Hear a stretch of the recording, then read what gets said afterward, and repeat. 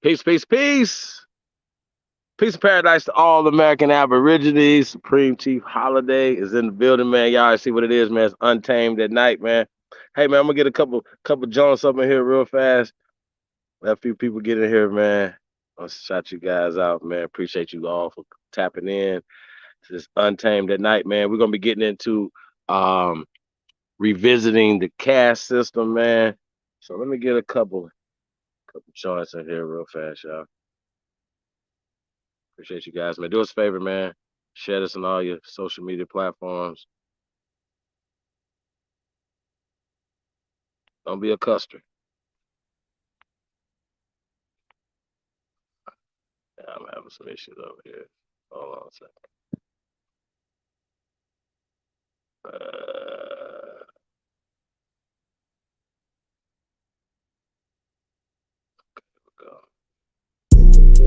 Freestyle. What the f you need? Yo, I inhale a weed. Yeah, and what they telling me? What they telling me? What they yeah, what that fella need? What that heifer need? Can't get caught with these. What are those felonies? Look, trying to keep the hood straight with they felonies. Look, when I made it back safe, I just fell on knees. Thank the Lord for the hustle that just fell on me. In these streets, I'm trying my hardest not to felony. Keep a popper and some paper for my bell on me. If I have to pop, I pray my blick don't fell on me. Ain't gon' tell me when they coming, they gon' bell on me. Every time them hoes get caught, they gon' tell on me. There's a lot of people out here wishing hell on me. Niggas ratting law enforcement got they trail on me. Cause they know that I got something that's for sale on me. Nothing heavy, private stock, and some mellow weed. Yeah, mellow weed. Car, mellow weed. Make you say ooh la la when you inhale a weed. You can tell I keep that Zod cause the smell on me. Probably why these pretty bitches wanna smell on me. I don't sweat up seeds, I just let her be. I might call her something that start with the letter B. I just let her see, you'll never be. Just be all that you can be, never me. I can sell a key, I can sell a pea. Make her think it's lemonade, I can sell a pea. Got a big ol' ass shaking like it's Jello seed. Every time they see me with her, I smell jealousy. Built like Meg Thee Stallion, but she got some better knees. Got her gossiping and looking for some better tea. Find you something else to talk about instead of me.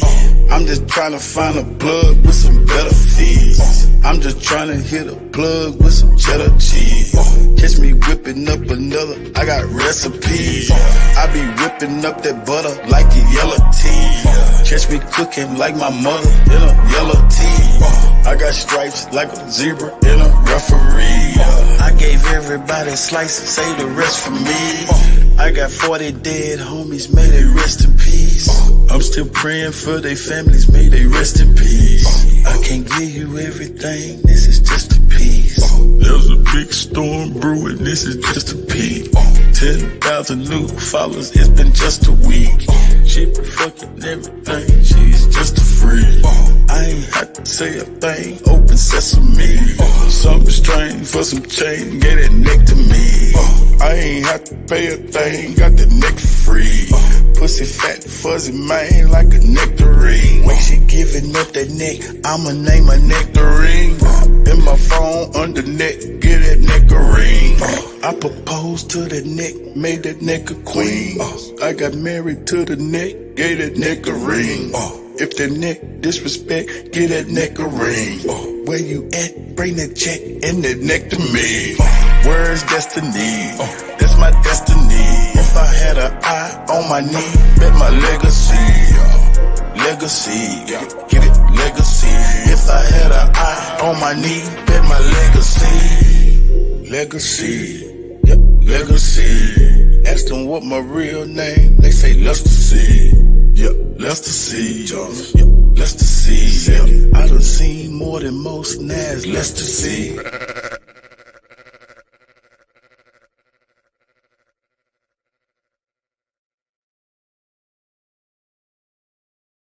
Shout out to my OG. Original Purple Panthers, OPP. Hey man, y'all know y'all tuned into the greatest of all motherfucking time. It's your side Hob. Hey man, Air Go Jordan. Hey, man, I appreciate you guys tapped in, man. Do us a favor, man. Like, share, subscribe, share us on all your social media platforms, man. Tell a friend, tell another motherfucking friend, man. Y'all tuned into the GOAT, man. Hey, man. Um, Definitely we're gonna pull up this video, man, for this Untamed at Night, man. But I definitely wanted to rap a taste with y'all real fast. Um, when we talk about this whole caste system, everything that we're dealing with is dealing with the color caste system, okay? Everything that we're dealing with. And also, if we're dealing with a psychological warfare, I know some of y'all gonna say, "Man, you sound like a broken goddamn record." Yeah, I am a broken record because they not stopping with they propaganda machine. They're not stopping with their psychological warfare that's waging against our children every day. So there's things that we have to do to fight against their propaganda, and they forever um waging this war against our people. So I just think I mean it should be a united front. First off, it should also be a open fight. Like, oh no, we're openly fighting against certain words that are being used as weapons in the psychological warfare. So we have to focus on that. We got to talk about it. We got to stop. Excuse me. We have to stop thinking that this is not real and words don't matter. It's just semantics. It's not fucking semantics.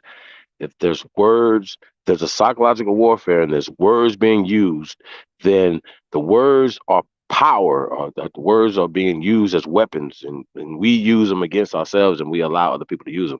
You know what I'm saying? So just make it a conscious effort to do it, because guess what? When you go to sleep, you're going to have the same consciousness when you're unconscious. So you're going to be having the same unconscious thoughts as you have consciously. So if you can consciously make those changes, you can unconsciously make those changes, and yeah, we might be able to change some of those dreams into reality. You know what I mean? So that's what we're doing, man. Y'all already know what it is, man. Y'all tuned into the greatest of all motherfucking time. Let's go. Shout out to DJ Cut Tag, man.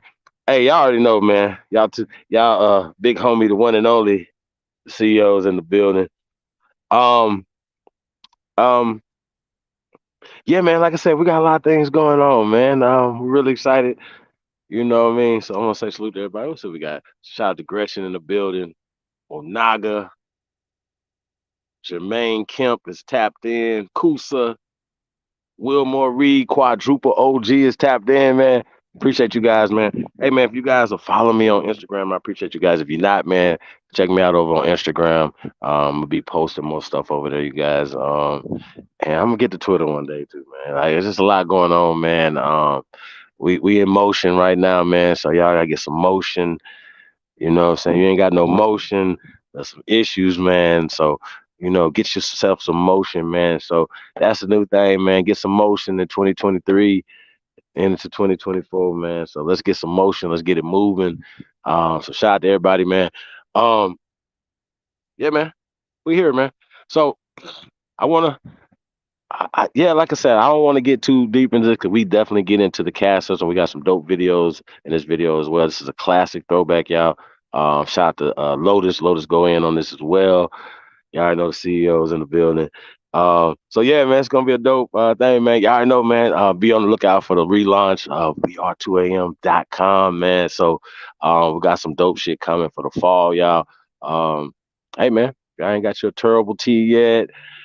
Tap in, man. Cheapholiday@gmail.com. Support the real, man. That's all I can say, man. Y'all know what it is, man. Y'all tap in. Y'all know what it is. Let's get it. Um, hey, let's get the video going. I might tap back in a little later, man. Right now, man, we're gonna get into this video, man. Untamed at Night, man. Shasahab, man. It's the GOAT. Let's get it.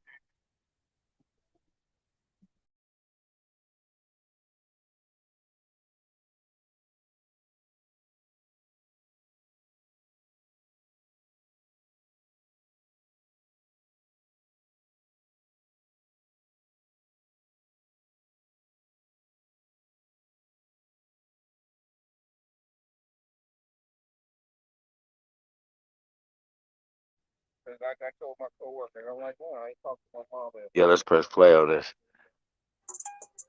All right, here we go.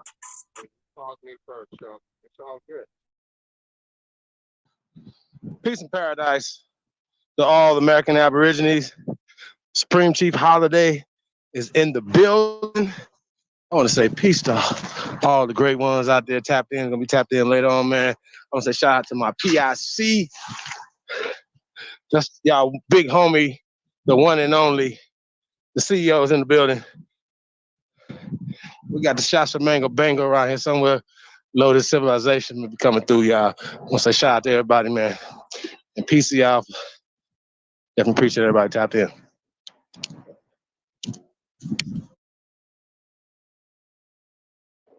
What it do? Back in the building. Low tide. What's going down? The king of the mestizos. Bow, man. They heard that a long time, Lotus.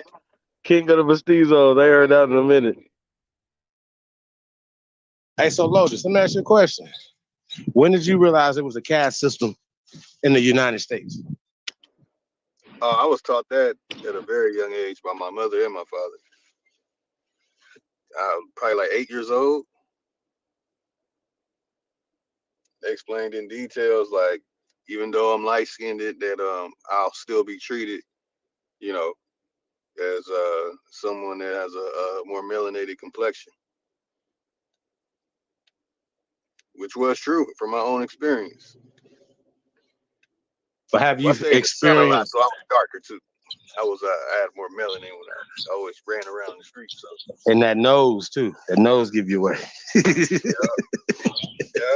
Hey, but look though, do you think that you have experienced any pale privilege? You know what I'm saying? Yeah. And let's talk about that. Like, how that make you feel? It allowed me to get, like financial gain opportunities and having conversations with certain like pale faces. It's not just the complexion; it's also in the etiquette and the grammar, the way that you're speaking to them. So once they it's like they're like, oh, he speaks my language, and then from there, the whole opportunity opens up. I was able to get into a lot of different doors, and just because what I'm saying, the way I look and the way I talk, but it was also based upon the way I talk. Because even though I look like this, they'll be like, as soon as I start speaking, they're like, oh, okay. But from the look, yeah, it's that basically gets me to the door. And a lot of people, like most of my friends, have more, had a more melanated complexion. I watched them not even get to the door while I got to the door, and I would watch them looking at me like damn, you get, saying I'm getting opportunities and they're not. So it's very interesting experience growing up, especially in Pasadena, where most of my friends, we're all hood with it, basically.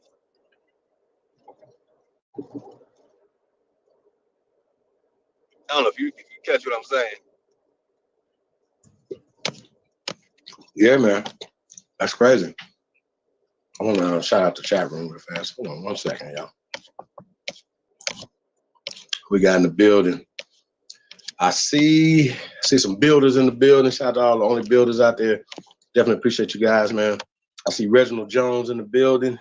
Peace King. Shy Alpha. Peace God. Jan. Peace King. Tony Furlow. Yan the Magnificent. Truth Master Dre. Elizabeth Young. M. Stowers. Lady E. Peace to the guys, man. Appreciate you guys. I see Miss Elizabeth Young in the building. Peace, Empress. DJ ZPE. Got up in here. I want to add something to that too. Go ahead, bro.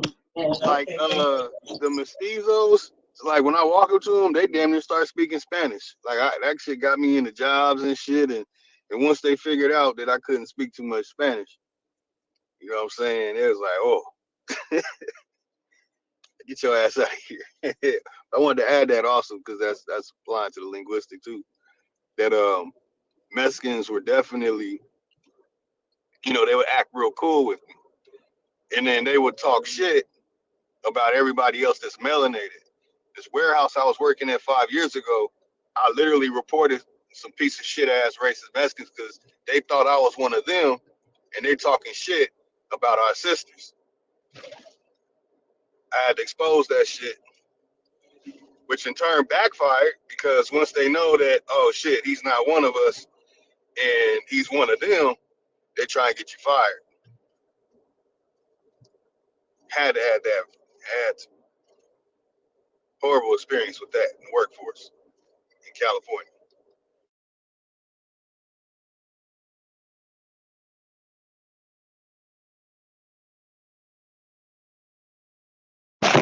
Yeah, that's crazy, yo. I mean, a lot of people are experiencing that. Shout out to Bronze, Flat Power God in the building. FOBENT. Christina, she says hi. Wilmore Reed. Quadruple OGs in the building. Juan Torres. Peace King. Old Dude. Peace to the guys, man. Appreciate you guys, man. Tapped in. What else we got up in here, man? Empress Freedom Feather. Peace, Empress. What we got in here? Tay Sean's in the building. DJ Cut Attack. Shout out to the DJ, man. L God is in the building. Peace to the guys, man. I'm sure I get everybody. I see my brother from another mother in the building. Mr. Brooklyn, aka Aboriginal King, is in the building. Etta Anderson. I say peace to the guys, man. I want to say thank you guys. In advance, if you can, like, share, subscribe, man. You already know, man. Support the real, man. So Lotus. So you have experienced it. But instead of you saying, you're gonna take the side of you chose to take the stand with what I want to say, the darker brothers and sisters. What made you make that decision instead of saying, you know what, I'm gonna go where the money's at, I'm gonna go where the status is at, and I'm gonna take this pale privilege? Go ahead. What I was taught at home, my father's melanated. My mom is the reason why I'm like. Her father is my complexion, who's also has melanated ancestry, albino ancestry, the damn mongoloid, and you name it, all over the place. So I was already taught at home, and that that my background is majority melanated, and this is your ancestors.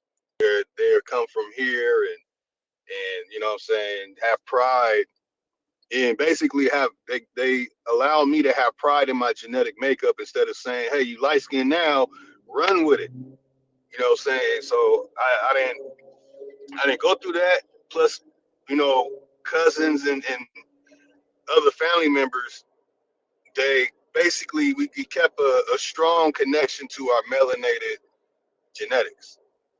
So I'm trying to be scientific as I explain it.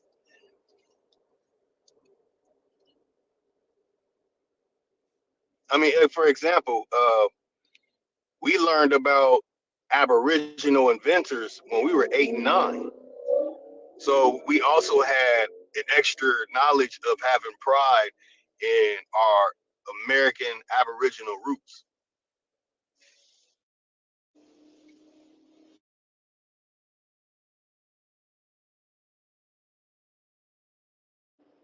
We had dashikis too. Nah, I'm just joking. Nah, we did though. So a lot of it is a choice that a lot of times people are making. When immigrants come here, it's a choice that they make, right? But what we don't understand is there's also a caste system here in the United States. It just looks different. I know people don't think it is, but it just looks different, right? So I want to pull up this video and gives a little history of the caste system here in America, right? Because we know they always talk about the caste system over in India. Well, what about the caste system in Germany? What about the caste system in um, the Ukraine? What about the caste system in China? So a lot of people say, well, you mean the caste system in China? Don't all of them look the same? Nine, because the original people everywhere on the planet are dark skinned people, and and invaders have came there and created a system, and it looks different everywhere, and ours look different here. So I'm gonna pull this up, man. I want to get right into this, man. Get right into this thing tonight, man. Before we get into this Trick Nasheed stuff, I want to say, man, fuck fair use, man. Let's get right to it. It's not that long video. It's about 6 minutes. Let's go.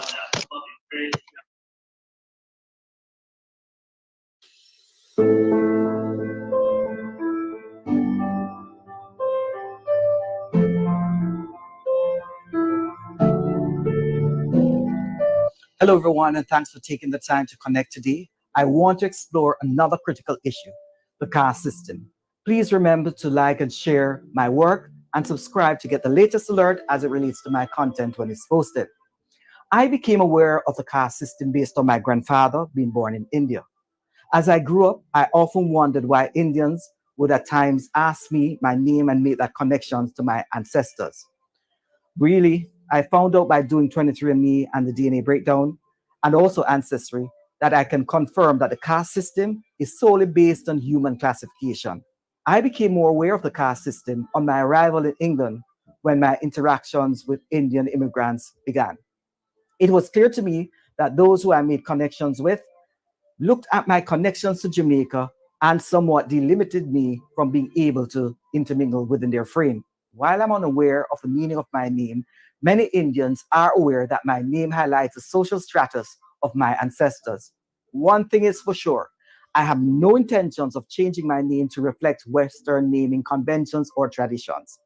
Which brings me to the reality that many Indians in United Kingdom had changed their names to ensure they would not be singled out during the application process or be identified as someone connected to a low caste. It also became clear to me that social stratification and classification were important within the English system. For example, while I was teaching in England, if an adult came to my class while I was teaching, they would always go to the white teaching assistant for matters that would require me, the classroom teacher, to address. I watched for 4 years the same event taking place over and over again. To explain this solely based on race would be inadequate. The system of stratification based on color was again highlighted when I traveled and had to stop over in Denmark on my way back to the United Kingdom from New York. During the stopover, I was greeted by four armed officers who demanded to have my travel documents. Of course, you all know if you have a stopover in Europe on a connecting flight, you would be placed in a secure location. While you might say this is profiling, what causes profiling? People are profiled because they are out of line, they need to be kept in line, or to ensure that they are reminded of their position or status. In many cases, there is no ill will by those who conduct these security checks and so forth. However, these actions have allowed me to understand that a structure for establishing status exists within many countries. A structure aimed at keeping one set of people within their space. The concept of a caste system has shed light on this structure. The critical question is there a caste system in the United States? So, what is a caste system, you may ask? In summary, a caste system is a form of social stratification that is based on occupation, purity, historical roots, and of course, race. Caste is used to describe stratified societies based on hereditary groups. Let us not forget that America, in its institutionalization of slavery, created a system that created the most recognizable social stratification based on race. That remains today within our structure. While I have never used the word caste to describe our system, the recent work of Isabel Wilkerson sheds light on the need to examine United States racial structure using the pillars of a caste system.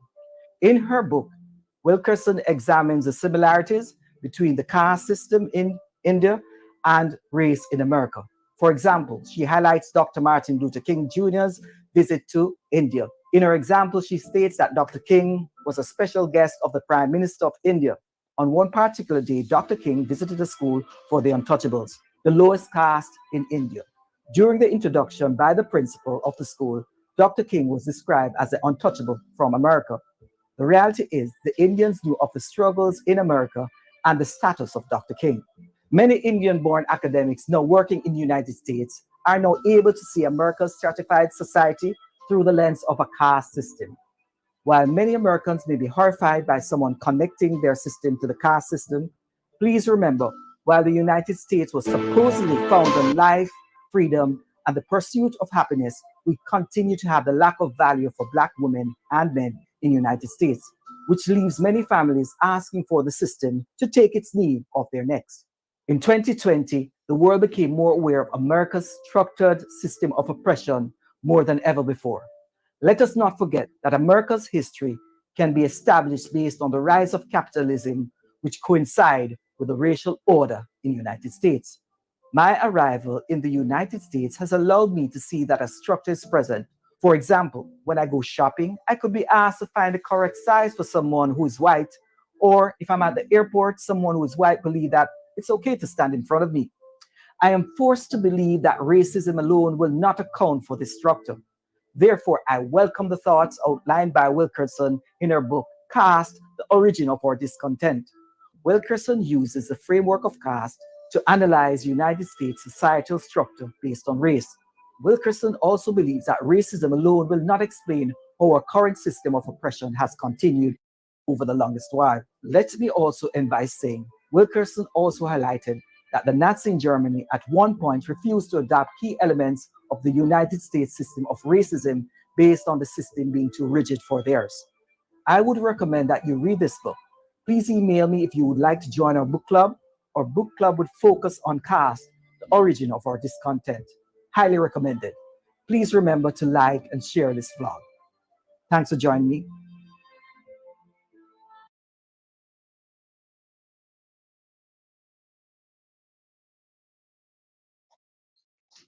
Well, one thing was interesting. Um, Once again, when we talk about this caste system, right? We talked about Dr. Martin Luther King speaking in India to, whatever, and then they introduced him as an untouchable. I don't know if he knew that or not. You know what I mean? Like, if he knew that or whatever, but the way, so these people still have this same mindset across the board. And now it taps into their religion too. Um, Lotus, is there any Abrahamic religion that is not a part of the caste system, brother? Oh no, that's pure caste system. Uh, yeah, them Abrahamic religions, the J words and all that.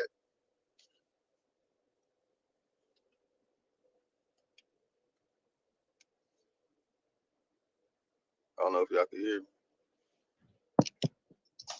Yeah, I'm talking about like the Hindus as well. Brahmins, Abraham Brahmins, all the same stuff. Yeah, and when I had Bhakta Divadanta's book, and he talked about the four castes that was brought to them. But that's why I was saying the J word was a so-called Brahmin or whatever that introduced it to them. That before that influence, they didn't have it there. I don't remember the exact dates, but that's a book I had about Varnashrama Dharma, Bhakta Divedanta, Prabhupada or some shit. I don't remember how to say the whole thing. But other than that, the other caste system, it was in India, it was the four castes where the darker, basically you were considered low class, not by your social status or how much money you had, but just by your complexion. They considered you low class.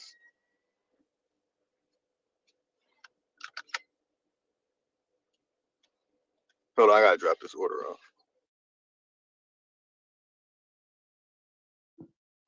Well, what's interesting to me, y'all, is that the people who allow them, like Dr. Martin Luther King, whoever will allow somebody to call you a untouchable, or black, for instance, because black, for instance, is would be that term. You know what I'm saying? We're talking about the untouchable or whatever, the negative connotation or whatever the case may be. And once again, there's a social strategy placed with this. So when you say you black, there's somebody saying they're white, whatever. So even when you're saying these foundational black Americans, you know, you can't, there's no comeback for foundational white Americans. Because once again, they can say they've been here for hundreds of years as well without even documentation. They can just say that, right? But let's just say they got documentation. They was here from 1525, right? Are they entitled to reparations? Because they definitely came here as slaves. Definitely are descendants of slaves. So I've always said that, you know, when we first heard about the ADOS, American Descendants of Slaves, I was like, whoa, wait a minute. You know, well, Europeans are actual slaves, Slavs, so they can actually raise their hand and say, well, what about our reparations? And some of us actually think they are getting reparations, definitely getting social reparations or whatever that we should be getting. But it's about us not allowing people to call us blacks or untouchables. You understand what I'm saying? And this is what we're dealing with. Let me get right into this. Let's pull this. Shout out to Nikki Nakia in the building. Shay Pink, old dude, Tight Sam, the North American Negro. Peace of the guys, man. Chief Crazy overstanding. Peace to everybody, man. Definitely thank you guys for tapping in. Caste from the Art and Foreign Customs.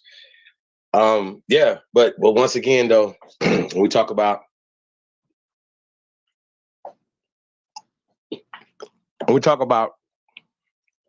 waste degeneracy, right?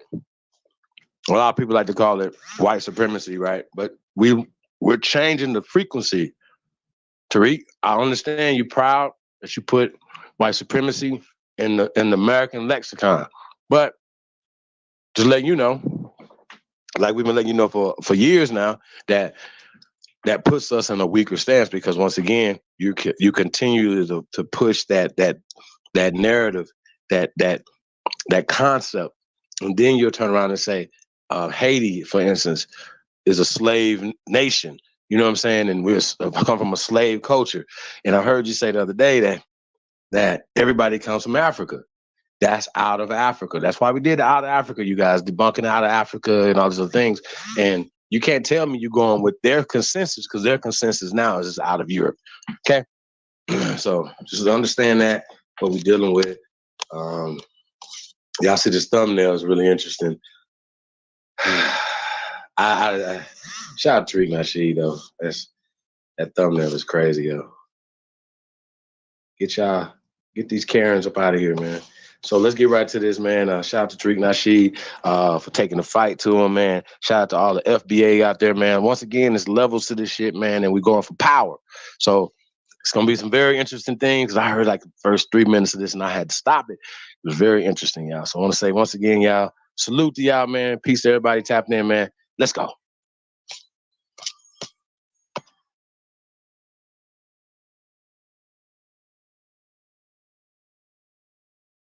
Peter Wu's name up here popping off. What's up, Young LYD?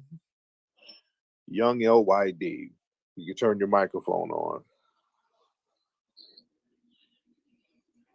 Yo, Tariq. What's up, Young LYD? Yo, what's going on? I'm good. What's on your mind? Yo, I wanted to ask you, so do you think it's a better idea to not vote at all with the next presidential election cycle, or should we just all vote for Trump? Well, Trump, I don't know who's going to run. They're saying Trump is going to run. I don't know who they're going to bring. I say we don't vote, period. I say we don't vote. Some people said it might be a good strategic move to vote for a Republican. And, that's an option too. But what we're definitely not going to do is vote for no damn Democrat. We're going to do anything you need to do except vote for the Democrats. Whatever option you want to do, make sure it is not for Democrats. That is suicide at this point. So if you want to vote for Trump, I won't argue with you. If you don't want to vote, I won't argue with you. I'll probably just go that route and just not vote altogether. But definitely, we got to get this thing out of our brains that we have to vote for some damn Democrats, and Biden and all of these people. They have shown us nothing but contempt. Voting for them is suicidal at this point. But thank you for the call, sir. Thank you so much. Peter Wu, you want to hop on? Then I'm going to get Shay. I get Shay after Peter Wu. Peter Wu?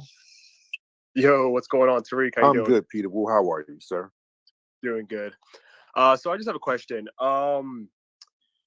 What's the difference between like the red Mongolian Native Americans and the FBAs? Okay.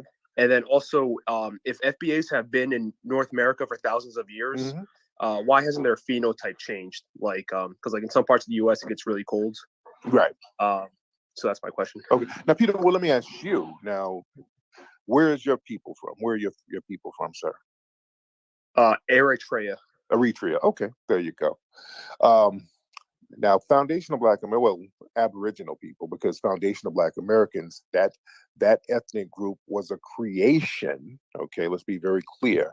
That was a creation, just like many ethnic groups. Ethnic groups start by different groups getting together for whatever reason and having some type of.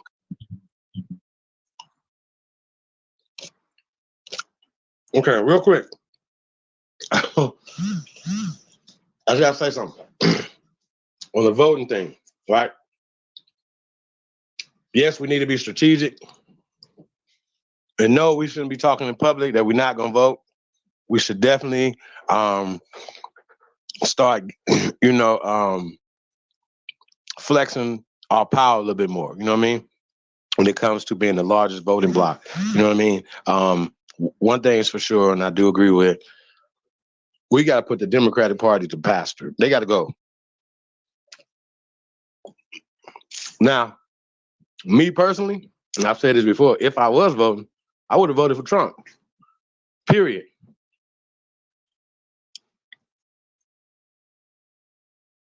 This period. Just to see I like to see them.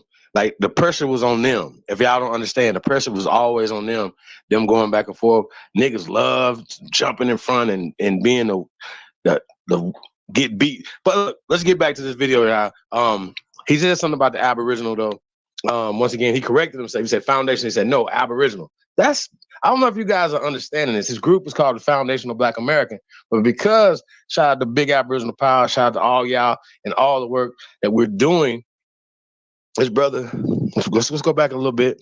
Let's rewind back just a little bit so you guys can hear this again. Make sure we heard this right. And let's go. Okay, there you go. Now, foundational Black American, well, Aboriginal people, because foundational Black Americans, that ethnic group was a creation. Okay, let's be very clear. That was a creation, just like many ethnic groups. Ethnic groups start by different groups getting together for whatever reason and having some type of commonality, be it constructive or traumatic. And that usually forms a different ethnic group. We are a combination of the Black Aboriginal people who were already here, mixing in with the African people who were brought over for the transatlantic slave trade. And that became the new foundational Black American cultural group that we see. So as far as phenotype, I mean, we've been mixed so much over the past few centuries, our phenotypes have changed to a certain degree. And one thing we do notice is that we look different collectively from many continental Africans, because we can kind of look at somebody and tell if they're not FBA. Also, when I go to Africa, they can tell that I'm not from there. They can tell that I'm a foreigner at the drop of a hat. So after centuries, people can start getting different phenotypes and different looks, and you can tell that certain people are not from their geographic region. That makes sense? Yes, definitely. There you go. And then the red Mongolian Native Americans, Right. like who are they and why are they like different looking than FBAs? Oh yeah. If you look at, I'll give you an example. There's an old painting that's centuries old called The Wall of Warriors. You can Google that, and that gives you an idea of how some of the Aboriginals look particularly down in South America and Central America. It's like an old Mayan painting, and it showed lighter skinned Native people, and it showed black skinned Aboriginal people. That gives you a great idea of the different skin tones that were here. Just like in Africa, if you go to Africa, and South Africa in particular, they have the Sand people that I've seen who are fairly light skinned people who've been there for thousands of years. And they're an Aboriginal tribe there. And they have almost an Asian type of phenotype facially. Their eyes are somewhat slanted. So in all continents, you have different people with different shades, different facial features, different phenotypes, just like you're Eritrean. Over in East Africa, the phenotypes are different. The faces are slender, more slender. A lot of people have a lot of pronounced foreheads. You can tell if somebody is from East Africa. Just like over here, you could tell people from different regions. A lot of people who were on the Aboriginals who were on the East Coast, many of them had classical African features. Some of the Plains natives, they were more the Mongolian red type. Out here on the West Coast, you had many of those with the so-called Negroid type. Many explorers and many archaeologists and people said that the West Coast Aboriginal people, they look like African tribes. So when you have big continents, you're going to have different groups of people with different phenotypes. That's everywhere. If you go to Asia, there's black tribes of people in Asia right now. Malaysia, Thailand, you can go down in those jungles, some of those remote areas, and you'll see black skinned people who look like African tribes over there. So in any continental area, you're going to see different phenotypes in the people. So that's what it is. It was very diverse. It was diverse before the Europeans came, and it became more diverse after they came. So does that make sense, sir? Yes, it does. There you go, my man. Thank you so much, people. Thank you. You too. All right. All right. Bringing some clarity here. Let's get Shay. Let's get Shay in here. Miss Shay. Yeah, how you doing? Hey, Shay, how are you, dear? Great. I just have a question regarding the FBA thing. Yes, ma'am. Like, why the name change? It's a designation. It's really a designation, and us understanding that we are a different ethnic group. We have a different lineage than other people that's very unique and very exceptional. And we're basically acknowledging our lineage. So that's what that is. That makes sense? So Black Americans, African Americans, no longer the lineage? No, that term, African American, doesn't work. That term doesn't work at all because it's too broad. And we are not African Americans. Do you understand that? We're not African Americans. So you really don't believe that you did not descend from slavery? We are descended from slavery. Of course we are. That's where the confusion comes at. So what do you mean you're not African American? I am not an African American. Are you African American? Yeah, I'm Black. Where in Africa did you or your family live? Well, my ancestry says the Congo, Benin, Togo, Ghana, Ireland, British. That's your 23andMe account.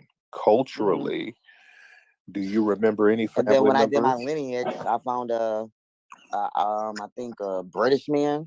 Mm-hmm. Yeah. Do you know that That's most went to the 1700s, but okay, that's your 23andMe account. Do you know almost everybody on the planet's 23andMe account will say the same thing almost? It will trace back to those same areas. Do you realize that, ma'am? But then my mom's side traced back to no, because she's Haitian, and her side was pretty correct too.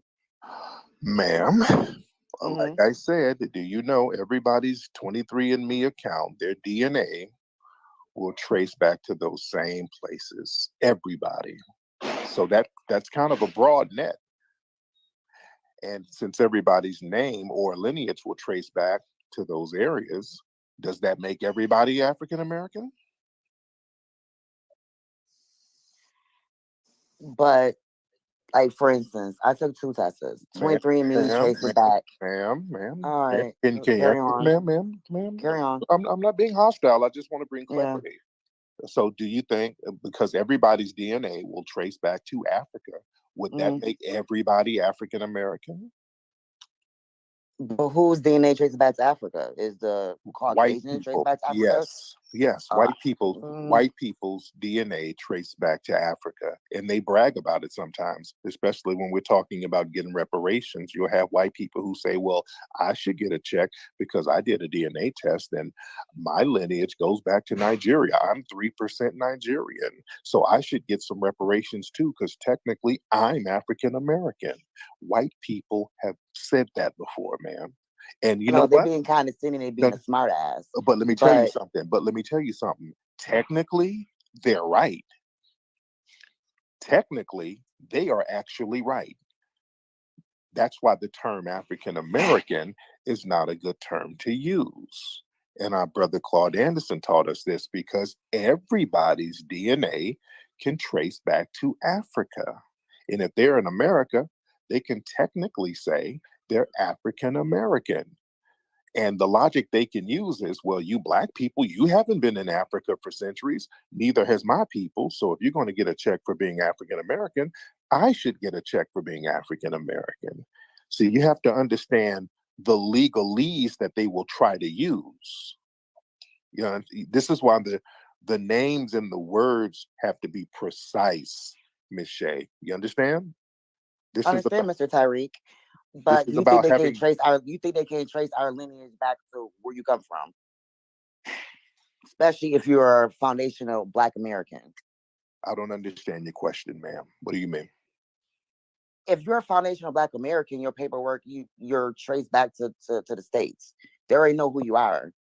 So anybody who's trying to get mixed in reparations, they're not going to be able to even get claimed reparations. What? What do you? You lost me, ma'am. You're saying that anybody can state that they can be African American, Right. right? So why did FBA start it Okay. regarding reparations, right? Because no, not just reparations. Okay, let's be very clear. It's not just reparations. We have to understand our cultural lineage in general. And with the term foundational Black American, that's a term that people can't leech off of. It's an exclusionary term, and it's a Trump type term that cannot be remixed. Because again, African American, a person coming over from Ghana right now can say, "Hey, I'm African American and I should get everything that the descendants of slaves got because I'm African American too."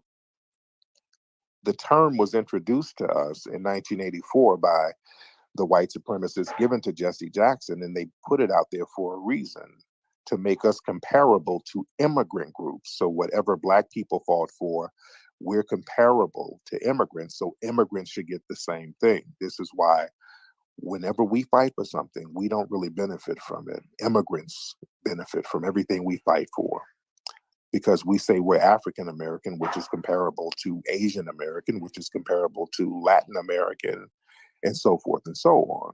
You see, we have to understand legal language. We got to be very strategic about language and words. Am I making sense so far, Miss Shay? Yeah, you make a little bit sense, Mr. Tyreek. But I want to make a lot of sense. I don't want you to be confused at all. I want clarity. So is this like an internet thing, or is this like it's gonna hit the streets for every Black person to start claiming FBA, or this like where is this gonna go? It's already hitting the streets, man. It's not an internet thing. Well, things are talked about on the internet, but it's already on the streets, man. We've had conferences. Wasn't about no internet. This is a wave that's going on, and people are recognizing what it is. You sound offended almost by it. Why wouldn't you want to recognize your specific lineage, ma'am? I'm not offended by anything. I'm just thinking like it's more divisive. I don't really think it's divisive. I think it's, I like it. Of course I like it because like, oh, you're American, you're Black. But I think everybody know that who's Black and who's not and where you come from. Okay, divisive how? How is it divisive? It's creating devices in diaspora. Okay, in order to be divided. I mean, it's like more black people coming at black people instead of black people coming at the white supremacists. Okay, let's stop. Right. Acknowledging your lineage, how is that coming at somebody if I just acknowledge my lineage? How is that coming at someone, ma'am? When you form this, it seemed like you only attacking other black immigrants. Ma'am, we're talking about a lineage and you're creating some make-believe attack scenario. Who are we? We're not attacking anybody. This is not about anybody. This is about foundational Black Americans. This is not about any other group. We're not concerned with other groups like that when it comes to our social and political and cultural significance. Just acknowledging our culture, if that's an attack, is everybody attacking us when they do it? Because if that's an attack, we get attacked all the time, ma'am. All of these other groups attack us daily with their culture. They exclude us from acknowledging or being a part of their culture. Oh, So, trust me, I know. They said we have no culture. I'm always on the internet right, arguing regarding that. right. So yeah, that's an attack. We're not attacking them because they really have nothing for us to attack. We're just acknowledging our cultural heritage. That's it. Now, other people, they'll hop in our spaces and try to argue and gaslight and center themselves, but that's not us attacking them, even on the internet. And we've done conferences. We did a conference down in Atlanta, huge conference, sold out conference, an FBA conference. Nobody was attacked. In fact, we invited people from the diaspora. This is some real stuff going on here. So nobody's attacked. See, every time, look, we as foundational Black Americans, we're so used to opening up our lane and letting everybody eat off us. When we stop doing it, there's a guilt complex in certain Black people, as if we're being hostile because we're so used to being exploited. Shay, you don't have to be exploited. You don't have to open yourself up so other groups can eat off us. It's okay for us to do something for our own cultural and lineage group, right? Yeah, you're absolutely correct. Okay. But this is seem more like political. It's like every time election year come around, the last 40, I say last like 20 years since 9/11 happened. It's like everything has come more political and strategic, and it's always an agenda behind something. I'm just seeing as I hope it is not agenda behind this as well. This is really about culture more than politicals. Once you get your culture together, the political We thing, have a everything, culture. We this have is a what I'm culture. saying. We're Black Americans. Yes, we do. I know this. And once we acknowledge that, acknowledge what our culture is, because we've been taught that other cultures are something that we've gotten and we've gotten from them, and that's not true. Foundational Black Americans, we are the culture that everyone seems to emulate. This is why people come over here to partake in the culture that we Because create. we're Black Americans, so we're more popular. Right, So of course that.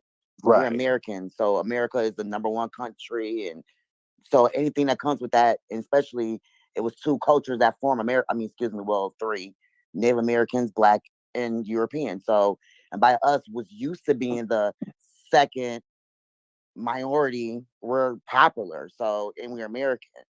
But now we're no longer, we're the what fourth on the caste system. So I'm just saying, like, is this going to help us out of that, or is just another trendy thing going on? What do you think it's trendy, Che? Yeah, seem more trendy. How so? How so? How is your culture trendy? The FBA thing seems more trendy. I'm not saying that I'm trendy. There's no way that I'm trendy. I mean, that's what they say about our culture as a whole, that we're just a trendy culture. So, of course, I don't believe that. Okay. How is FBA? Because FBA is the culture. FBA is talking about foundational Black Americans, lineage, and culture. So a culture is not trendy. Foundational Black American is just the name. So how is that trendy, ma'am? Are we going to call white people foundational white Americans? I don't give a damn what they call themselves. I'm calling us foundational Black Americans, and that's a term that they can't leech off of, and they can't remix that term. Because there's only one group that are foundational Black Americans. That's us. Nobody can leech onto that. There's only one group of people who are the foundation of this country. That is foundational Black Americans. Right? So we're gonna try to get our own country, or our own Hey, land, our own don't space say. to. Let me Shay. I'm just wondering. Hold I'm on, sorry Shay. to be. Shay. Okay. We are the foundation of this country. Is that correct, Shay? I don't want to erase Native Americans, but Okay. I mean the foundation of this. Yeah, when Okay. they built it and stole it and created it. Yeah. Okay, say, which Native Americans are you talking about? Because if you're going to talk about Native Americans contributing, I don't know, it's like 500 tribes. I don't know. okay, we got to be right and exact. And out of those 500 tribes, you know, some of those tribes were Black Aboriginal people, right? Yeah, some of them was darker color. Right. Some of those Like, people, for instance, Snoop Dogg mixed with the ones that was in the West Coast. right? Of course. Mm-hmm. So when you talk about the native tribes, you're talking about the Black Aboriginals who ultimately mixed in with the Africans who were brought over. The Red Mongolian natives, they didn't really have any input in the building of the United States, if we're going to be very historically correct. Okay? I was wondering where it was going. Are we going to get half the country? Are we getting land? I mean, that's all I wanted. Like, where are we going with this? Where we're going? That's all I want to know, and that's all I got. I was in there. Got it? Okay. Where we're going with this is acknowledging our lineage. That's where we're going. And then everything can go from there. We can do whatever we want to do as long as we acknowledge that lineage first. And then everything else will fall into place. Thank you so much for the call, Shay. Let's get some more people in here. Let's get David in here. David, you can turn your microphone on, sir. Hey, Tariq. Thanks for taking my question here. Thank you so much. David, where are you from? I'm in Canada right now. Okay, Canadian white man who's of French descent, right? No, actually, mostly Irish and Ukrainian. Oh, really? That's interesting. Yeah. All right. So what's on your mind, David? I have I guess a two-part question. If we don't have time for the second part, that's all right. Okay. It's about cancel culture. I was thinking about this the other day. Right. And I came to the conclusion that I don't think that foundational Black Americans particularly have the institutional power to be the ones that are canceling people. And so I guess my first question would be, I agree. Yeah, okay, so you agree with that. Right. And so then the second part of that question is, why are the people that are in power canceling people then for saying things that could be viewed as or are disrespectful towards foundational Black Americans? Or are they actually canceling people for that reason? And I'm assuming that you're referring to Joe Rogan, right? No, actually, I'm not. I was just, because it's in the news and everything, or if in the Twitter, people keep talking about cancel culture for months now. So the question is, why do you think people in the corporate structure are canceling people for saying things that are somewhat rude to foundational Black Americans? Yeah, or are rude or are perceived as rude. It's either or, right? I'm not referring to Joe Rogan here. I'm referring to just besides Joe Rogan, give me a couple of examples of what you mean. Oh, well, we could. Well, I guess Whoopi Goldberg wouldn't be an example because she didn't say it was about Jews, right? But I'm trying to think of an example off the top of my head. Because white people don't get canceled. That's a myth. Okay. White people do not get canceled. In a system of white supremacy, white people never get canceled. That is a myth. A lot of white people online will go around talking about how bad cancel culture is. And the ironic thing is systematic white supremacy protects you from being canceled. You don't get canceled. Nobody in the dominant white society gets canceled. Not even Joe Rogan. Speaking of Joe Rogan, he's not. He's the farthest thing from being canceled. Okay. So the only people who get canceled are black people. We get canceled. We get taken out and punished. Yeah, I wouldn't disagree with that. I mean, maybe the first part, but I think my view, and I just want to get your take on this, has been that the canceling, quote unquote, canceling is sometimes more about, well, we wanted to get rid of this guy anyway. He was, let's say we couldn't find another reason to fire him, so we're going to fire this person. And sir, there's a saying that white people do not get fired, they get transferred. Okay. That happens. They only get transferred. They don't really get fired. When white people get so-called fired, like some of these people, a few of the white people who got a couple of strays from the whole Me Too thing, basically their so-called firing or canceling was them getting to resign with a big multi-million-dollar severance package. So they get paid to be fired, or they get paid to be canceled, which is not really canceling. People who get canceled are people like Bill Cosby or R. Kelly, Whoopi Goldberg, people who get punished for things that they're accused of, which is canceling is a form of systematic white supremacy. And the dominant society has to pretend that they're being canceled and then act all aggrieved about the pretend canceling. But white society doesn't really get canceled. Okay, that's I don't know if I entirely agree with everything. You're not going to argue about it because I'd have to think about it a little bit more. Yeah, because you would have to give an example, sir, and you cannot give one, according to you. Well, no, yeah, not off the top of my head. Like I said, Right. I'd have to go think And about the this. Like I fact could think of, let's say, Brendan Ike. And the fact that you have to do research in order to find an example proves my point. Well, I mean, there was that girl that was fired from Disney for, like, she was in the Star Wars show, I think it was, The Mandalorian. She got fired because she was a Republican. There was Brendan Ike. This is going way back. Got fired because of his, as being the CEO of Firefox, because of his views on same-sex marriage. Okay. I had another one just off the top of my head that slipped my mind, but those are two examples, and they're both white people. Right. And it probably did something to another white person. No, that, like, I'm not disagreeing with you on that. Right. That's what I'm saying. Is my sort of thought is, well, I don't think this is actually what they're saying it's about. It's okay, because initially, this is the thing. Initially, the narrative you said was, well, they'll get canceled for saying something offensive to a black person or foundational Black American.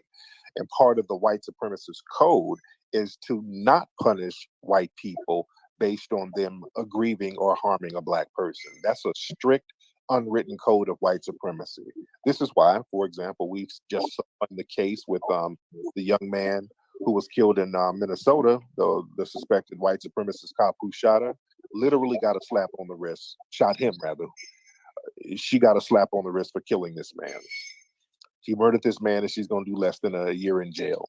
That's not canceling. That's giving a slap on the wrist. That's giving a pass. And that's how white supremacy works. If you're a white person and you harm a black person, there has to be a international outcry in order for you to be remotely punished.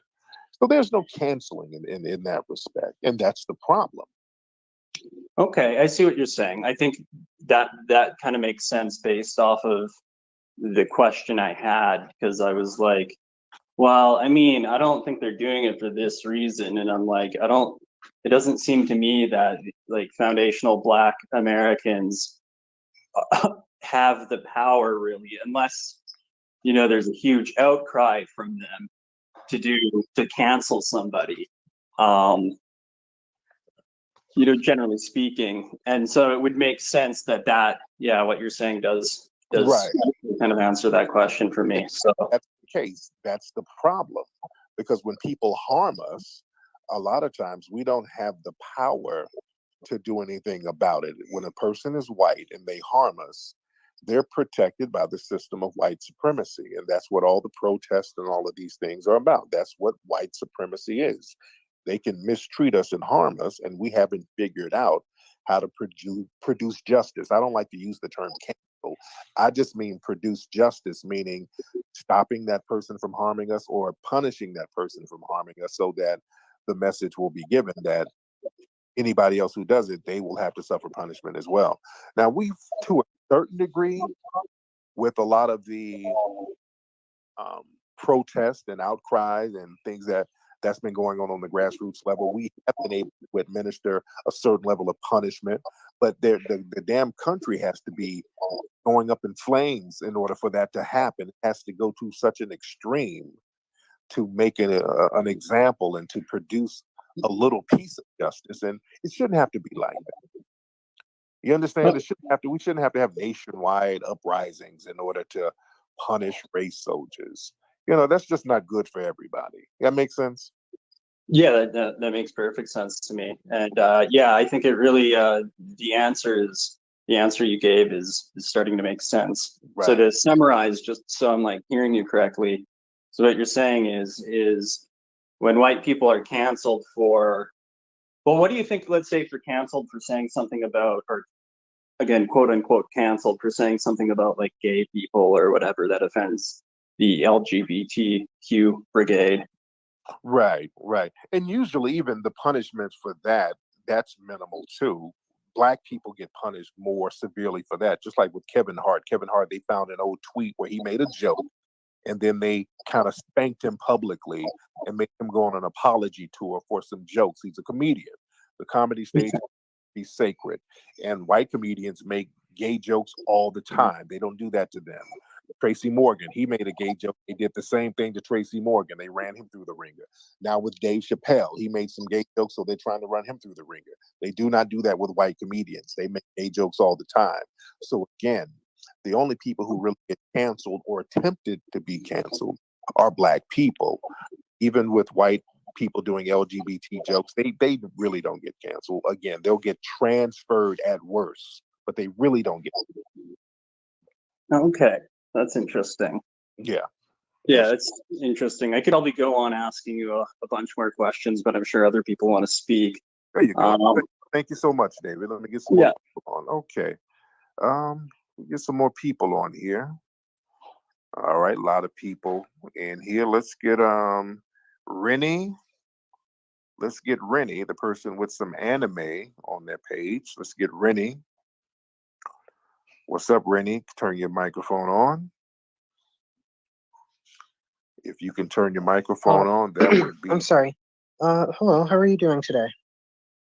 Hello, Rennie. How are you, sir? I am well. I had a bit of a question. So hold on, Rennie. Rennie, hold on. Now, where are you from, Rennie? I'm from Virginia, actually. Virginia. You're a white male from Virginia. No, actually, I'm a Black male.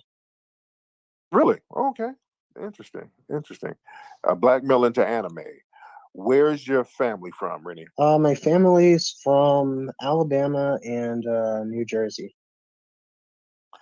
Are you and your family descendants of slaves in America? Yes, we are. Okay. All right. How long have you been into anime, bro? Quite a while. Probably since my early teens. Okay. Interesting. Not a lot of foundational Black Americans are into anime like that. Interesting. Oh, but go ahead. I had a question, and I recognize it may not be pleasant, but I did want to ask you, I just stumbled upon the space. Essentially, if I am a homosexual Black male, what should I do to avoid being a broken buck? Because I recognize that's not necessarily that's not something that's desirable.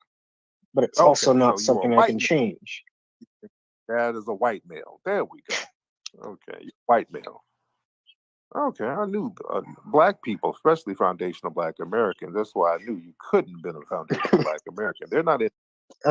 No, you're not correct about this, but They're not. um, So let me ask you this. So are you offended because the buck breaking movie exposed a part of your culture, your European culture? one, I'm not white.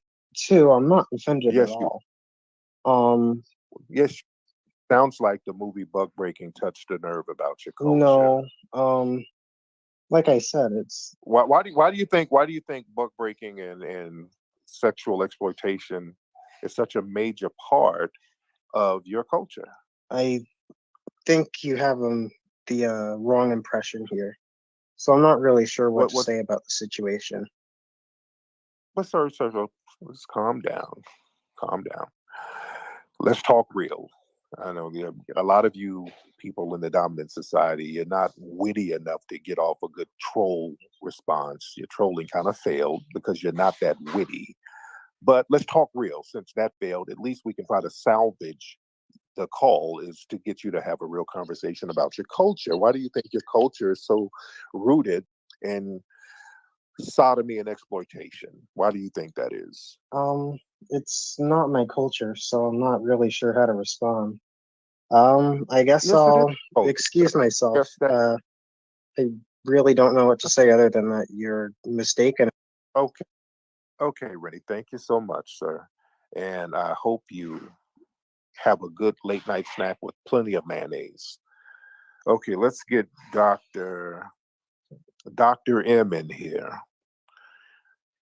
And Rennie and people, white supremacists, if you try to troll, you gotta be witty. That's the kind of the sad thing about being a suspected white supremacist. You have to depend on a system of white supremacy in order to hold you up because you're just not that creative or witty. You got to be witty a little bit. What's up, Mr. M? Dr. M, can you get on? Turn your microphone on. Dr. M. Yes, sir. How are you? I'm good, Dr. M. Where are you from, sir? Born in Iran, migrated to the US in 2001. There you go. So what's on your mind, sir? Gosh, I didn't think I would get a chance to speak with you in such a large room, but my question is, do you see a solution to the problems of racism and racial bias that we have, considering where we are today? Like how, well, let me phrase it differently. I feel like part of it is that part of it just needs to die with the older generations. Do you see any solution that we would be able? Great, good question, sir. The solution is to replace the system of white supremacy with a system of justice. That is the only solution. We got to replace the system of white supremacy with a system of justice. It's not rocket science, but it's very difficult for people to wrap their minds around that concept. Chris, you want to get on, Chris? I just added Chris as a speaker. Chris, turn your microphone yes, sir. on. Yes, sir. What's up, brother? How are you? Good. How you doing, my man? I'm good. What are you calling? First of all, why do you have to come at Rennie like that? You had me over here dying for no reason. Why you have to call that man out? Yeah, this weak trolling just kind of fell flat. But where you from, Chris? Where you I'm from brother? Indianapolis. My man. What's on your mind tonight, brother? To be honest with you, brother, I'm trying to figure that out. So I want to talk about cancel culture a little bit. I have a friend of mine that she can't. Okay, we talked about that. We already talked about cancel culture. So let's try something else. I don't want people to get on trying to figure out their thoughts. All right. This is not 976 lust. This is not a 976 number where you just call up with random scattered thoughts. Kind of be focused if you want to get on. Let's not do that. All right. This is not a late night mail chat where dudes want to call up just to hear other men talk on the phone with them. So we don't want to have that. You got to be a little constructive. I'm not here for any type of fantasies and all that. What's your name? Dogalan? Yeah. What's going on, Tariq, man? I've been waiting to talk to you for a while.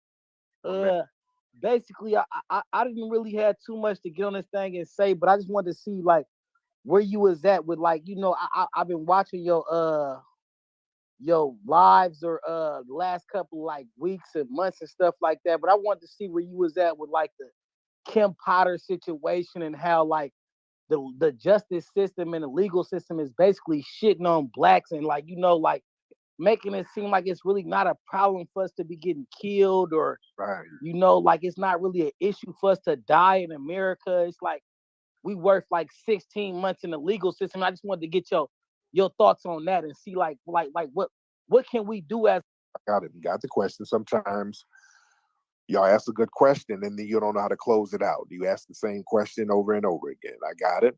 Got it. What do we do about this legal system?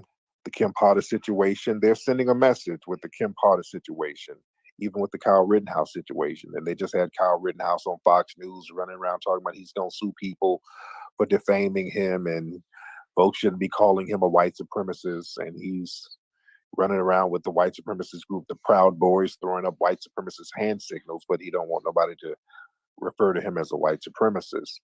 They are the white supremacists in the courtroom, the media, the judicial system, the education system. Right now, they're tightening up their screws and they're letting their agenda be known that they want to continue white supremacist domination. And we, as non-white people, we have a choice to accept that or not accept that.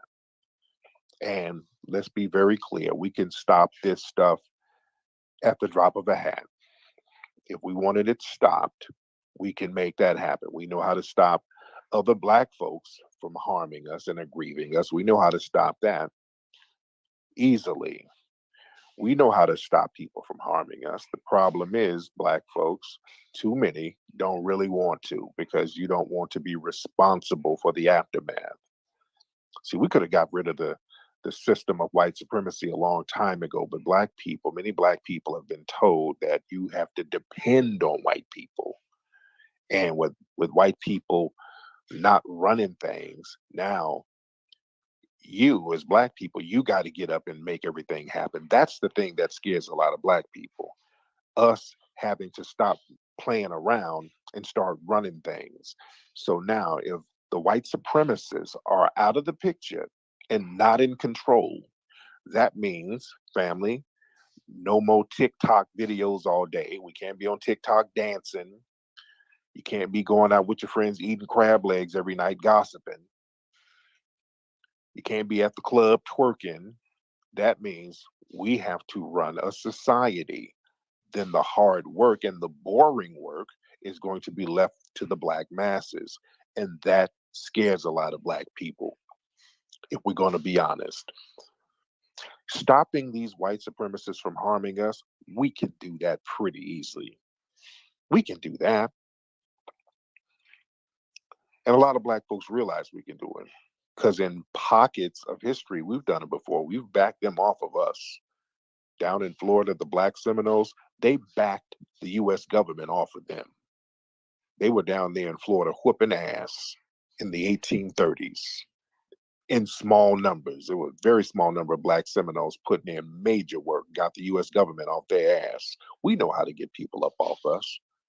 But see, the Black Seminoles, they were ready to live an autonomous lifestyle. They were ready to control their own lives. They were insistent upon controlling their own lives. They were ready to go there, to feed themselves, to clothe themselves, to house themselves. See, a lot of black folks, when y'all start thinking in those terms, meaning you're going to have to learn how to run power plants, you're going to have to learn how to run river dams and water systems and sanitation systems. You're going to have to run a society if you want to be in a protective status where people are not harming you. Because if you have to defend yourself, that means you're going to have to feed yourself. You understand? And the feeding thing, I just want to get up every day and go down to the grocery store. I just want to get up every day and go to that job and let white mommy and white daddy do the hard work. And I just go in 8 hours a day and just get my weekends. See, we got to be real about the situation here. We got to be real. Hey, let's. But if we really wanted to get stuff nipped in the bud, we can get that shit nipped in the bud. We can Let's stop put the link in the posting chat killer right now. guns. We can stop that. Let me tell you something they did in the 70s. I talked about this many, many times. In the 70s and 80s, there was a reason why cops weren't going around killing Let's black stop folks. it right there for a second. Like supremacists weren't going around killing black people in the 70s and 80s and even going into the 90s. All of this stuff wasn't going on. Why? Because you had riders making sure that wasn't going to go down. There were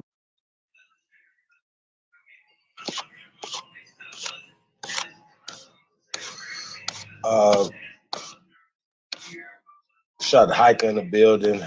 Thomas Dotson. Darnell Thompson in the building. I'll say peace to everybody, man. Copper Goddess. What we got in here, man? Copper Color Nation. Shout out to everybody, man. Hey, just want to say a few things about what I'm hearing.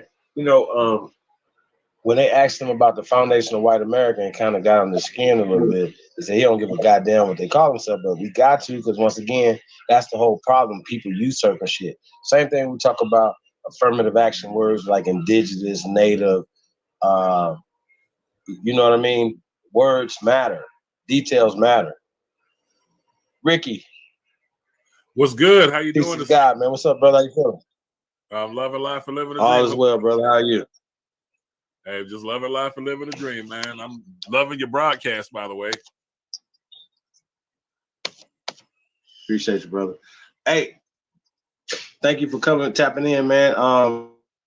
Anything that you want to say, man, concerning this whole now.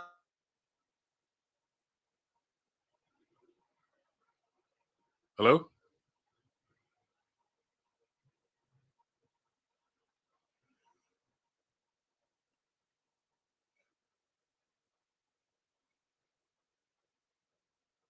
What happened?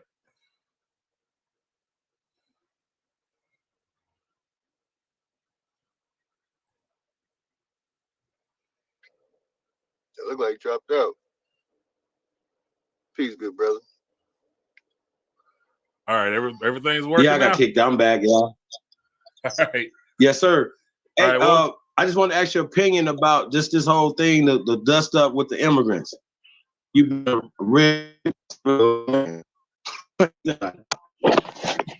I was watching a channel earlier today.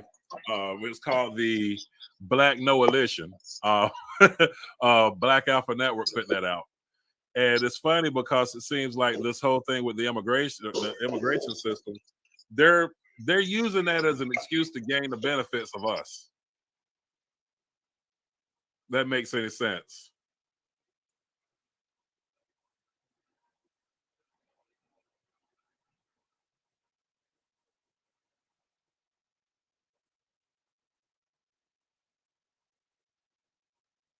Anybody there? Yeah, we're here. It looks like he keeps getting bumped out. Damn. How you gonna get bumped out your own stream? I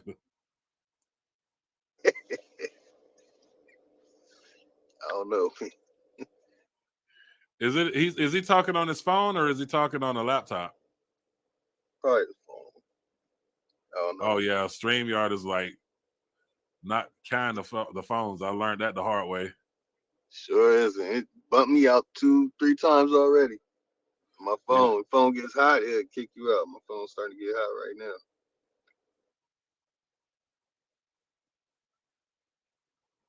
Well, so the immigration thing, and immigrants, chiming in, basically, I really don't get the problem. Well, they're exposing themselves. Some of the people that have a problem with us identifying as being aborigines to America, right? Now, the thing about Tariq went back and forth, kind of double speaks on the Aboriginal thing. He said, "Oh, it's black Aboriginals here, right? Okay, stop there."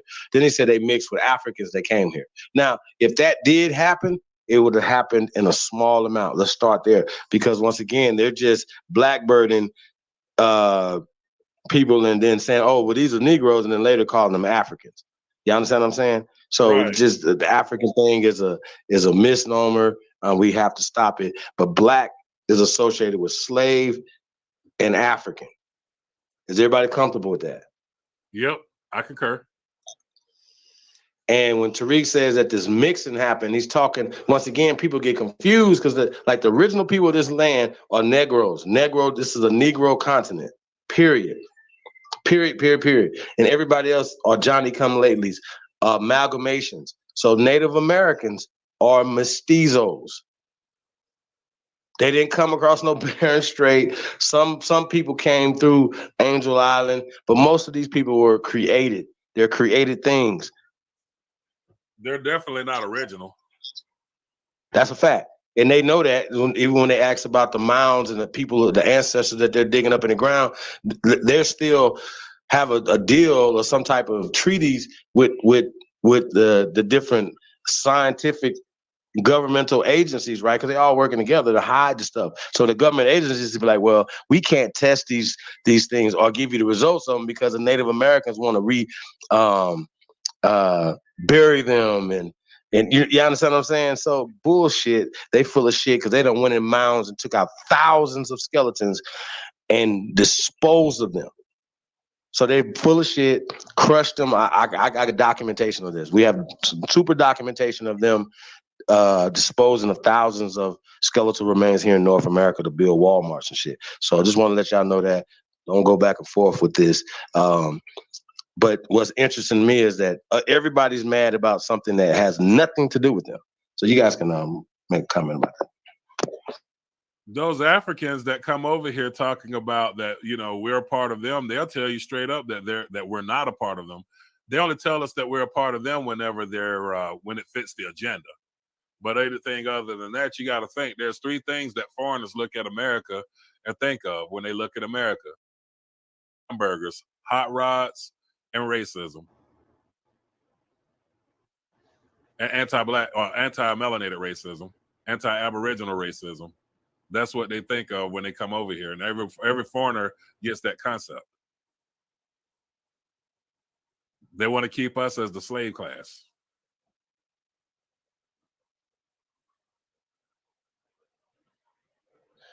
Yeah, that's messed up. I see it all day here in California.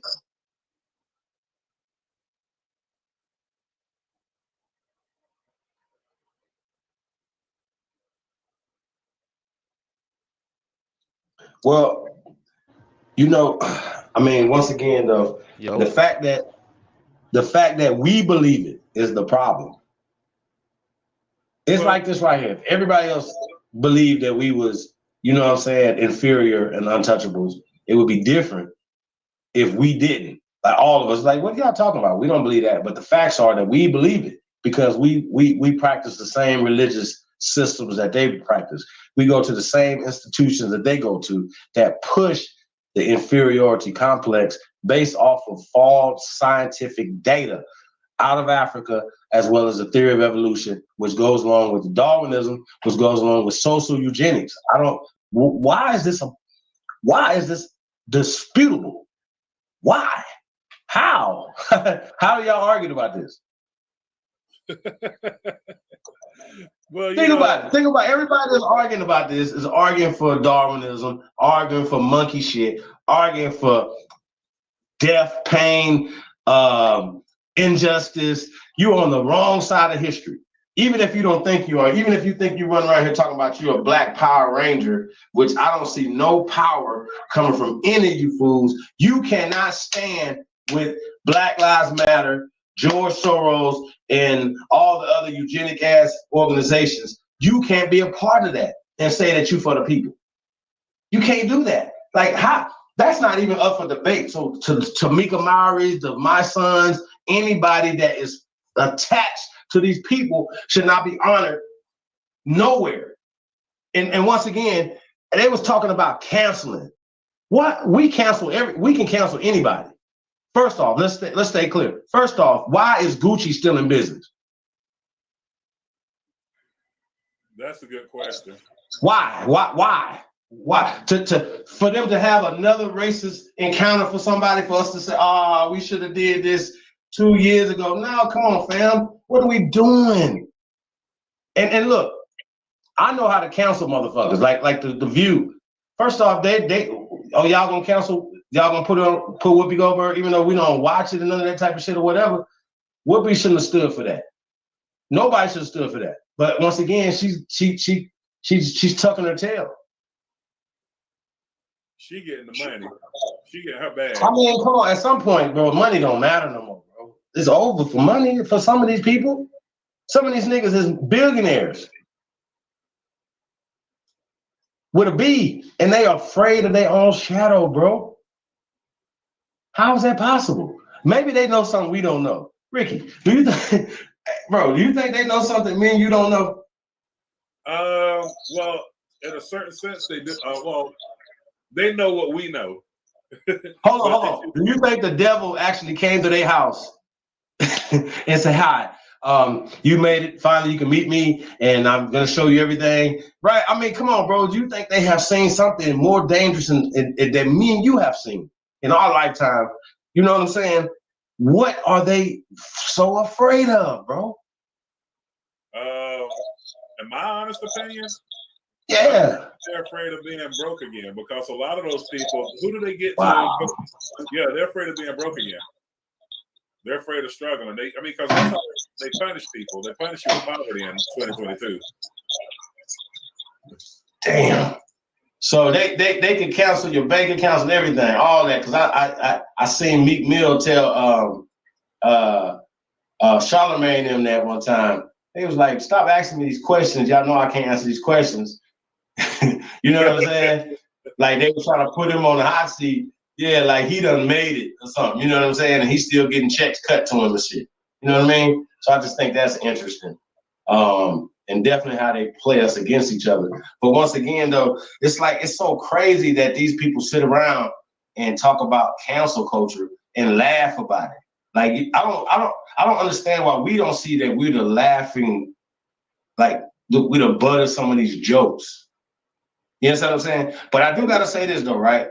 Watching the Ahmaud Arbery case and a few other cases that have came out to positive outcomes, right? You know what I mean?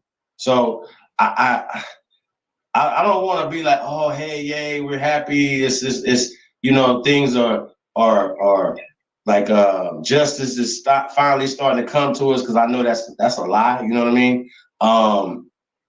However, you know, things are changing in that regard. So when Tariq is talking to these people, he keeps talking so defeated.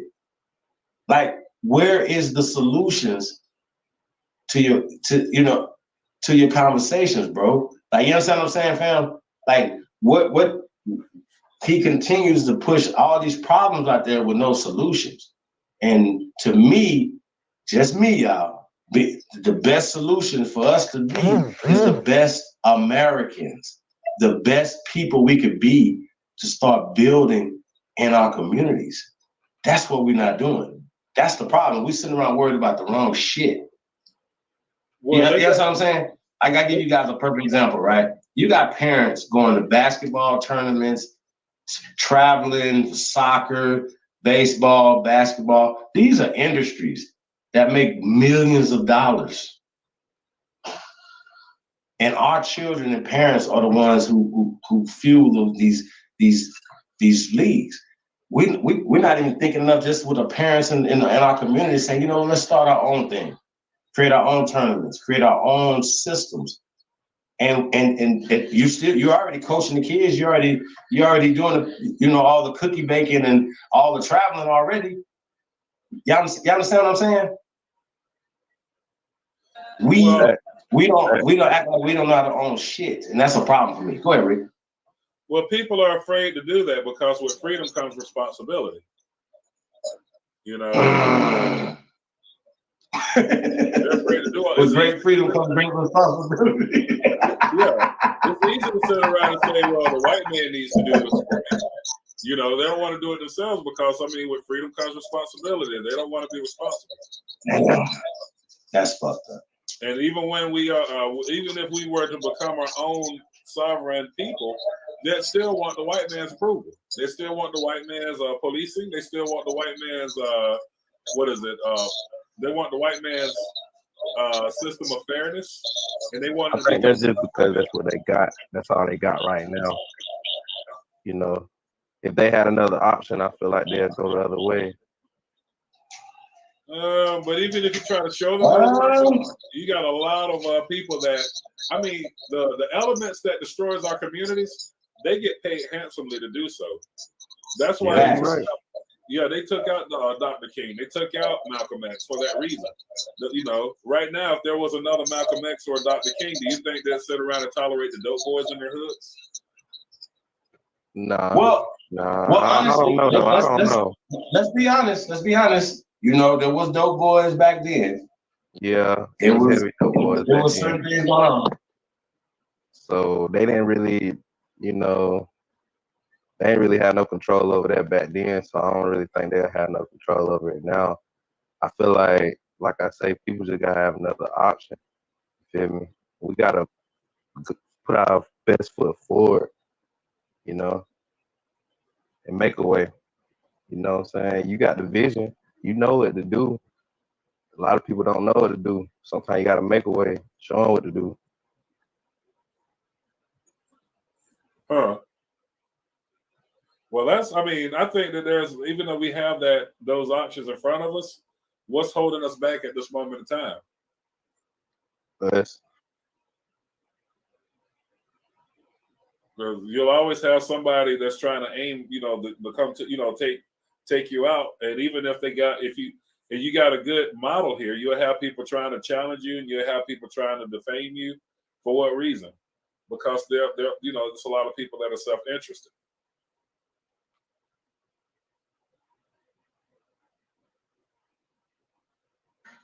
I mean, yeah, that's a fact. You know, I think another thing too, you know, you just have to be prepared, as you know what I'm saying, for all the things that you know are gonna happen. Oh yeah. Like we knew they were gonna start groups to try to take the energy away from the Aboriginal community, right?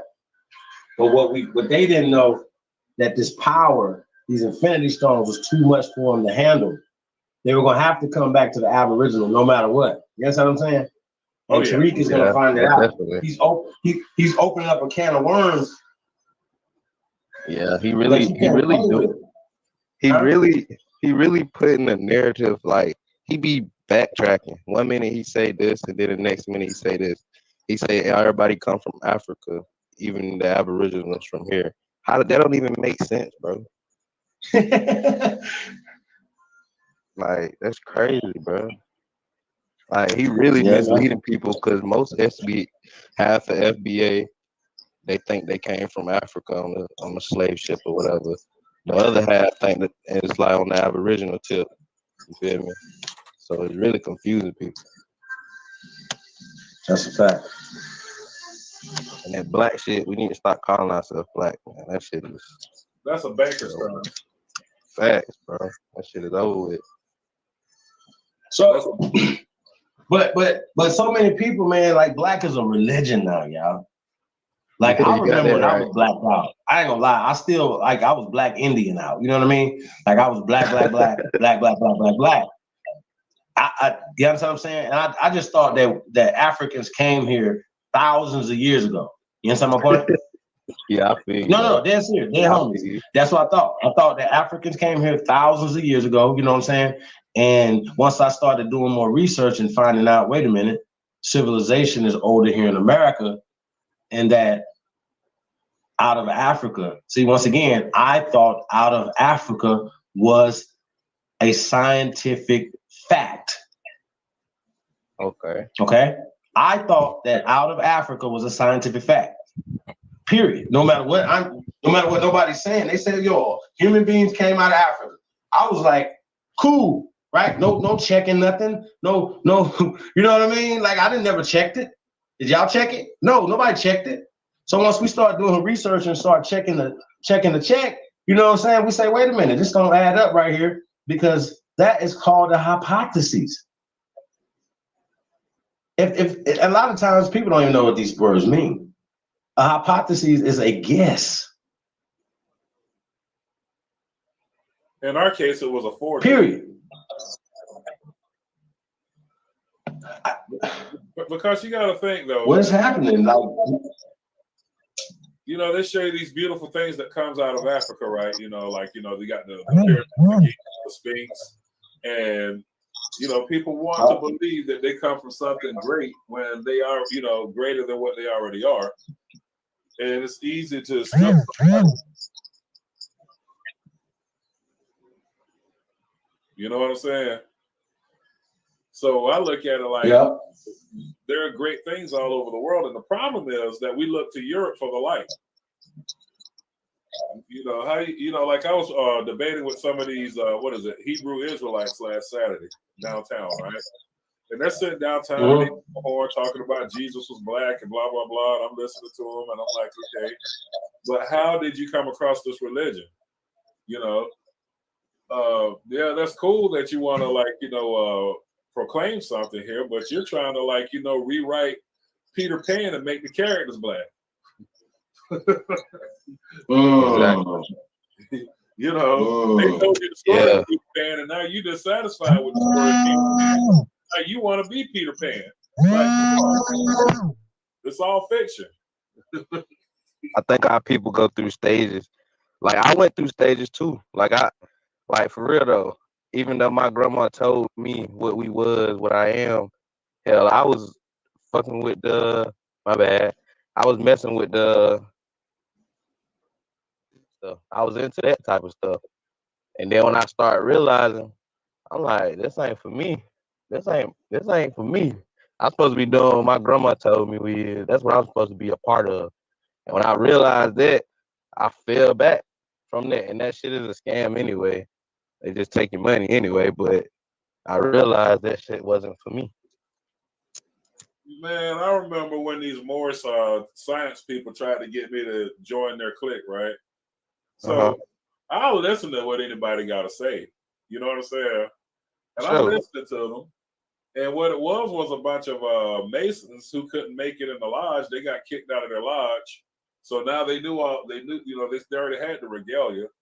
And then one thing I learned was it, because you see them driving around town with these license plates and shit, right? So I'm like, they was like, yeah, you become a sovereign citizen.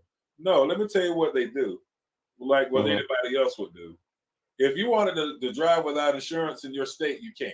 The only thing you got to do is secure a bond with your state. Oh, okay. But if you have an accident, have it help you if you do a lot of damage that you cannot afford, because they will come for your things. You see what I'm saying? That's what insurance is the rectify and make people whole after you damage their stuff. So basically, what they do is they get a security bond and they give you these papers and you show it to the police officers, and the police officers already know when they see those papers, okay, you secured a bond with the state. So no, you don't have to have a registration on your vehicle. And these people are thinking that they're doing something supernatural, that, they're part of some kind of treaty. It's a bunch of fools. That's crazy. It's a whole bunch of scam. It is. And ask how many, look at what happened to one of the guys that was that was over the Morris Science Temple down here in the South. He, got messed around and had to go to court, get a lawyer, and had to go in and face the court, like anybody else. According to Morris Science, you gotta, you don't have to go to the courtroom. Yeah, they showed him. And he got a lot of jail time on top of that. So, yeah. What? Yep. It's a lot of scams out here, man. That's crazy, man. You notice all these people who try to come and scam us, it's always it's always something foreign. It always leads back to Africa or something else like that. Well, look at the Nation of Islam. I mean, look at look at who Elijah Muhammad was. I'm like, come on, this was. Who was he? I heard Was he a part of was he a Moor? Was he a part of the Moor or Mason? Was it one of the two? Yeah, he was a. Let's see. He started off as because that's who. What's his name? Malcolm X got his teachings from. Mm-hmm. All these people were. What was it? Hold on, let me take this thing off real quick. I was sitting there messing with my Oculus. But yeah, they were all part of the that whole scam that came out. That's how the Nation of Islam came. It was you had the Nation of Islam and you had the Moorish Nation. These two came from the same backgrounds, and these were foreigners. Yeah, and the other guy, had straight hair. I forget the guy's name who came up with the Moorish Nation. Light skinned cat with straight hair. Criminals. You know what I'm saying? Like, and that's how because Malcolm X, he started as a criminal, and when he tried to go legit with his, look at what happened.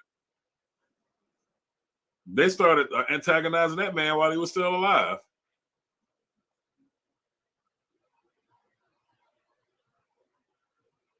Y'all know the story, don't you? Yeah, expound though. Yeah, so they're talking about he got led astray, but he tried to do it. He tried to take something that he learned and went back to the root with it, and they destroyed him, man. They destroyed his reputation while he was still alive. Tried to burn him out of his house, turned Muhammad Ali against him. Like, it was a whole bunch of mess going on with that.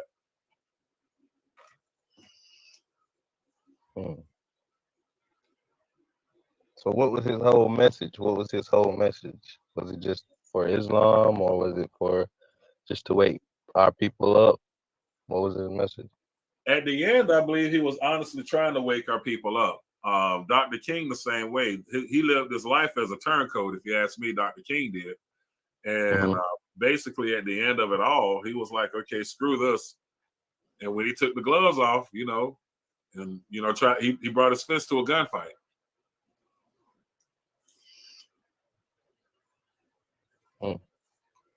Just my opinion. Because think about it. What do you think about Dr. John Henry Clark, though? I haven't done too much reading on John Henry Clark. I need to do some research on him. I don't want to speak about him without knowing too much. True. Facts. But I just want the whole thing with King, though, because think about it, this whole life. Look at this. Okay, I'm just going to give you a perfect example. He could have rescued us back in the 1950s with the whole Selma boycott. Think about it. The bus 50s system. Well, it started in the 50s. He could have simply said, okay, since the bus wants to sell, is going out of business without our business, then we ought to make that business our business instead of saying, okay, we'll just continue to ride the bus. I feel like he had the power to do things, but he went about it in the wrong way. I really want to expound on what you're saying, brother, but my phone is dying out and I can't. But I'm gonna pop my phone. I'm gonna come back. I got a couple of things I want to expound on when I come back. All right, brother. But yeah, a lot of those people that they let be in positions of power, they don't let you go, but so far. Yeah, and then once you feel like you want to tell the truth, it's over with. Right. Well, look at the NAACP. The NAACP and the Urban League. One thing you're not allowed to talk about in those meetings when you're talking with your communities, you're not allowed to talk about entrepreneurship. Really? Why is that? They don't want you becoming too powerful. Weird. They want you to always be needing them. Yeah, that makes sense. That goes along with the school indoctrination.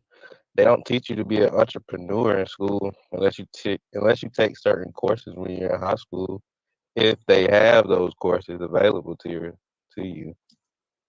Well, one thing I learned about what they call white privilege is that it's not a privilege, it's a certain knowledge that you gain, and we could have that same knowledge as well. I mean, think about it. What do parents teach their kids? What do black parents teach their kids about credit?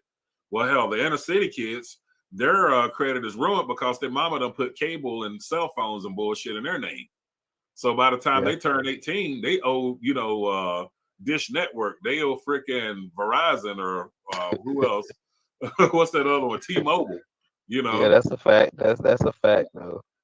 And what do those white parents tell those kids?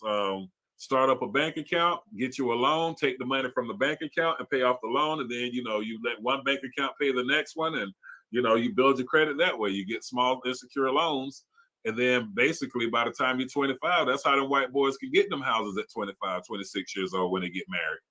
They got out of college and now they're not, instead of being in debt, they got credit now. You see what I'm saying? Right. So it's a basic knowledge. It's not called being privileged. It's called being in the know. Correct. That's correct, though. And one thing that I've noticed is that, a lot of times people be like, look at those white people. They got it going on. No, that's generational wealth. Yeah. You see what I'm saying? That's generational wealth.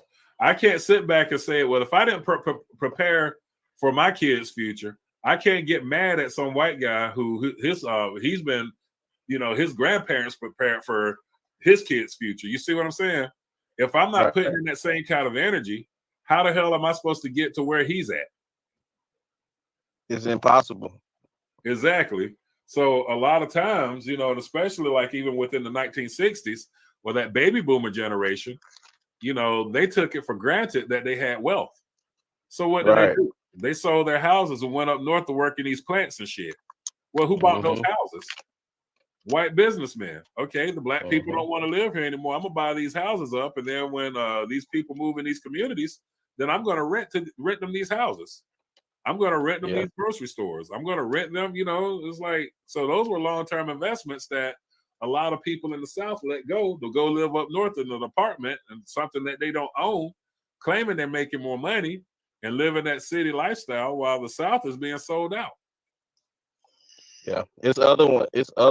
It's like that is one scenario. That's like that's a point of view that happened, and then it's other points of view too. Like it's people that were really their land was forcibly taken from them, either in taxes or basically like how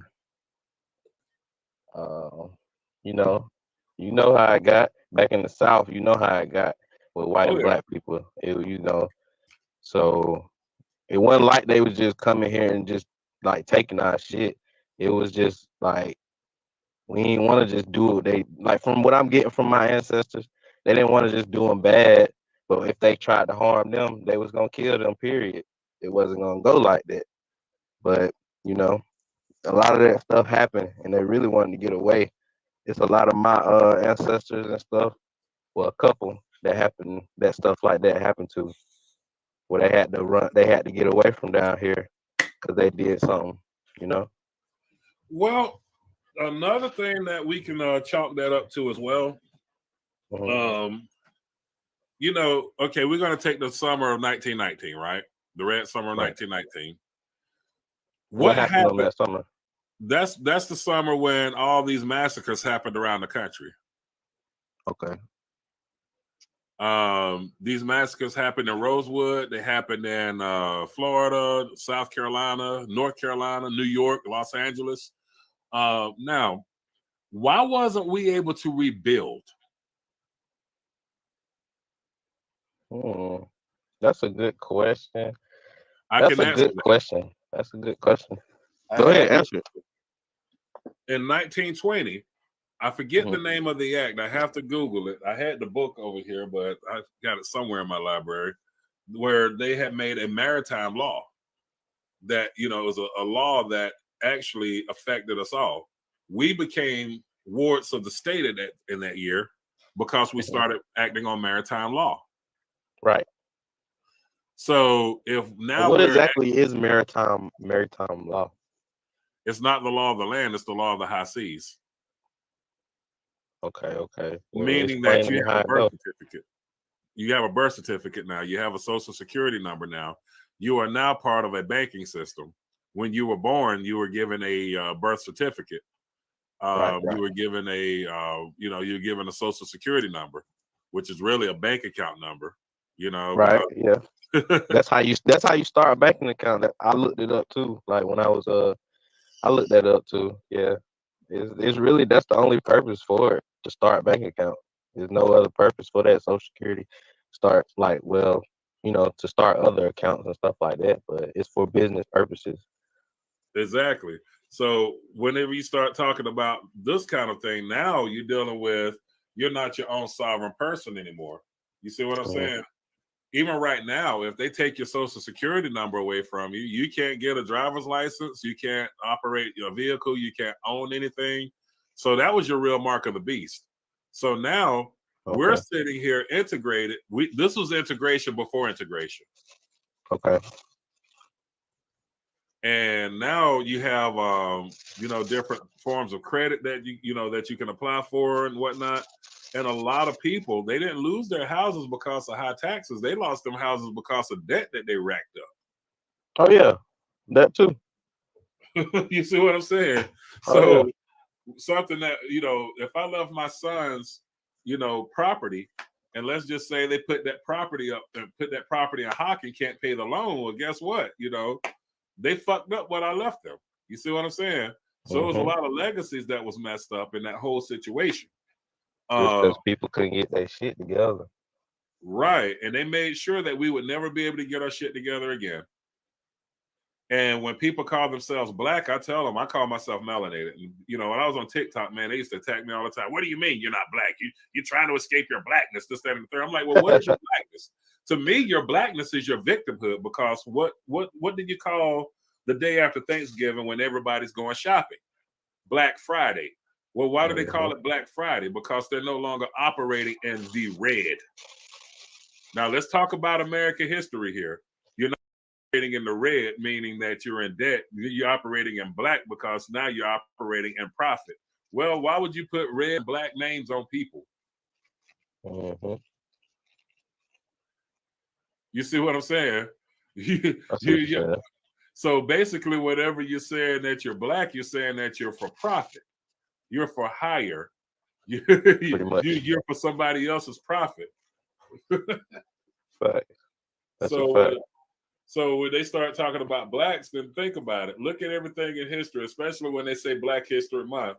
Everything about Black History Month means that there was some kind of victory or some kind of allowance of freedom on the terms of the so-called oppressors.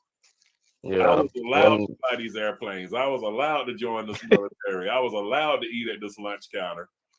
And the whole time this was mine from the get-go, but I'm allowed to do this. Right. You needed me from the beginning, but I'm allowed to do this. Right. Yeah. Right. I made these people, and they gave me they gave me the allowance to go to school with their kids. Yeah. Right. Now that I'm allowed to go spend my money over at Gucci and Fendi, I don't have any time to go and shop at my local clothing boutique. I don't have the time to shop at my local restaurants that probably got better food than their fine dining establishments. But we let all our businesses shut down, and the only thing they kept open was what? The one thing that kept us in control: the church. Oh yeah, definitely. I have a big problem with the black church, man. Oh yeah, I do too. I do too. When I came into my awakening, and I was like, on a more positive note though, and I tried the church thing when I got older. Well, I was probably about 19 then. It wasn't that long ago, but I tried it again, and then I asked the preacher. I'm gonna tell you what threw me off. I asked the preacher, right? I said, who is Jesus God, or is he just the Son of God? And he told me at the beginning, he said that no, but by the end of his conversation, he said that Jesus was God. You feel me? The creator. Because in my mind, I'm thinking that God is the creator of everything. You feel me? So I'm knowing what he's saying, and what he's saying, and he's saying at first like no, but then he says yes. And I'm like, whoa, that just threw me all the way off. And And I he's just supposed to knew be an something wasn't right. well, the Huh? way he's supposed to be an expert. Exactly. I mean, think about it like this. Why? Okay, we go to church every Sunday, right? Okay, let's do it like this then. Let's put it like this. The average man lives to be 90 years old nowadays, right? Because we got control of different health. We covered different medicines and whatnot. So 90 years old. So you go into church from the time you're 5 years old up until 19. You're supposed to be an expert on the Bible. Correct. Then why is it that every Sunday we go to church, we're sitting here talking about the same thing over and over again, and we can never become experts on it? Because it's not meant for that. Exactly. I mean, the It's not preacher's meant supposed for to you to be be out an of expert. right. The preacher's supposed to be been out of a job 40, 50 years ago. Definitely. You see what I'm saying? Why? And then it threw me off too. I was like, why do these preachers don't talk about wealth, like telling people how to get money, pretty much. You know what I'm saying? How you supposed to. Why they don't do stuff like that? And the You know? Bible actually have several verses in there about how to gain money, how to put money away for different generations. And one thing I've noticed these white people do when they go to church, you notice they're not in there for like 3 or 4 hours like black people are. Oh no, they get in and out. Yeah, they're in there for about 45 minutes. And they, because the thing is, one, they designed the whole religion. It's their social club. Yeah. And they don't do all the stuff that black people do in church. Well, No. not black people, melanated people. They don't do what melanated people do in church. No, they don't. And it's funny because while they're sitting in church, praying for pie in the sky, melanated people are sitting there praying for pie in the sky. White people are sitting around saying, "Thank you for my beautiful harvest." And guess what they do? They beat us to the restaurants. we get out of church and they're like sitting there with a piece of pie and a cup of coffee ready to get up so we can sit down. Definitely.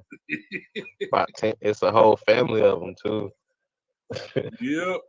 And they own everything. I mean, it's like they own. I mean, it's like when I say they own the knowledge that they have. In order to be Christians, and this never escaped me. You go to any black church and you see all these white figurines, these white people on the walls, and the white people in these stained glass windows, and I'm like, wait a minute here. They let us hold on to the one thing that kept us in shackles. You know what I'm saying? And I said, and somebody in the chat room said barbershops and beauty salons are owned by black people as well. But come on, what's a barbershop and a beauty parlor compared to insurance companies, banking cartels? You see what I'm saying? Franchises. What's a barbershop compared to a franchise? you know what I mean? A fact. Yeah, that's a fact. Or a corporation or an S corporation. Yeah. Or a sole proprietorship. You know what I'm saying? That type of stuff. How many people in the melanated community that could give you, that a barbershop or a truck company, how many people that the barbershop or a beauty salon could give hundreds of jobs to people, give them health insurance, health benefits, 401k, all that good stuff? No. It don't work like that. But so when people start talking about barbershops and beauty salons, who are you buying your beauty products from? Exactly. You need to go to the root of everything. You got to go to the source of everything, and that's how you really, that's how you really. I don't know how to really word it, but you know what I'm saying. That's how you really need to get. That's how you get to where you're trying to be, really. Right. And the funny part was I had a melanated female. She wanted to open up a beauty parlor, right? I mean, not a beauty parlor, but a beauty supply store. And I was going to front her the money to do this. And the first question I asked is, how are you going to pay me back? What'd she say? She says that, she'll pay me back. And I was like, okay, so what I want you to do is go out there and try to get the same supply that you see these Vietnamese and these Chinese stores in the communities. I want you to go to them and see if you can get their supplies. Because I knew what the answer was going to be. She came back to me and said they wouldn't sell to her. She had to get a white girl to come up and say that she was going to be the one running the store in order for them to give her the product. I mean, why is that though? Is it because did she have her business license and everything? Had the business license, had the financial backing, which where I came in. The only thing is they don't want to sell to us because we'll take over their market. Right. Okay. I got you. So, I mean, how relevant would you be? How relevant would you be if you had something that was directed at any other racial group, right? And then when that racial group decided to do it for themselves, but you're the only vendor, you hold the strings on the vending, they won't need you anymore if they had. You see what I'm saying? yeah, because that's a fact, and because you're not nationalized, you're not coming to them as a nation and demanding what you know what I'm saying. You're not demanding anything the right way. When you come together, you gotta come. That's why you gotta be a part of your nation, whatever nation you come from. If everybody band together, if everybody from different nations band together on one thing, and then they go to them and say this, if they not trying to hear that, then we go our own route and go to the source of it and be bigger than them. Be bigger than them. Well, one thing for sure that I tell people, it's like, when I hear them say support Black-owned businesses, I tell them straight up, how many Black-owned businesses are in your neighborhood? None? Okay. Now, how many businesses in your neighborhood are you willing to boycott to move them out? Everyone. You got to you got to get everything out the way. All these immigrants, they got to go. I'm just being real with you. Like, if you really on that type of time and you really trying to reconstruct, everybody got to go. Right. Everybody got to be a part of it in the community. You got to start somewhere first. If you do have a Black-owned restaurants, promote going to them, and instead of like these immigrant restaurants, first of all. And if you don't want to do that, or if you don't have a Black restaurant around, just go get your own food until everything is supplied. That's when we start building. That's when we start getting our own supermarket. You know what I'm saying? We get back these lands or buy land, start producing these crops. Then you'll have these produce markets for And natural that's foods. You know what I'm saying? And that's the thing I try to tell people when they talk about reparations. I'm like, well, what if we don't get the reparations? Okay, so if we don't get the reparations, we still do have the power. You don't have to violently attack these people to get them out of your neighborhood. No, the only thing you got to do. You don't have to attack them. You just got to do what they would do to you. You got to do what they would do to you in these times. Just being real. You don't got to be. You don't have to get violent. You don't have to get yourself in trouble. You just got to play the game the right way. If you're gonna play it, you got to play it. Yeah, meaning don't go to their restaurants. Don't go to their. Don't go to their restaurant. They're drop them out of business. It's that simple. That's how you play the game. They don't spend money with you at all. They don't want to spend money with you, but they want your money. You feel me? It's funny because you hear people talking about, voting. I was like, you know what? One thing that I could say that I love about our white counterparts is that they vote with their feet. They vote with their feet. They vote with their dollars. What do you mean by their feet? Meaning they go where they want to go. That's how they vote. You see what I'm saying? Instead of going to the polls, they'll show up. If something isn't right to them, you know what I'm saying? They'll boycott a business quick. Look at what they did to Carhartt here recently. Look at what they done to NASCAR. NASCAR had to freaking step out there and put people in those seats because these people aren't their regular clientele ain't going to go watch them races. Look at these different companies that they said that we're not supporting anymore. They said we're done with Netflix, and guess what? They after a while they had to get rid of some of the things that they were not approved of. When you start looking at us, we got to do the same thing. We don't want these foreign-owned businesses in our neighborhoods talking to our people like crap, treating us like crap, but they're taking our money. Exactly. But we just need to stop going to their stores. Exactly. That's what we got to do. Yeah, I mean, then we got to learn how to come together because we can get our own everything. We we can start our own everything by just coming together, putting in, you know, putting a piece. Everybody putting a piece to this, and that's how we can do it. And we can do it with anything. I mean, we've done it before. I mean, so now we gotta put it. You know, we gotta put our money where our mouth is.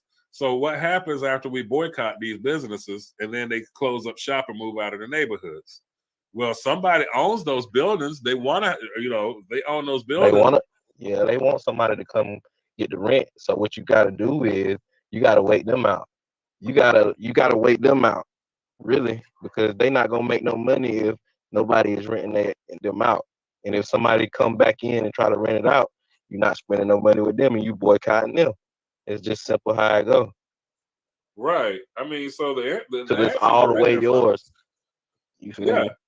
And the answers are right there in front of us. That's one thing that I can't stand about them dope boys in these neighborhoods. It's like, okay, if you're making all this money, the way you give back to your neighborhoods is now you got the bread, you know, which I don't approve of dope dealing, but you got the bread now, even though it's ill-gotten wealth, you could actually shut these places down and start something up for yourself.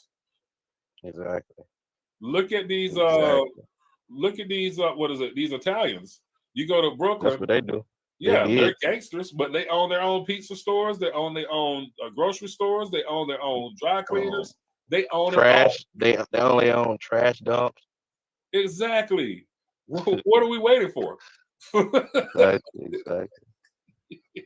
What are we waiting for?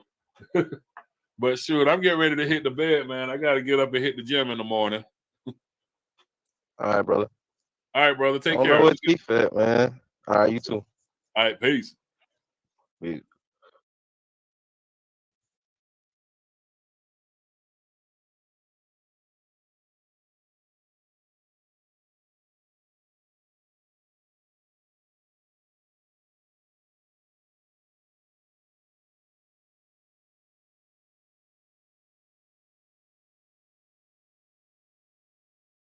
Black folks putting in work in the 70s. For real. And that's never talked about in history. You had black folks putting in work, making sure if you harm a black person, there was going to be some problems that come with that. And the people in the dominant society, they got the message. That's why we were relatively safe growing up in the 70s and 80s. Let's keep this thing a buck. Let me get some more calls in here. I see somebody has a tag called Asada Taught Me. Y'all better really research Asada and the Black Liberation Army organization she was connected with. There's a reason why people like Asada, even to this day, they're on the most wanted list, all the work they were putting in. Real heavy history. Let's get some people in here. A lot of folks in here. Let's get who's this? All right, let's see. A lot of people in here. I'm gonna get some new faces in here because let's get Johnny Dice. Let me get some new faces in here on the microphone. Johnny Dice. Let's get Johnny Dice in here. Hey, how you doing today? What's up, Johnny Dice? How Good. are you? I just happened to walk into the space really, and the topic did intrigue me a little bit because I'm kind of unsure on my background.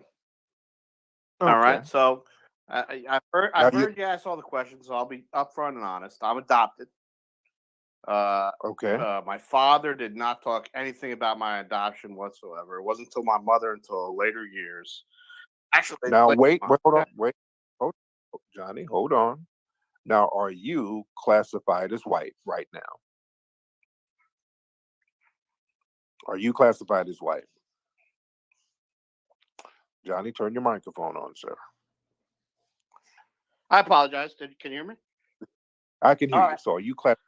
Yeah, I would say I always check that box. Okay, there you know, go. so my parents are white. I always check that box. And it wasn't, I mean, I knew I was adopted, but it's not anything I ever concerned myself with. And then later on in my, and I didn't think anything of it. I really didn't. But my birth certificate says I'm born in Mississippi to a Melissa Morris. And I'm an old guy. I'm 50 years old. She's probably long dead. There's no sense in me going through my trying to find her, right? And then but my mother referred to her as Missy. As who? Missy. A few times. Oh, As my adopted mother is Missy, and it wasn't until later on in my life. So now I'm torn. Right? Do I get the blood test? Do I see where I'm at? And do I tell my kids where they're at? And do I tell my? So I'm really torn, and I'm looking for a little guidance. okay. Well, I don't really know what you want to know, but get a blood test and find out who your parents are. I really don't know what you want to know, sir, but thank you for the call. It's a little random. Okay. I don't know what you want to know. If you want to get a blood test and find out who's who, get a blood test and find out who's who. Okay. Let's get some more people in here. Let's get down here on the list. Let's get Miss Romano. Let's get Miss Romano in here. Let's get Miss Romano in here. All right. Hello. Hello, Miss Romano. Hi, I've got a question. Okay, Miss Romano. Wait. Hold on. Now, where are you from? Are you from the UK? No, so I know I have a UK accent, but I'm actually American. Okay, so how do you have a UK accent? Pardon? If you are American, why do you have a UK accent? Because I was sent to school in the UK. And are you classified as white? Yes, is this does that mean I can't ask a question? Why would you not be able to ask a question? Okay, because I've been kicked out of spaces before because apparently I wasn't, allowed to be in there. But I've got No, just want to. Okay, so let's be clear. You're American, but you went to school in the UK? Yes. Where is your family lineage from? Where in Europe? Ireland? Scotland. Scotland. Scottish. Got it. Okay. Now, what's your question, Miss Rowe? Go ahead. Okay, so I've been in a few spaces, and I just want to know, why are Black people so divided? And you guys talk about unity a lot, but the spaces that I've been to, it's just segregation, hate white people the problem, and then hate each other. So I want to know why. Why is that going on? So why are Black people divided? Yes, and why are they promoting segregation and division amongst all races? So segregation is being promoted by Black people. Yes, in some of the spaces I've been to, they have been promoting that. Okay. So I want to know why. Obviously, you weren't hosting the space, but And I think your voice sounds familiar. You sound like the Latina woman who was in Australia that we talked to. No. Are you that person? No. You're not No. from Australia? No, I'm not Australian. Never been to Australia. No. So why do you think the spaces are segregated online, and these spaces are run by anonymous people, but the neighborhoods in the country, the cities are segregated, right? If we look at the countries, I mean not the countries, but the cities and towns, they're segregated, right? Yes, but also, I always see a lot of Black people also promoting unity, inclusion, and then when I go into spaces, it's okay, ma'am. Let me ask, what city in America is there complete unity and inclusion with Black people and white people, where Black people share the power? Can you name one city? No, I can't. So that means that there's segregation all over the country, right?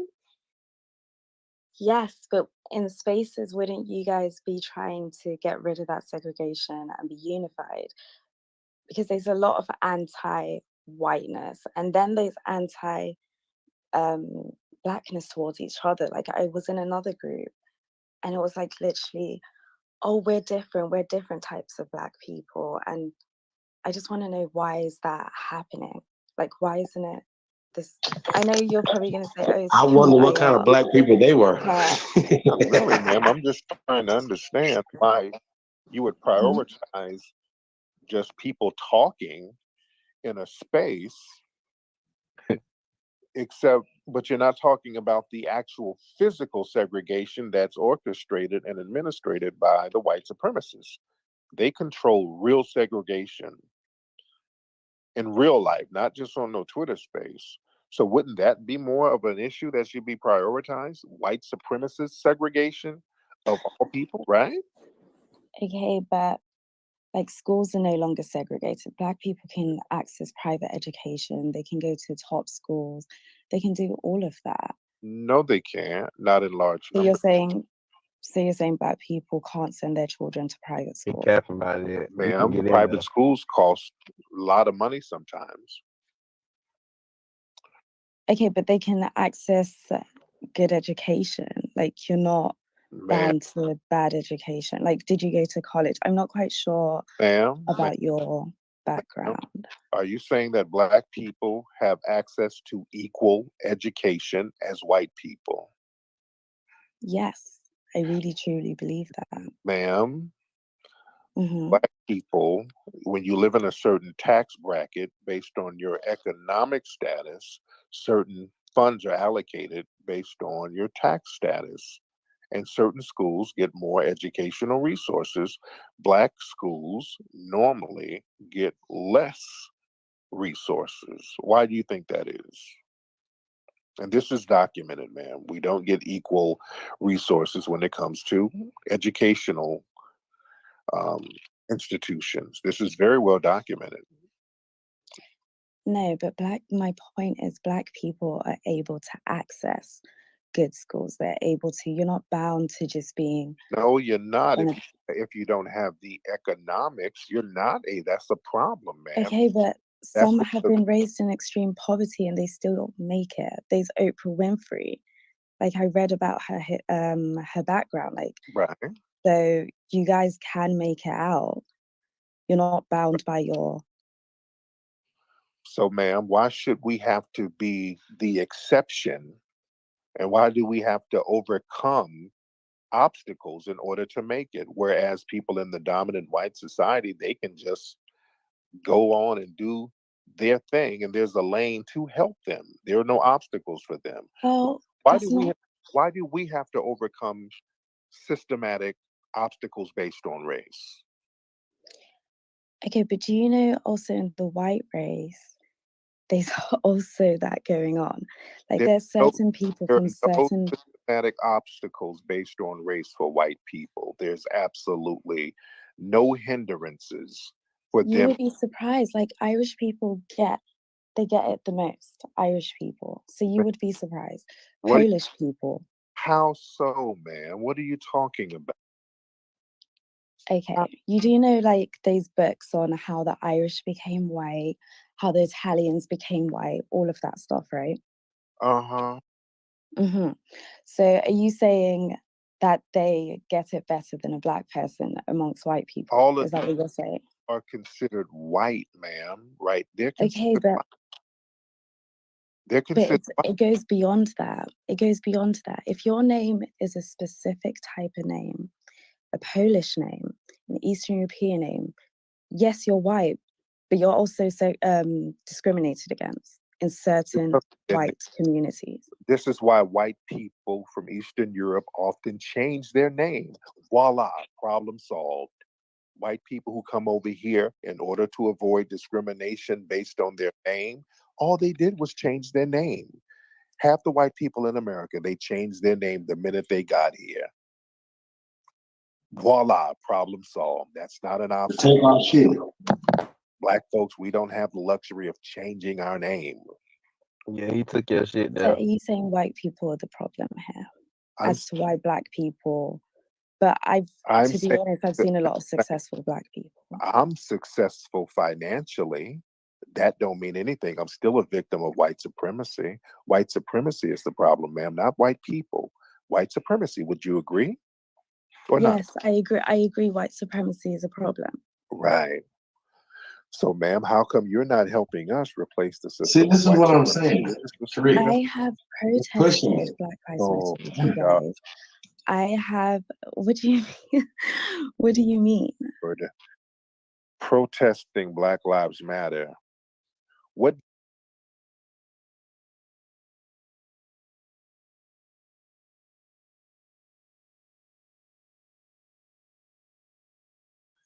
Well, I mean, goddamn, yo. I mean, you know, listen.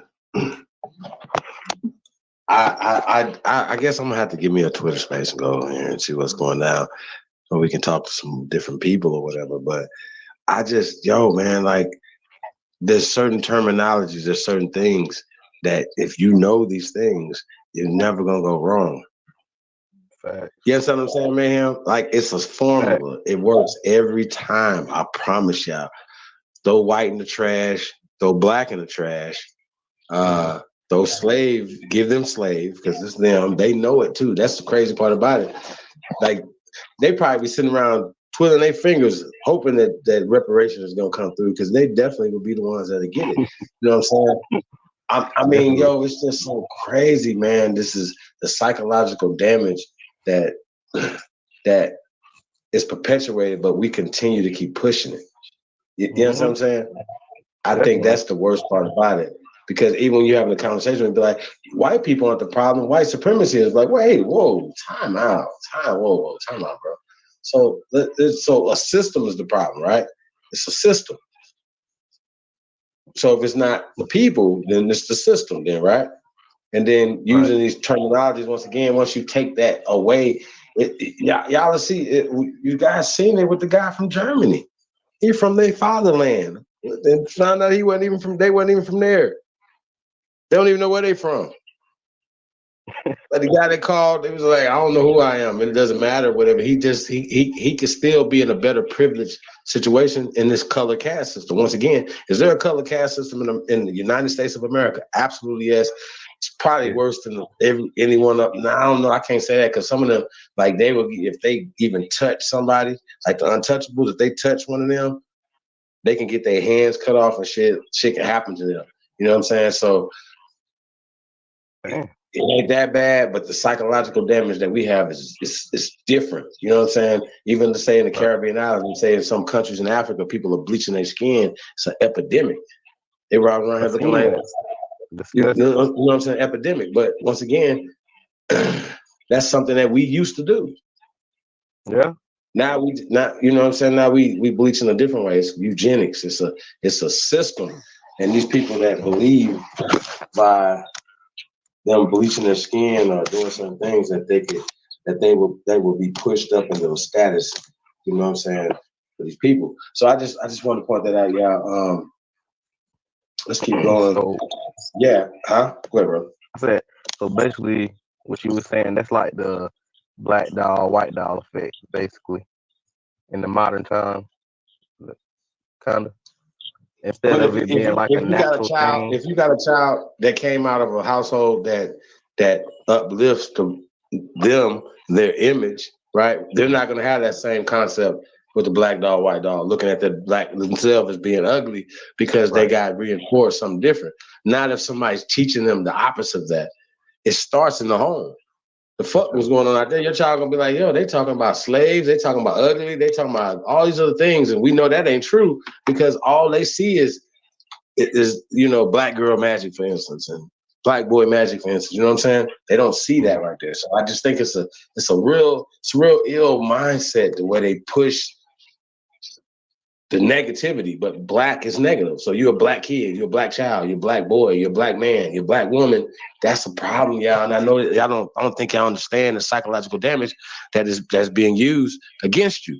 Once again, it works if you stop, if you can use it right in the right way in any, because everybody knows that there's a caste system. They know that white is racist. So if we're gonna beat this so-called waste degeneracy system, then we have to throw the trash, throw the refuge away, throw the waste away. The waste is waste. It's degenerate behavior. It's not honorable. whatever y'all got going on, y'all on the wrong side of history. We keep telling y'all that. And once again, you'll find out, but you're never gonna win. And so nobody with ill intentions, if you're just trying to ride this wave, this is not gonna work. Fact. The people want more, bro. The people need more. Fact. They demand more. You can't come up here half-assing. You know what I'm saying? So that's the problem I got with a lot of these guys, man. So and once again, the people support fuck niggas, man. Real talk. I don't even know what more to say, man. Sheesh. Yeah, it's crazy At this though. I point, just you know be what I'm saying? like, I what feel the hell? I feel hey, salute to everybody, man. But I feel like it's almost like a badge of honor at this point, you know what I mean? And did I tell y'all we was only builders still? Only builders 22 at gmail.com, man. So man, yeah, man. So only builders tomorrow, y'all. We're not gonna even do a live if we have to. We definitely gonna get this only builder in tomorrow, man. I got some stuff I wanted to discuss with the builders, man. And what else we got going on, man? We got a lot of shit going on, y'all. You already know, man. Tap in. Got event space. Me and Big Apples of Power and others are on tour. We're announcing the tour in cities. I'm getting booked, man, and been doing some things, man. On what you guys are interested, man. Tap in. Need a job. Need the opportunities. Discreetly hit me up, chiefholiday@gmail.com. Super simple, man. Point you in the right direction. All over the country, where you at, it's a lot going on. So we definitely all hands on deck right now, man. So yeah, we're building over here, man. So shout out to everybody, man. Tap in, man. Appreciate you guys. Just get back into this. Let's go. Did you protest? What exactly did you protest? Against police brutality against Black people. Do you believe that the Kyle Rittenhouse verdict was a just verdict? No, I don't. Got it. How have you protested against that as a white person? However, I saw, okay, if we're talking about Carl Rittenhouse. Just in general, because standing out there holding a sign with Okay, but he murdered a convicted pedophile and a woman beater. Okay, so that guy had raped 2 young boys. Okay, and? I think it was 2 young boys, but I remember he had a rap sheet. Yeah. So you're saying that Cal was justified in killing them? No, I'm saying, again, that was white on white crime. And but why did with you that bring situation, they were running towards him. So you are saying that Cal is justified. He didn't know his rap sheet when the dude was running up against him, so I think that's kind of interesting. I didn't know that. However, I truly believe if it was a Black person, I'm not delusional. I know if it was a Black person, the verdict wouldn't have been the same. But I know that. But you are justifying. You just said it's self-defense, so you are justifying the Kyle Rittenhouse decision, right? No, okay. So yes, it was self-defense. You can't have it. You can't say you're not going to justify it and then say it was self-defense. By saying self-defense, that means it's justified, ma'am. Okay, so yeah, I guess it was justified. Why are you being deceptive, ma'am? Because I knew. No, I'm not being deceptive. The way I see it as it was self-defense. However, if it was a Black person who had done that, I'm not delusional. I know that they would not have been acquitted of murder. They would have been, so I know. Right. So I'm 50-50 with it. However, yes, it was self-defense, but however, the verdict, is a representation of. So that's why people stand. I'm not racist, like. Yeah, you standing out protesting with us, but when it comes to these courtrooms, you would have sat there and acquitted Kyle Rittenhouse too. No, actually, I wouldn't. Ma'am, you just said it was self-defense, and yes, but I would have known that if it was a Black person sat in my courtroom, it would have gone the other way.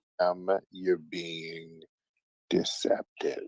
No, I'm not. That's what I'm saying. Like, is a tool that many white supremacists use. They use deception, and they'll take both sides of an argument, which is a form of deception, ma'am. no, I'm not a white supremacist. That's Not absolutely saying you offensive. are, but some would suspect you could be. Not saying you are, because I don't. Okay, so can I ask you, if you're white and you're Republican, do you consider them to be white supremacists? I Because do. they're Republicans No, I do and not. white. No, I do. Okay. No, I do not. Because let me tell you something. Many foundational Black Americans, we're more conservative than anybody. I'm very conservative. I'm not a Republican, but I have conservative values, like many foundational Black Americans, because we've been here longer than any other group. So a lot of things we're very conservative about. So just because a person is I would say conservative, or a Republican, that can go either way. I don't know what a Republican is, but a person with conservative values who's white, they're not necessarily a white supremacist. And all white people are not white supremacists. But the people who believe in white supremacy are the most powerful people. And a white supremacist is not a person running around in a Klan robe. A white supremacist is a person who goes up in a courtroom and watches Kyle Rittenhouse fake cry and watches a judge act as a defense for Kyle Rittenhouse and throw the judicial process in the toilet, and they'll sit there and acquit that man. That's somebody who's suspected of being a white supremacist. Okay, so if he was black, if Carl was black and he was acquitted. Ma'am, the whataboutisms are irrelevant. There is no case in history of this country where a judge sat there and did all of that for a Black person, not in even remotely. A murder suspect, there has never, ever been a case where a judge sat up here and told the jury, you can't see anything about this person's background.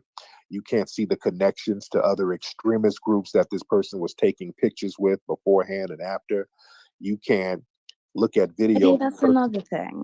Man, that sign was, okay, I know you guys say, okay, that's a white supremacist sign. Don't say it. Please don't say that. Go ahead. Don't.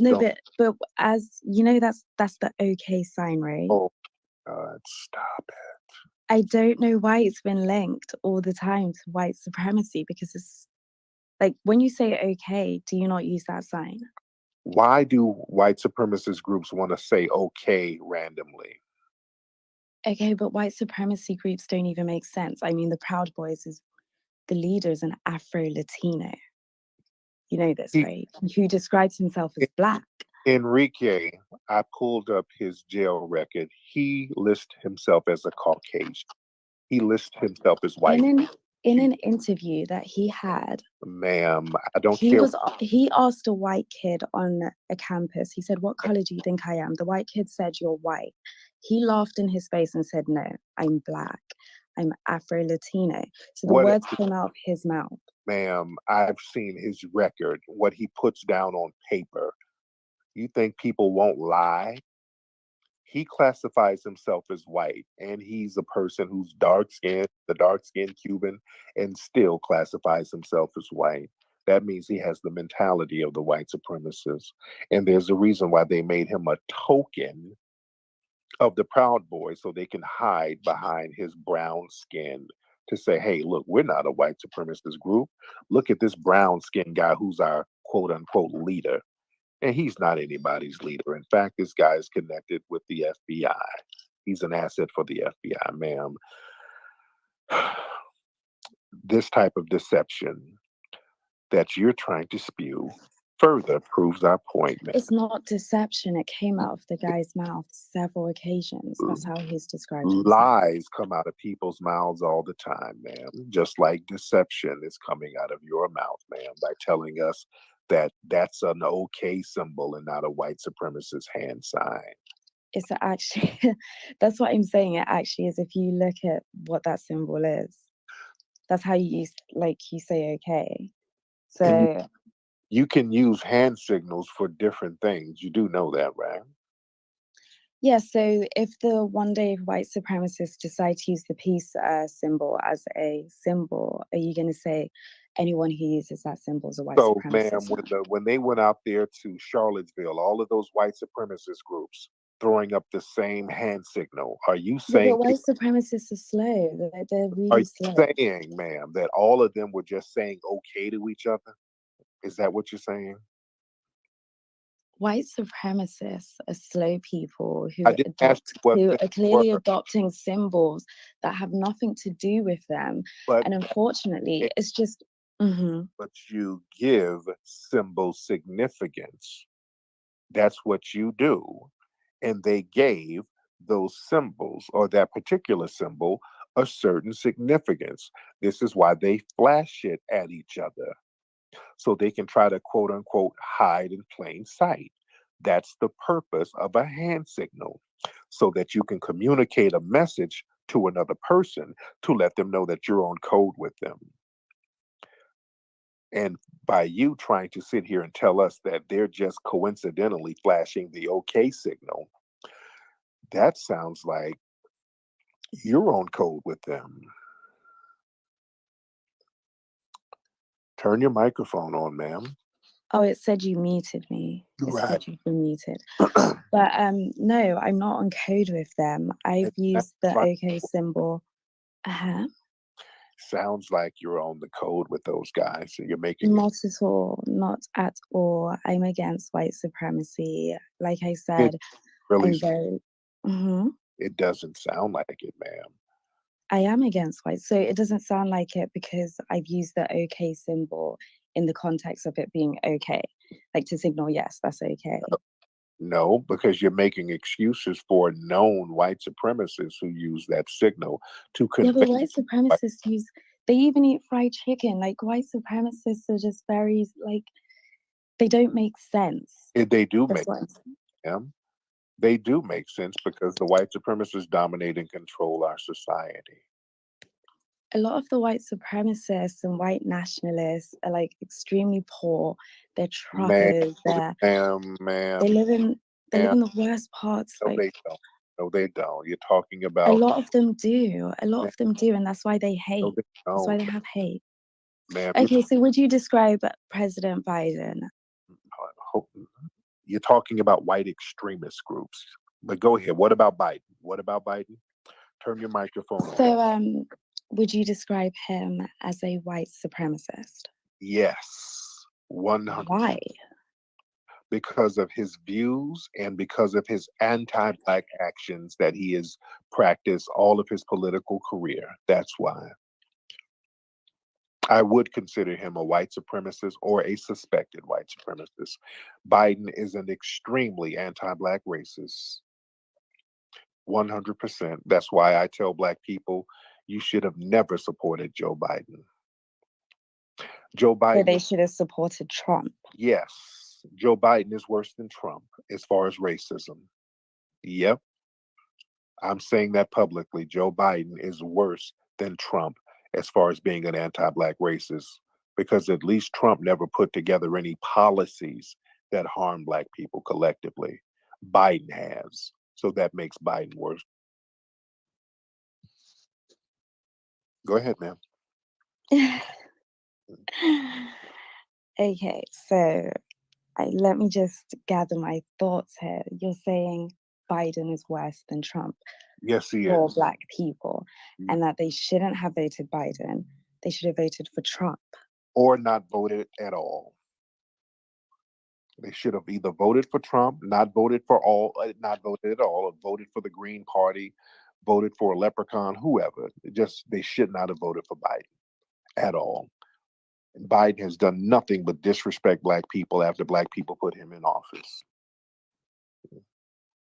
But he also has a black vice president, Kamala Harris. Black where? She's black. How? She's described herself as black. She's Jamaican. And what does that mean? She's not a foundational black American. So what does that mean for us? What is a foundational black American? I'm confused.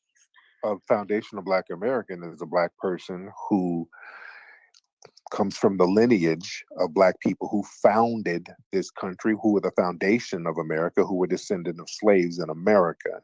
Kamala Harris is not that. She comes from an immigrant background. Foundation Black Americans are not immigrants. So what does she have to do with us? This is hurting my head. So you're saying she doesn't represent you because she's not from America? She's not a foundational Black American. And she told us that she's not going to do anything for Black people. She already told us that. So what does she have to do with us?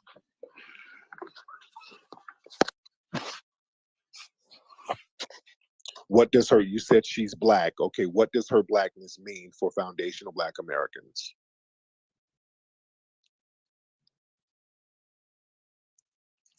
Well, I'm not a foundational Black American, so I don't know what it means for you guys.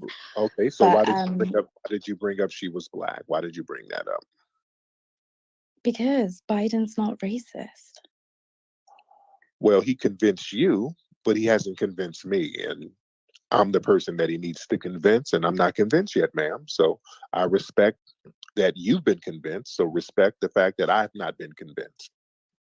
Of course, I respect your opinion. I respect everyone's entitled to their own opinions. So whatever he did to tell you, and as you said, you're not a Black person, so you have the luxury of believing that he's not a flaming anti-Black racist because it doesn't affect you. But his policies affect me. So I'm going to need a little more convincing. Okay? Okay.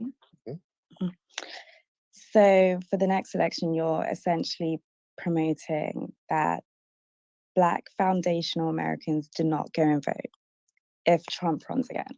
So if it's Trump versus Biden is what you're promoting. I just don't want nobody voting for Biden, period. We shouldn't vote for Biden at all. We shouldn't vote for Biden whatsoever. Or the Democrats, for that matter. They've done nothing but disrespect us and harm us, so we shouldn't vote for them. Why should Black people, a foundation of Black Americans, why should we vote for the Democrats at this point? This is just hurting my head. Like Why does it the fact that logical questions like this is hurting your head, that shows what the problem is. Because these are simple common sense questions, ma'am. Why should foundational Black Americans vote or even support the Democrats? Give us one good reason why. We are for you. The Democrats are for you. Really? Yes, we are. Like, this is crazy. You're saying Trump is for you. Trump does not. Okay, listen, let me play something very quickly. This is Kamala Harris, in her own words, talking about what she's going to do for Black people. So I'm not going to sit here and say I'm going to do something that's only going to benefit Black people. No. So I'm not going to sit here and say I'm going to do something that's only going to benefit Black people. No. So I'm not going to sit here and say I'm going to do something that's only going to benefit Black people. No. Okay, so are you saying we should support them and that? Why should we support that, ma'am? Because she's for unity. She said only. She said the word only. So that means she doesn't want to exclude us. She doesn't want to exclude her own people. She wants us both to come together. But they've put together policies for Afghan refugees. They did something only for them. They gave them resources. How is that unity, ma'am? So you're saying that they shouldn't have helped people dying and being blown up in Afghanistan, is what you're saying? So you're saying that they shouldn't help foundational Black Americans who built this country, who's getting harmed by racial policies, who's getting killed by police every day right on this soil. Is that what you're saying? No, of course they should. Of course they should. But my question, you can't answer a question with a question. I'm asking. Yes, I can. Yes, I can. Yes, you should help the people who put you in office first. You don't help non-citizens with my tax dollars. Do you understand? We're suffering here on this soil, and our tax dollars are being used to help people who are not even citizens. So are you saying that's okay? Well, in the case of Afghanistan, yes, I thought that was they Okay. they're And, not in the position to. They were okay. This is just hurting my head. My head is hurting me right now. yeah, it's I just have been protesting for Black people. You called we I don't just need to, feel we don't need no, ma'am. See, that's the problem. We don't need you doing symbolic gestures and for us intangible gestures for other people. Why don't you go protest for the Afghanistans and give us the money? How about that?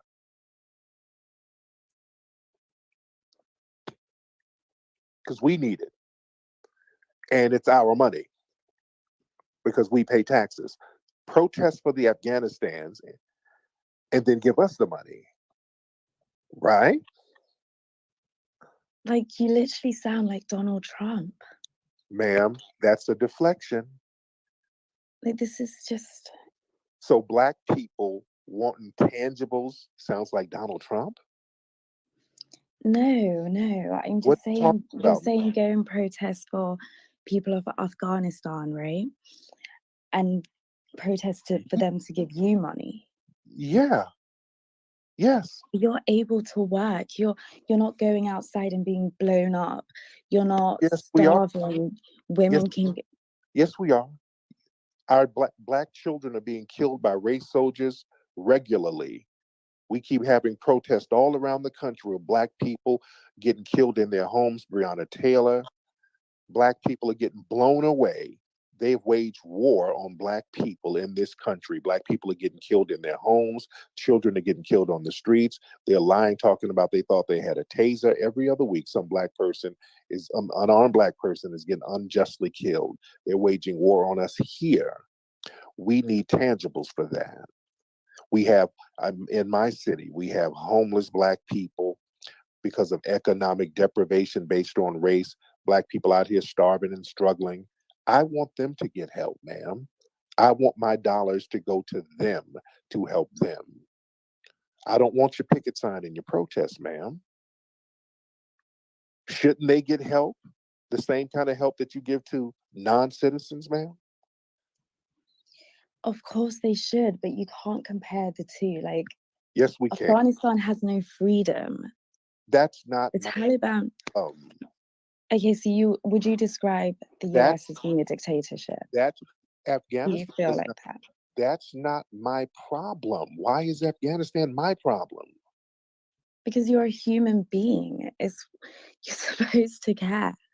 So, are you a human being and do you care about the livelihood of Black people? I care about everyone. But what about Black people, man? We're human beings. I care about Black people too. I Then care why about don't you Indian do people. something to fix the anti-Black deprivation and hatred if you're such a human being, ma'am? I do, by not I don't contribute to racist thoughts. I don't contribute to Ma'am, it. I help Black people you in every way I want to can. protest. We don't need protest. Black people don't need you walking around with a picket sign. We need tangibles. Black people need tangibles, ma'am. And you're obviously somebody's connected with the Democratic Party. It sounds like you're obviously connected with them. So you No, and I'm not for Democrats. I'm not for Republicans. ma'am, you just admitted earlier you were a Democrat. You said us Democrats. So you've already admitted it, ma'am. Okay. No, not in that way. I believe in so I will never be a Republican. Never. But ma'am, you've already said us Democrats. So you're somebody connected with the Democratic Party. You've already admitted it, ma'am. So let's. The Democratic Party is way better than the Republicans. And I'm just very wow. My head hurts. I mean, you just said that you support Doesn't hurt. Trump. Yes, you've made my head hurt. Suffering based on race, that hurts even worse. And what hurts worse is supporting a party who neglects you and tells you they're not going to do anything for you. And you're sitting here trying to justify that. And you're contradicting yourself left. What have the Republicans done for you? What have they done for you? They support everything against. What have we done for the Republicans? We don't vote for them. We haven't supported the Republicans for the last 50-something years. We've been supporting the damn Democrats for over 50 years. And what have we gotten for that? You're making my head hurt with this conversation. I'm These are simple questions. When you'll come to Black people trying to get us to vote for the Democrats, why? So And what can your only okay, answer, so this whole thing is, well, they're not Trump. That ain't good enough. Using Trump as the antithesis, that's just not going to work. That's not good Trump enough. is a racist. Why can't you So see is that? Biden, ma'am. So is Biden. What are you talking about? So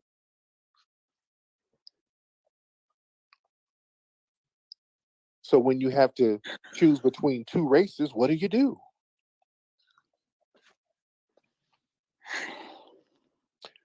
What do you do, ma'am, if you have to choose between two races? What's the best option?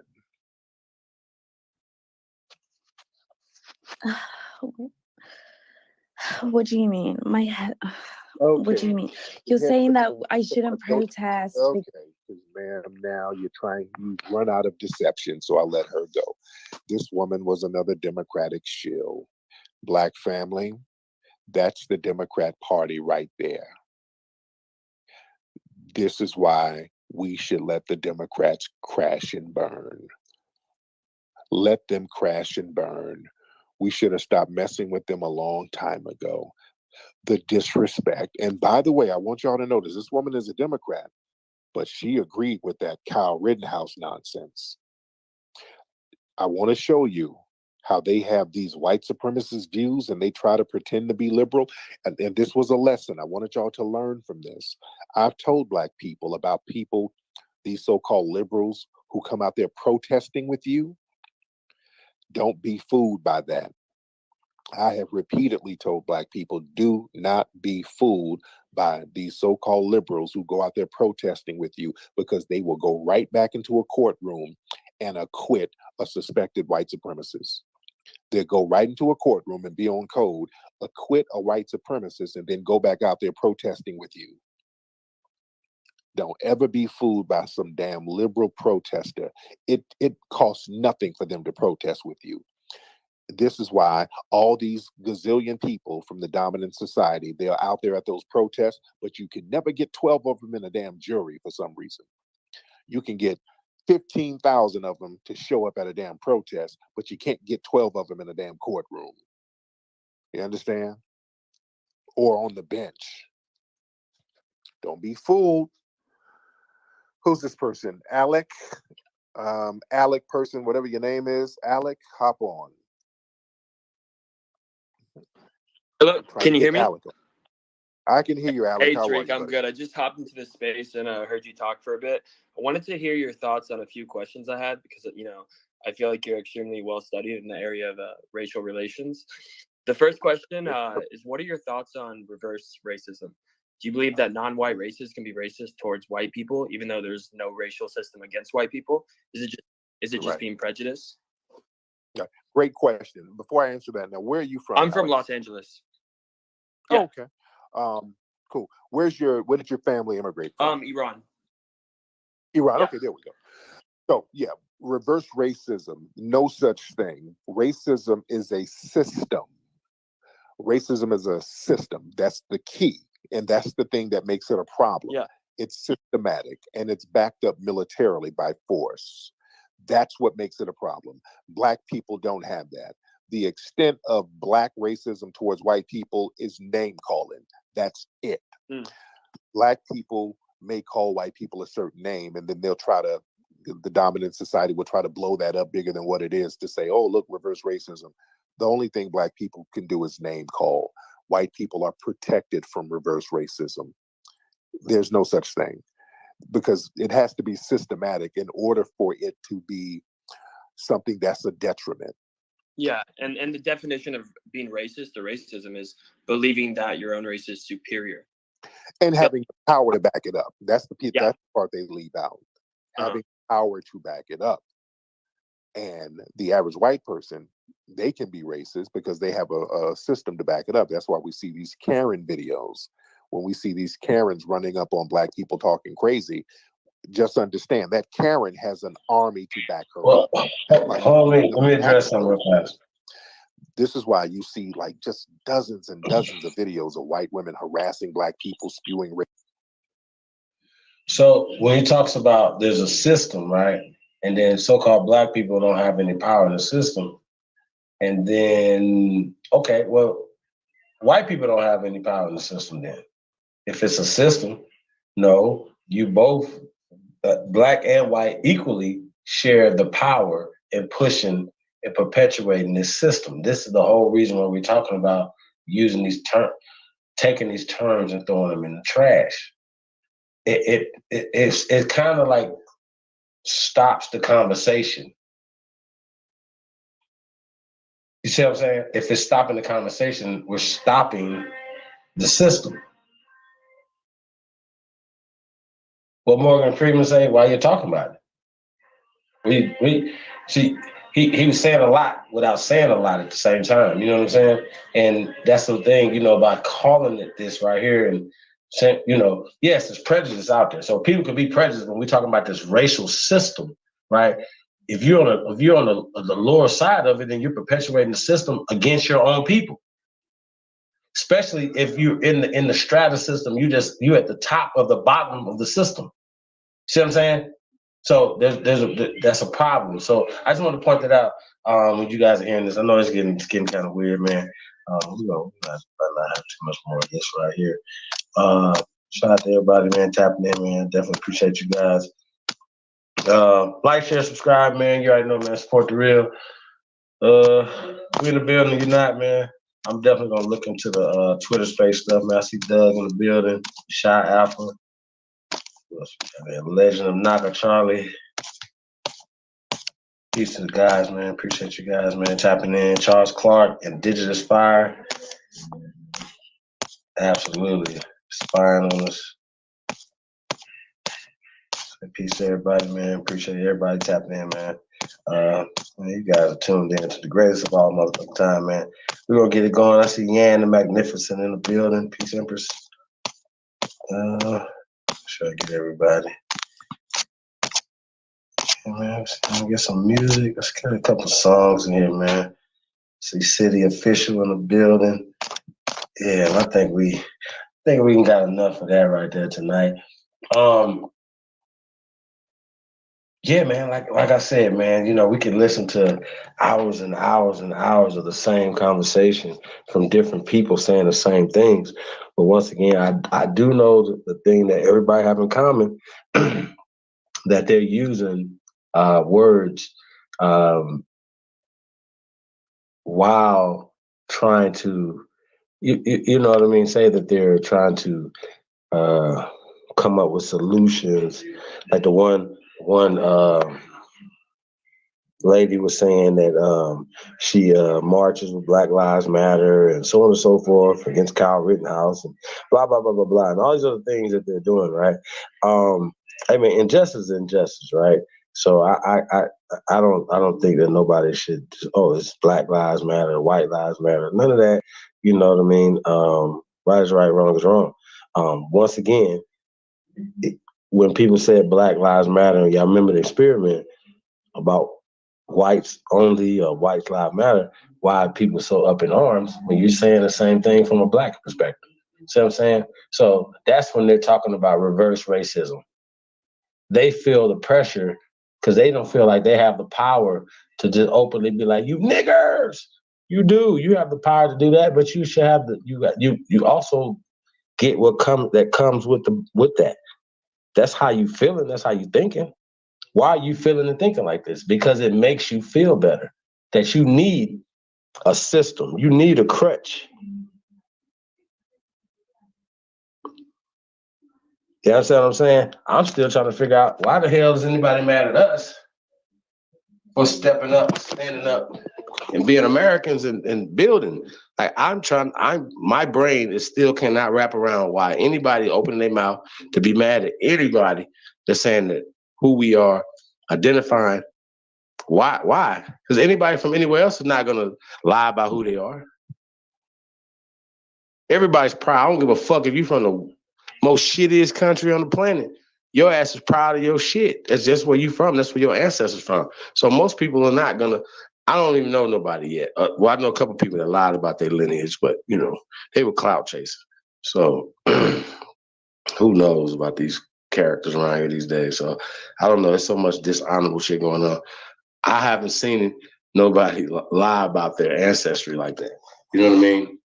Like, saying that they are American Aborigines and then end up being from somewhere else. You know what I'm saying? Yeah, I haven't seen it yet. I'm sure it's out there. Yeah, I mean, once again, why are you mad at us for speaking on our ancestry, stepping up, doing it? Why? Why would that bother anybody, whether you're a Native American? And I love how they were like, when they asked them about the red mongoloid. See, once again, y'all, there you go with the red. He's not the red man. The mestizo is not red. That has nothing to do with that. Red is Rudy, brown. Once again, they're not brown. They're not Indian brown. They're not no kind of brown. They're not maroons. They're not the original people. Indian is not descriptive term of mestizos.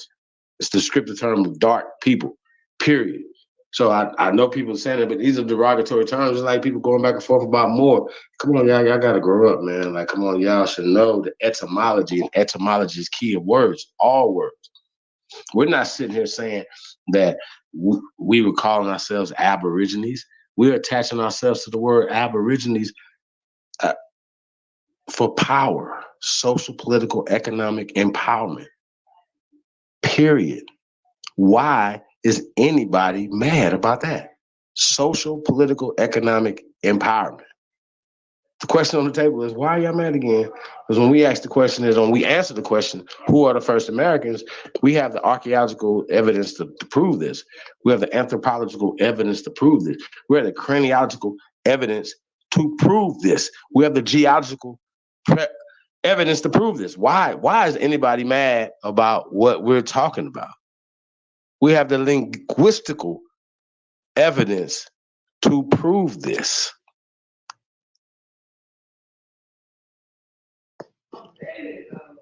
I mean, make this make sense, y'all. Real talk. Y'all got to make this make sense. Libra Sun in the building. Yeah, man. I mean, just make it make sense to me, man. Let's see. Put the song up real fast. Yeah, let's get a couple songs in, and we set the room. I don't know, man. I just think this is wild. I'm glad it's happening. You know what I mean? I'm glad this conversation is out in the public, so we can, so it's a dialogue that needed to be had, and a lot of our people need to see, how people really feel. You know what I'm saying? Candidly feel about, us, for instance. You know what I'm saying? And what we should be really doing. You know what I mean? So imagine, we talk about, we're gonna have to pull up that joint on the dude, talking about the caste system, Chinese guy, whatever. We're gonna have to pull that up. Guys can check this out. Yeah, man, it's just real weird, man. You know what I'm saying? We know this caste system is happening, but the people that know it, even the Wilkerson lady, she still pushes the caste system. She still allows people to call her black and white people and all this other stuff.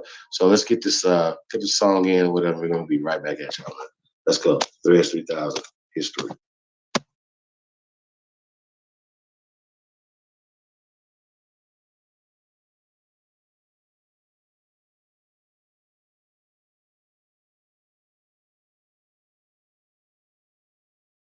That bitch up, right? Yeah, truth can't be told, it gotta be realized. Truth can't be told, it gotta be realized. Freedom ain't free, it ain't legalized. Can't be told, it gotta be realized. Freedom ain't free, it ain't realized. Freedom ain't free, it ain't realized. Freedom ain't legalized. Realize. Freedom ain't free, it ain't legalized. Real eyes, real eyes. Freedom ain't free, it ain't legalized. Real eyes, real eyes. Real life. Yeah, slavery was a long time ago. How? Same motherfuckers still here right now. Colonized on our land, they ahead of us. Changed our name so much, they scared of us. Children of the sun, y'all don't compare to us. Pale face people, this ain't y'all area. Talking about America, pale face people, this ain't y'all area. Even up the playing field, bitch, I'm darn. How you a victim, bitch, you a Karen. Cognitive dissonance, you don't need sperm. You got white privilege, so you don't need sperm. Looking at my homeland, man, I can't believe it. Colonized came here, they ain't never leave here. Indians ain't die off cause we here. You ain't gotta lie, just say you won't be here. How you American but not indigenous? 400 years still ain't get rid of us. All Europeans, naturalized citizens, made all the Indians niggas on the census. 1492, we was on the fences. Civil rights movement, we was so defensive. Black Wall Street, whites got so offended.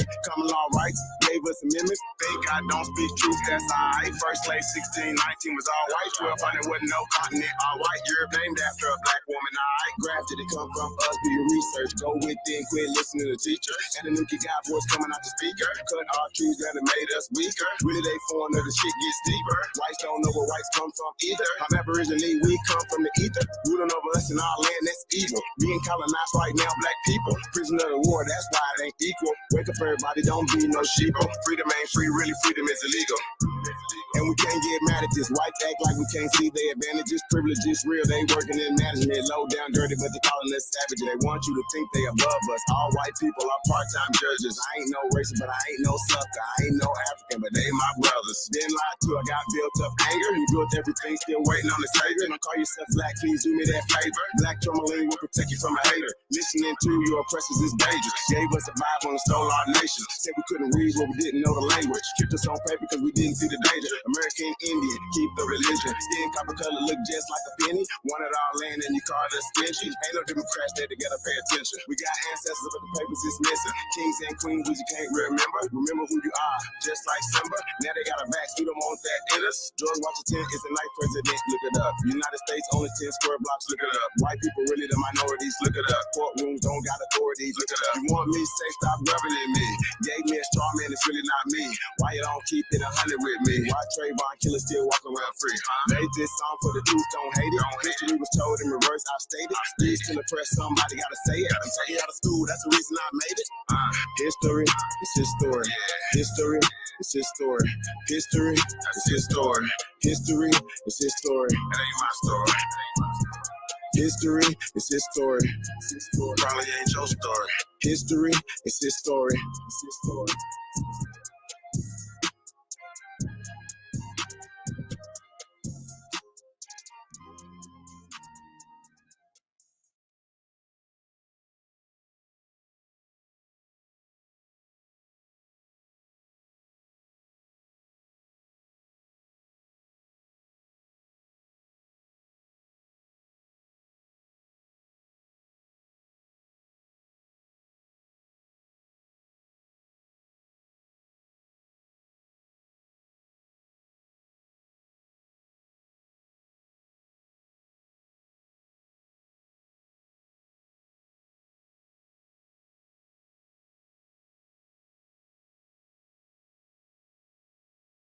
Shy Alpha, what it do?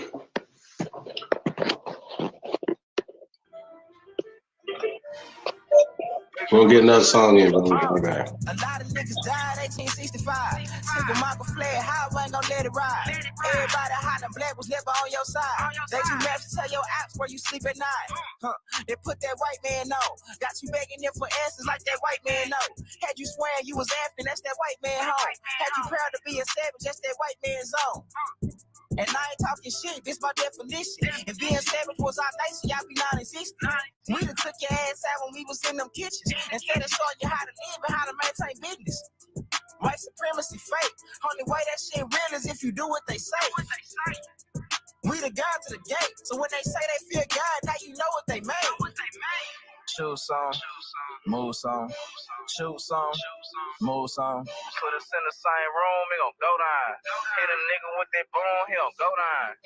Choose some, move some, choose some, move some. Put us in the same room, it gon' go down. Hit a nigga with that boom, he gon' go down. Every day my niggas dying, they don't know the truth. How the hell you close to God, we don't know it's you. Yo, how the hell you supposed to survive, we don't know the shoot. He should've died, you let him slide, cause he look just like you. I tried to tell him all skin ain't kin. Everybody ain't your partner, everybody ain't your friend. How the hell they supposed to help when they the ones that put you in? They don't struggle how we struggle, they can't get it how we live. Can't be scared to die when we already dead. Either way, your life is stake no matter how you play it. My higher self said we should choose remain godly. My lower want these motherfucking bodies. Infiltrate they circles like a motherfucking Audi. Take them to the south and put them down like OG Bobby. They don't want equality in this club, they want these problems. Killers right beside me, stand full of chicken moppers. Shoot some, move some, shoot some, move some. Put us in the same room, it gon' go down. Hit a nigga with that boom, he gon' go down. Shoot some, move some, shoot some, move some. Put us in the same room, it gon' go down. Hit a nigga with that boom, he gon' go down.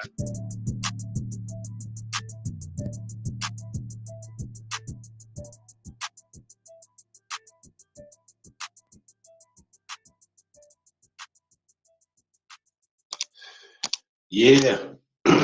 Trey Ali, 1865. I want to say peace to all American Aborigines.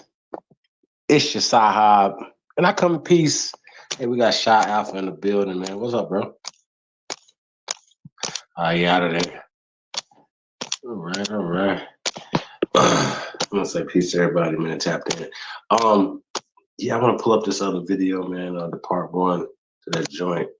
The brother from China. He was talking, well, Chinese descent, we'll say that. He was talking about the caste system in America. You know what I'm saying? It was really interesting. And I only seen a little part of it. Some of the stuff he was saying is just put in perspective, you know what I'm saying, how other people see this system, you know what I'm saying, especially other immigrants, you know what I mean, how they don't, it's really interesting, you know, how even the dark-skinned Africans, right, they feel that if they, and it makes sense now, that if they excel in school and you know in this system, right, they get the best grades and they can become the doctors, the lawyers, and all these other things. It will put them in a different class system. You know what I'm saying? Maybe move them up, whatever. So I just think that's interesting that they go so hard for education. You see why? Because it's an escape, you know what I'm saying, from being at the bottom of the caste system. You know what I mean? So I just think that's interesting. And when we look at what is success, is it building up their universities, building up their institutions, whether it's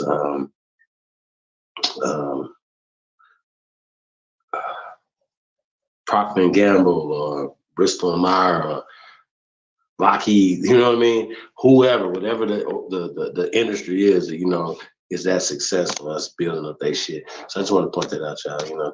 So yeah, I want to pull this up, just pull this video up, kind of go over this. Really interesting. I don't know if you remember other caste system video. I want to say shout out to everybody, man. I gotta think about it, man. And everybody think like this Black Uhuru said the truth that the Apple Black Americans, damn, do not, the Aborigines American, bro, keep the black out of there, do not understand that. Understand is that the first people of the North and South American landmasses were the Africans that arrived here a millennia ago, bringing African culture. That's absolutely not factual, brother. Because when I asked you, what was they called? Because it wasn't called African 200 years ago, let alone a millennium ago, you're going to have something else to say. So that doesn't make any sense when we have more so-called African culture here or more Egypto culture here. This is why we call this Egypto America. We have more Egypto culture here what you're calling African culture. We have more food here, what you're calling African culture. We have older drums here, older instrumentation here, what you're calling African culture. I can go on and on and on and on and on. So the usurpation of American culture is stopping. Okay? Stop telling us that everybody has created our culture. We don't have any culture here in America. Barbecue is our culture. All forms of American music is our fucking culture. Cowboy and Indian is our culture. Building, mathematics, science, inventions is our culture. Stop fucking disrespecting us, please. It's disrespectful. Stop asking us, what is your culture? What? What's your culture? What did you bring here? Because if you didn't bring it here, it was already here, it's ours. That's how that worked. God damn, like, why y'all making this so hard? Black who you don't know what you're talking about. And you apparently do not watch this platform. We've definitely been debunked that. And I'm not the one to pull out no fucking books. I'm gonna go show you the artifacts. I'm gonna show you all the culture that predate. Matter of fact, when you guys talk about the Olmecs coming to America, they didn't leave nothing there that said, hey, when we get to America, we're gonna carve some heads and we're gonna take our culture there. You know what I'm saying? They didn't have any culture there. So stop it. Shout out to Lou Era. Appreciate you, brother. OnlyBuilders, man. Peace to you, dirty. Shout out to Floyd Godsey the second. Say everyone's identity in these lands and is rooted in the lack of understanding and claiming ours. Facts, Floyd. Everybody's claiming our identity. Americans, we are the Americans. We're the only people that can be called Americans, okay? Everybody else has a hyphen. European Americans, you can break it down. German Americans, Polish Americans, British American, Irish American, Scottish American, right? Italian Americans, I can go on and on and on and on and on. We are Americans, okay? Americans. We're not Native Americans, we're not African Americans, we're Americans. If you want to put anything in front of it, put first in front of it. Aborigine Americans. We're the Aborigines to America. I know it hurt, and I know it hurt y'all feelings, but y'all need to watch y'all fucking mouth. And that's a problem because once again, you're breaking the law. We have the right to self-identify and determine who we are, but we have a legal right, a legal precedence to what we're saying. Everything that we say have a legal precedence. And if you haven't read the Declaration of Reclamation, y'all need to get that. Y'all might need to download that, get that, and put that in your archives. So when people ask you something, they say, "Well, where's your?" Because everybody needs something written down, right? Well, it's published. Okay, it's published. It's called the Declaration of Reclamation of our Identity and Our Natural Rights. It's nothing that they can say. Once again, they'd be like, "Well, who wrote it?" See, who wrote the goddamn all the doomed verses, for instance? Who wrote the Doctrine of Discovery? Make it make sense.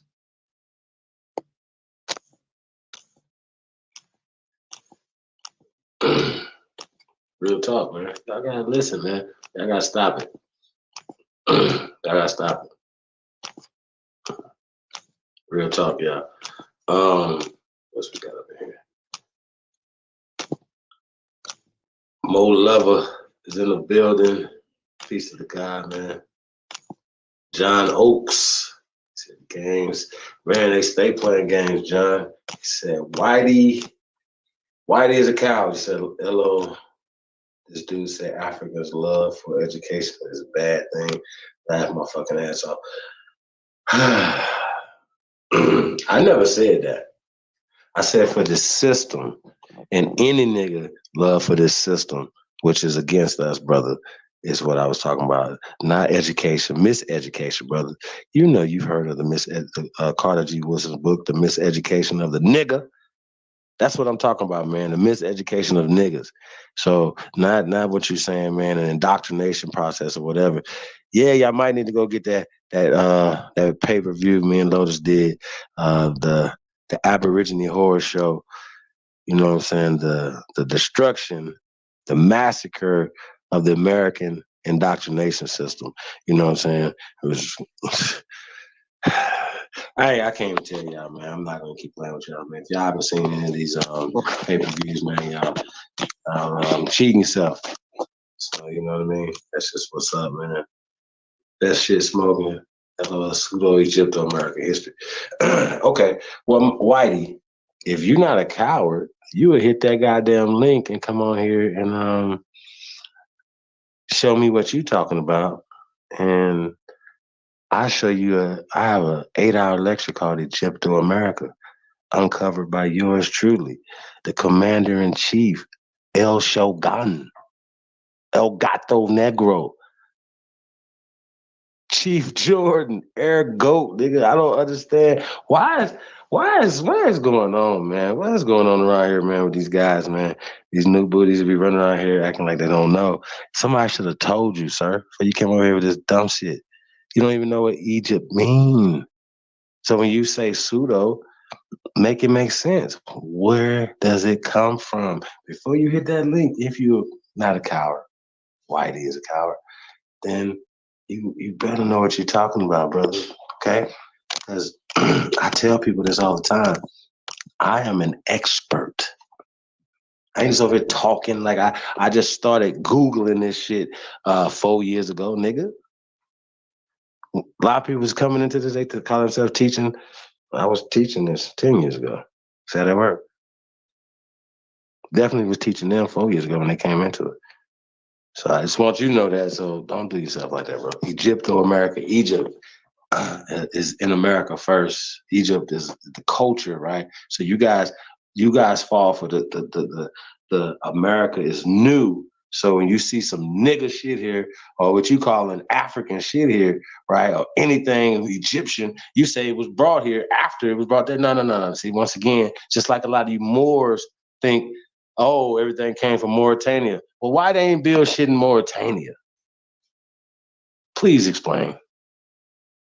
Oh, you have a Arab mind or Christian ass mind or cracker ass mind. That's what has happened to you. That's why you think the way you think. And I get it. That's why when I say Egypto America, your mind can't fit around it. Just ask yourself, when did they name Egypt Egypt? For all you Egyptian persons, you know, well, y'all went to Kemet. And you know, Kemet doesn't match to Africa or right or Egypt. They're not in the same thing. So you should know Egypt wasn't called Egypt until the mid 1900s. You shouldn't come on here talking crazy because you can't show me Egypt before that, or Egypt anywhere on the continent of Africa before the 20th century. So when you're saying that, bro, you gotta have some type of logic behind what you're saying at your face. Don't say something pseudo unless you've done your due diligence on it, bro. Shit is crazy. That's right, USA, America. It's America. America. The great. Shout out to America. Yeah, man, y'all better get that Declaration of Reclamation right there, man. Edify yourself. The hell is y'all talking about? Shout out to Robert Sheridan is in the building. What up, dude? Appreciate you coming in, man. Yeah, man. Don't be cowards, man. Hold on, we got somebody in the building. We got Libra Son in the building. Libra Son in the building. Shy Alpha just left up out of here. Libra, you got anything to say before we play this video right here, brother? No, man. Go ahead and let it roll, man. Peace to the gods and goddesses, man. Appreciate you tapping in, man. We'll say shout out to everybody, man, holding us down, man, and appreciate all the love and support, man, we get, man. I'll say thank you guys. Like, share, subscribe. We appreciate all you guys, man. Even the guys who said Egypt being America is Moorish hogwash.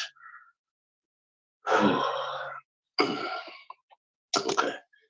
I got you, Whitey. Adopted by the Aboriginals.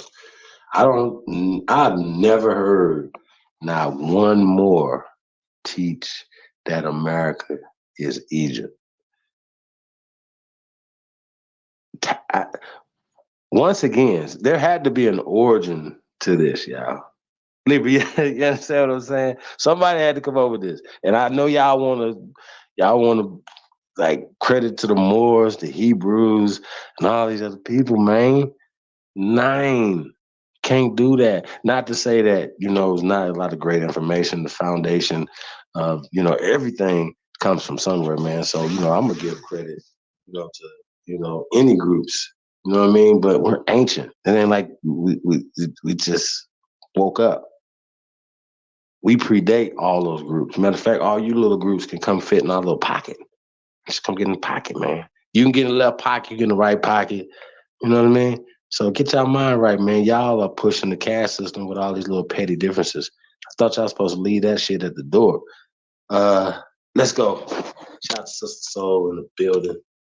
Peace of Empress. Adrian Kenyon. What up, though? Thank you guys for tapping in.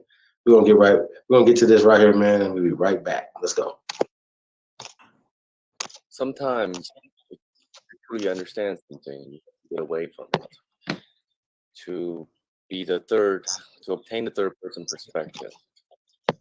And the topic that I want to talk about today is there a caste system in America, or is there a caste system? I remember growing up in the U.S., people act so surprised when we learned that in school that there is a caste system in India. And having spent the last 7 years in China, I can definitely tell you there's a caste system in China.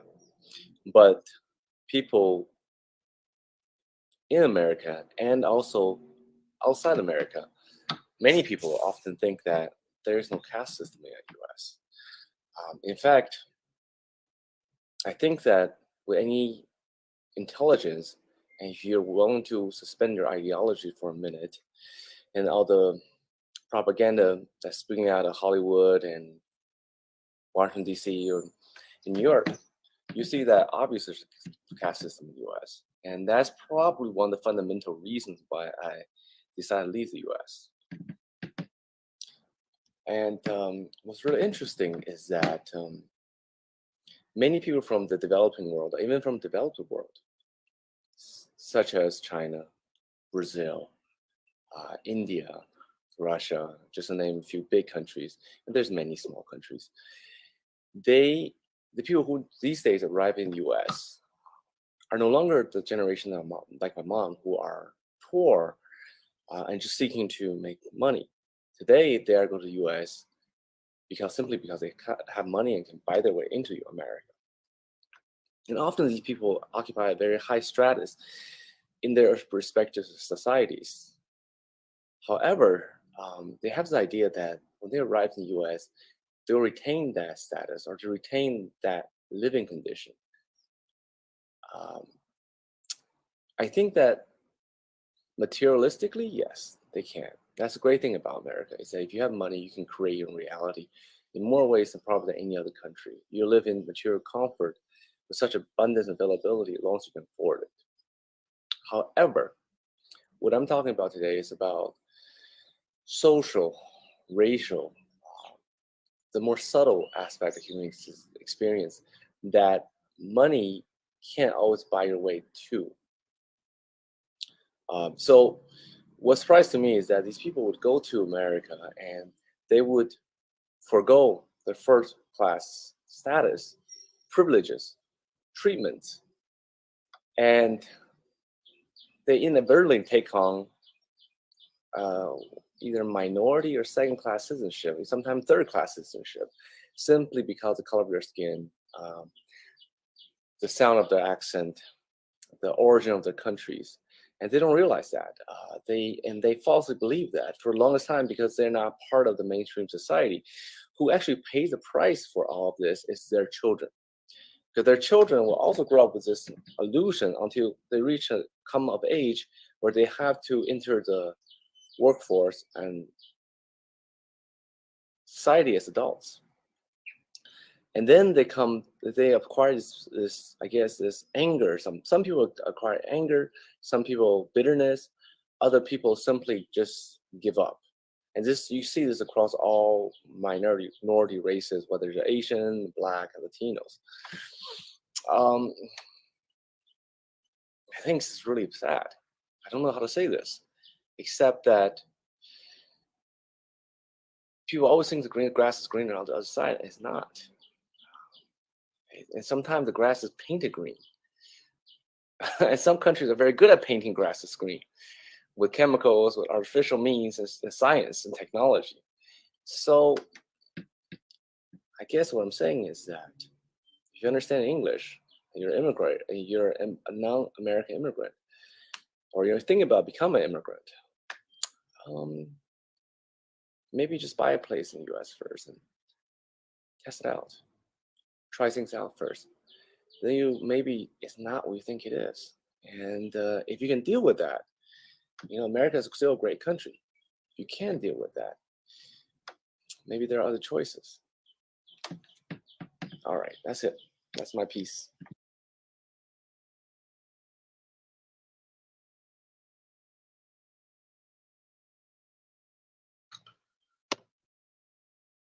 So this is part 2 of coverage on America's caste system. Okay, let's go into this one. See what you got to talk about. Hey, you guys want to comment on anything on the first part is the part 1. Anybody got anything to say? No, you can go ahead with part 2. Look, I thought it was interesting, that he said that, say for instance, they have first class citizenship in their countries, but when they come here, they go into second or third class citizenship. I thought that was pretty interesting based off of the color of their skin. But he also said that in America is the easiest place to, I guess, buy status. You hear that? You hear that part? No, I didn't quite catch that part when he said about buying status, but He didn't necessarily say it like that, but basically like, yo, if you got the money, you can pay for it. You can pay for a better situation, so to speak. You know what I'm saying? Living situation or whatever in America. But yeah, Shy. What up, dude?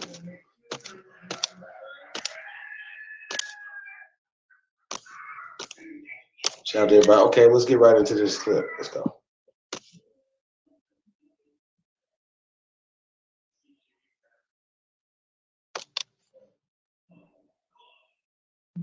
Answer the question whether there is a caste system. Part 2 is who are in this different caste, and can you overcome it, and can you fall into a lower caste?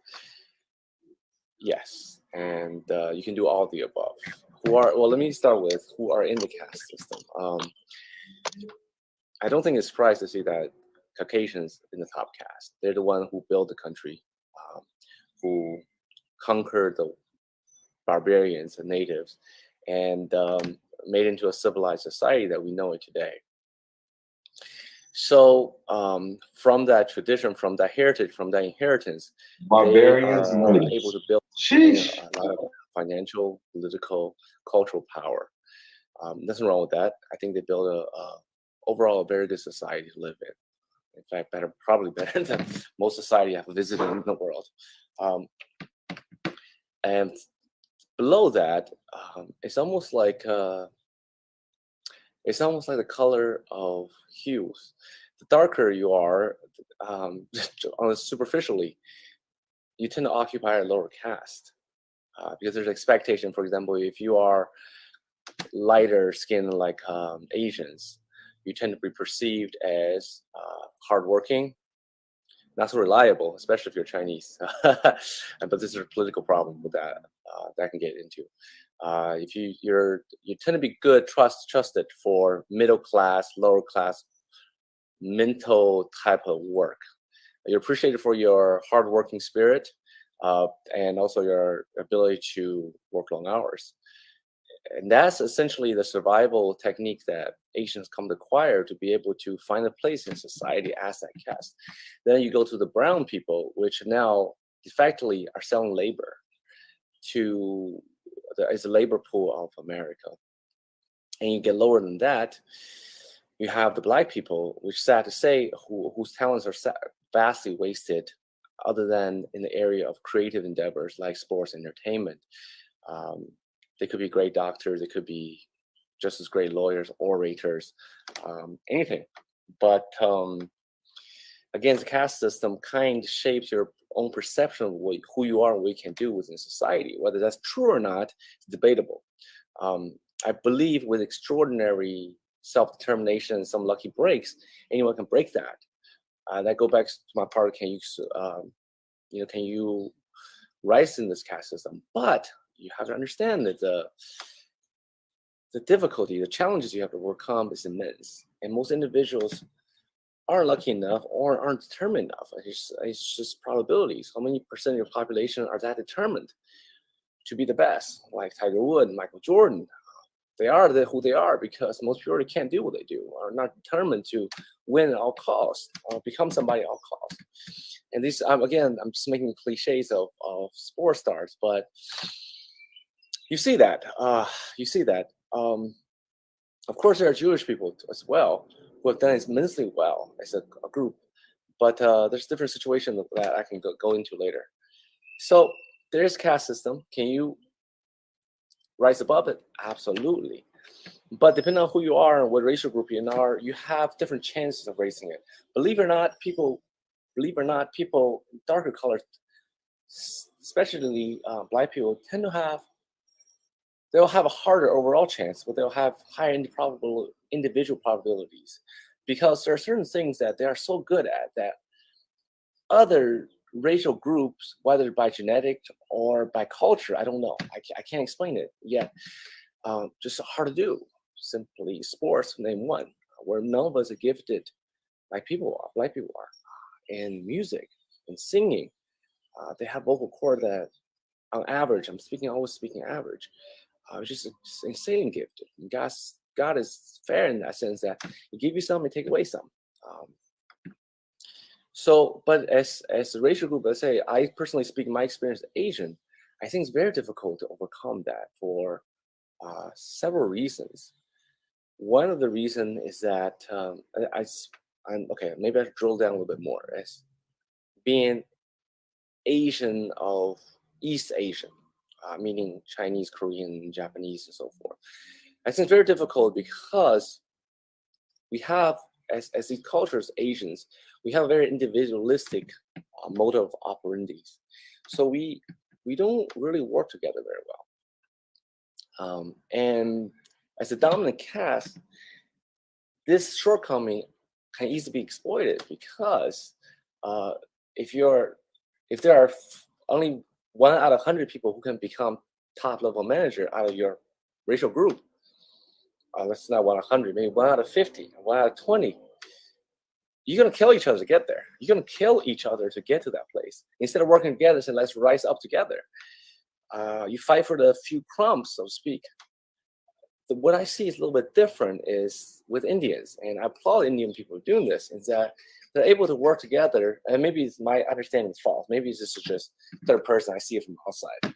But they're able to work together, especially in the tech, in the finance, in several sectors that particular, they're able to work together to rise together. And this is why, and maybe it's, let me pause, maybe it's because there's so many of them, but then you can't explain that because there's so many Chinese going to the same industry and they're not rising. So, well, they're not rising in the same quality as Indians. So maybe to my plausible explanation is that they're willing to work together more. Hence, you can't be a CEO until you, of an Indian CEO, till a certain number of middle to upper middle management key positions are also occupied by Indians. And then you get the support that you need. And even, let's say, an exiting white CEO sees that the key positions are controlled by the Indians, and who is better to be able to relate and manage them than another Indian? Because ultimately the goal is to longevity of a company, like above and beyond a person. Whether that's for a democratic system, political system, like it doesn't be democratic, it could be communist, it could be any political system. It's continuity. The system is more important than the individual. And in business, the same thing. The system has to be has to survive the individual. Otherwise, what's the point of that all the work that person have done in their lifetime? So, applause to my Indian fellow citizens. And I kind of understand why when I was in San Francisco, why there's so much animosities between Indians and Chinese. But at least I hear that from the Chinese side. Because, I don't know if the Indian feel the same way, but there's so much animosity. They feel they're annoyed. Oh, they're still, and I feel it's to a certain extent. I'm sorry to say this, but I think Chinese people are jealous. Um, they play the cards wrong. I grew up in America. I see Asians. They don't work with each other. They distrust each other, they sabotage each other. They do a lot of things that I hear Black people complain about other Black people. And Chinese people do the exact same thing. And the funny thing is, I hear other people, oh, you Chinese people stick together. Not if you see from inside this game, it's not. So, yeah. So you can fight the caste system. You can actually beat it. We got to work together. And we spoke about Jewish people earlier. Jewish people is personified working together to beat the caste system. They had a terrible lot everywhere in the world, but they will survive it. Maybe because whether in Europe or in the U.S., especially in the U.S., when given an opportunity, you work together, you can build some amazing things together as a people. I hope what I'm saying is not to divide people as according to races, but simply reflecting what is the reality of the world we live in. At my age, F ideologies. You live in a real world. You got to deal with real world phenomena, and that's what I see. And I hope what I said makes sense for some of you. I know I'll probably get blasted by plenty of others, but again, this is how I see the world based on my personal experience. You might have run a different course. You see it completely differently, and I don't disagree with you. I'm just telling my point of view. All right. Peace out.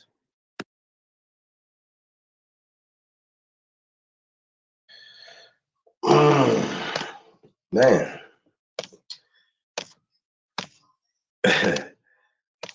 Libra. Shy. Yo. What do you guys think about that? Well, I think it was pretty insightful from his perspective. I noticed how he integrated other discriminatory things into the caste system. Because you got one part, he was talking about two different, he named like 3 different colors. But then he was saying your accent, I guess he was saying ethnicity and place of origin. You know what I'm saying? I mean, which is all true. I don't think he said anything that was off base. You know what I'm saying? From his perspective.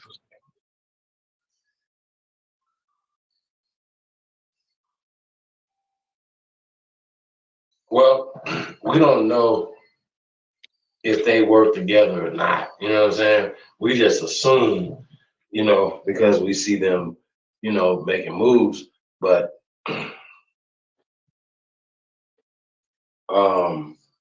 one thing we do know, we're not working together.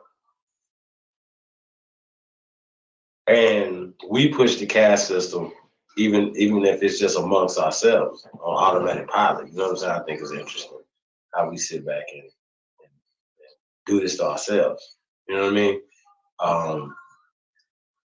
Remember the jigaboo thing, dark skin, light skin conversations, and all the things that we push amongst ourselves. We still push it to this day.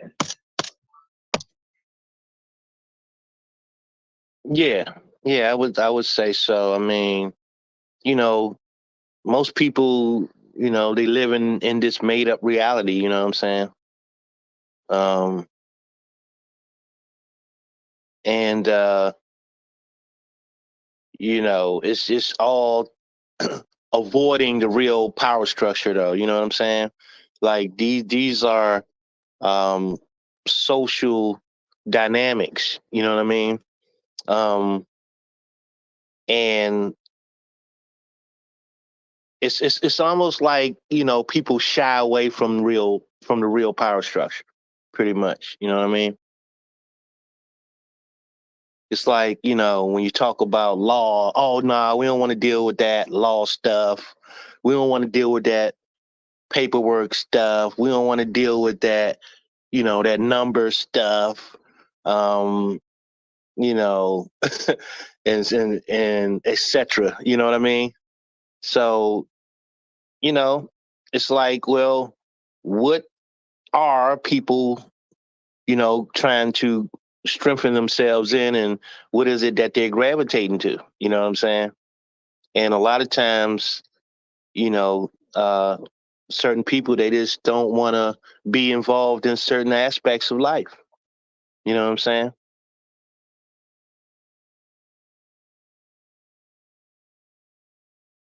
They don't want the responsibility to deal with certain things. Put it that way.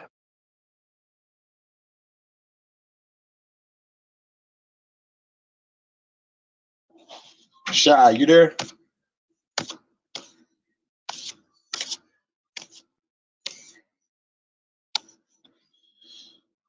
So we got absolutely in the building. Lil Yos Rios, Zach Frederick. Fuck helping these immigrants. Man. Big Chief, fuck you crackers. They just lost white in an Asian body. Pretty much. A lot of people, man, like I said, they have these misconceptions. But once again, we're not going to try to fight our way out of a system. We're just going to opt out. You know what I'm saying, Libra? I think it's simple. Like, I don't think that we have to participate in this mental scheme. Like, I think we are the biggest part of it.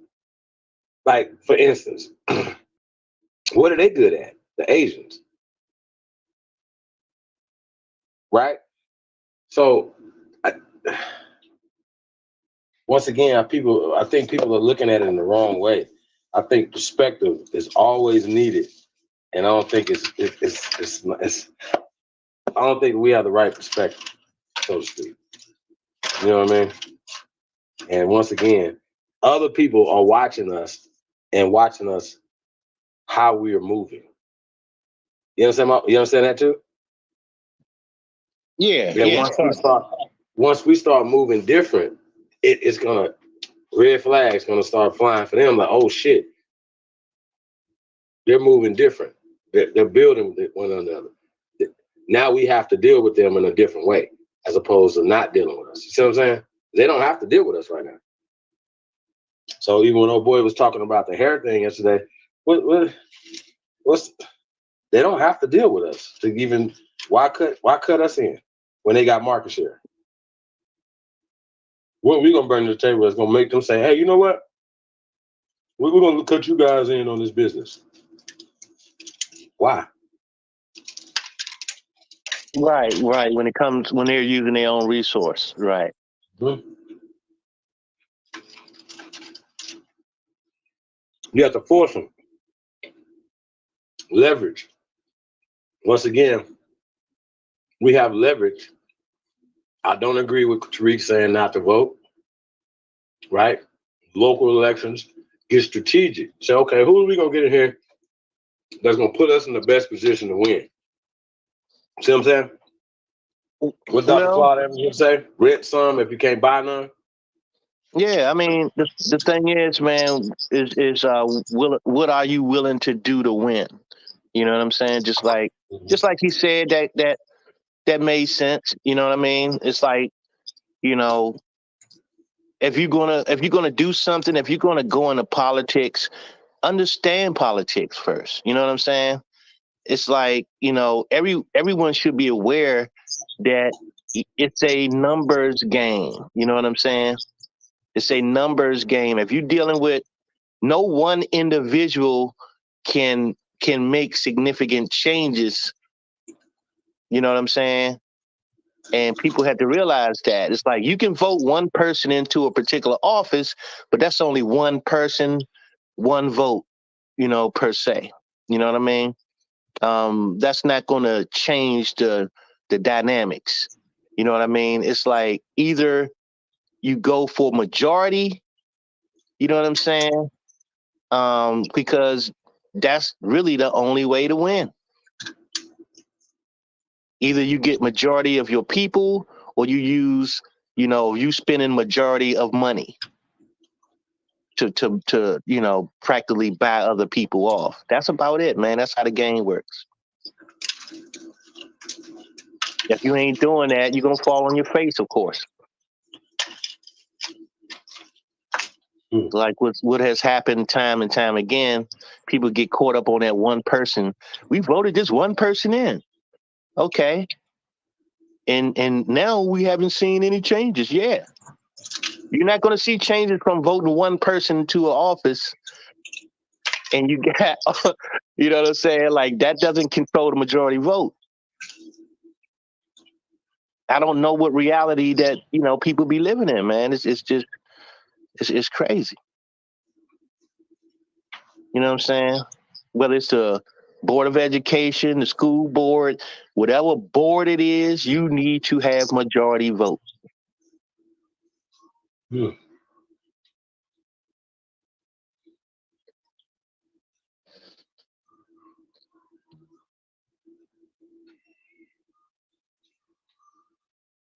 Well, it was just like that lady was saying on that whiteness video, right?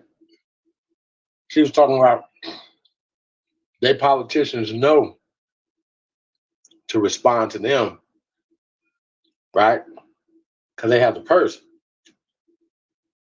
They have the money. So once again, it goes back to renting them or buying them. You know what I'm saying? I prefer to put our people in office. You know what I mean? Grooming them from children. You know what I mean? Like, look, this is what you're gonna do. You know what I'm saying? And I believe and understand what you're saying too. Not just the mayor's office, but the city councils, aldermen, everybody. We got to get proactive. School board, anything. And like you said, Lieber, we got to have majority vote. And I think that's the problem. That we get disenfranchised, because I'm sure that people are not going to be enthusiastic to go vote for the Democrats again, of course. You know what I'm saying? And definitely they're not going to be enthusiastic to vote for if Trump runs again, which is a good chance. I think he's going to run again. You know what I'm saying? Yeah, they trying to. Well, to be honest, man, that shouldn't be the option. Why is that even an option though? That's the question.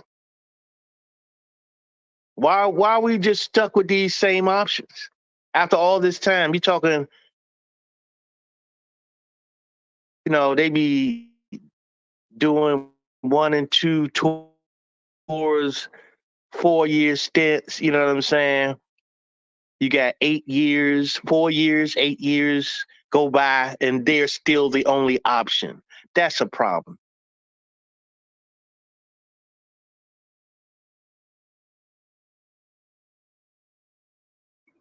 That's a whole fact, Lieber. That don't make no sense. It don't. It's like we should be sick of all these motherfuckers. You know what I'm saying? Like they had their opportunity. You know what I mean?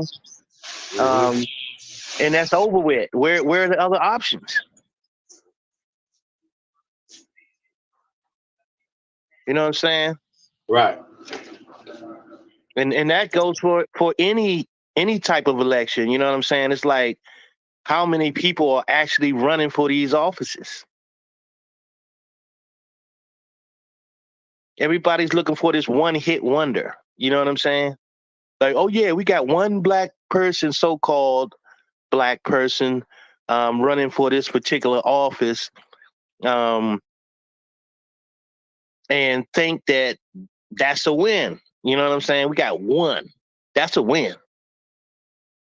Out of 8 seats, we fill 1 seat and we think that's a win. You know what I'm saying? They should be flooding the ballots. There should be too many motherfuckers running that you can't even put their ass on the ballot. You know what I'm saying?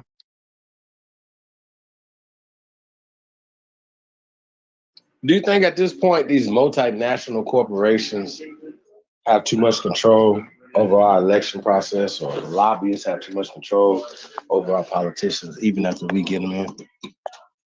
My brother.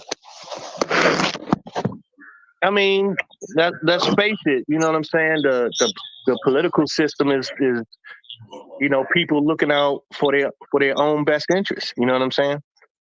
And it's a business. It's a corporation. You know what I mean? These people are doing business. You know what I mean? So what business are we doing with these people?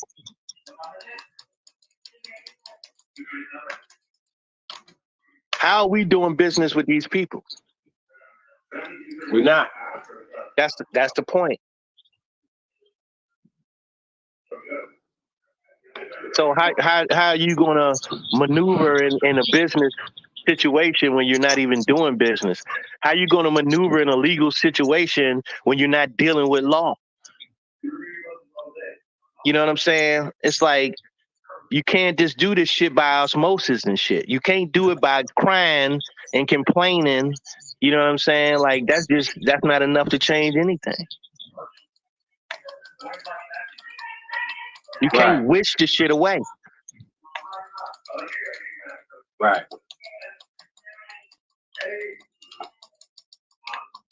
I think they be thinking they can though.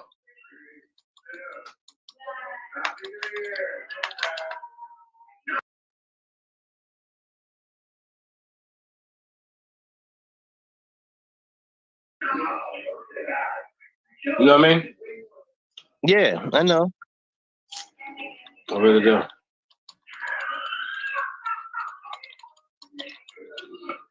But once again though, y'all, we gotta push through, man. Like I said, most of this stuff to me is psychological warfare, and even the weakest motherfucker could feel could feel entitled over you. You know what I'm saying? And that's what I see all the time. Just a bunch of weaklings talking shit. Real talk. Well, a lot of it comes by not having a strategy, not implementing strategies. You know what I'm saying? It's like, people just think you can just say shit into existence, and that may work for some things, but it requires strategic planning and being able to implement your strategic planning. You know what I'm saying? There's not much implementation of any strategy going on. You know what I mean? Now that happens on a smaller level. Like, you have people, we have successful people in business, you know what I'm saying? On a smaller scale, you know what I'm saying? Mm-hmm. And they doing all right, they doing well, to be honest, you know what I'm saying? And they, a lot of times, try to show other people how to do the shit. But as far as a strategy as a collective, there's no collective strategies, Everybody wants to make it an individual strategy. You know what I'm saying? Mm-hmm.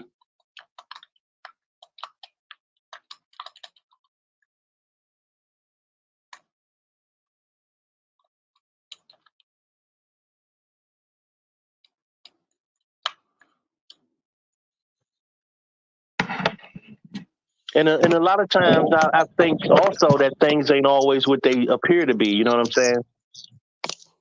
What you mean?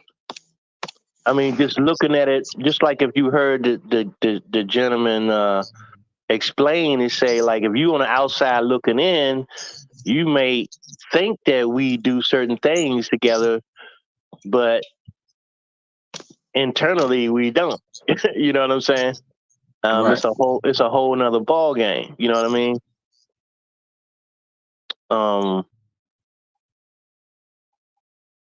But you know, even with that, they do have something behind them.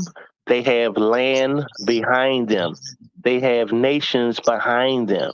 So when you say Chinese, yeah, China has a land behind them. Japanese, yeah, Japanese have a land behind them. Korea has a land behind them. You know what I'm saying? Their land is not being usurped as our land is, that everybody's trying to be a part of. Right. What would happen if everyone wanted to be a part of China? Everybody just started going to China talking about, yeah, we want to be a part of China. We want to be in the political system. You know what I'm saying? We want to be the judges. You know what I'm saying? We want to work in their hospitals and blah, blah, blah. You know what I'm saying? Right. They'd be feeling a whole different type of way about that shit. Right.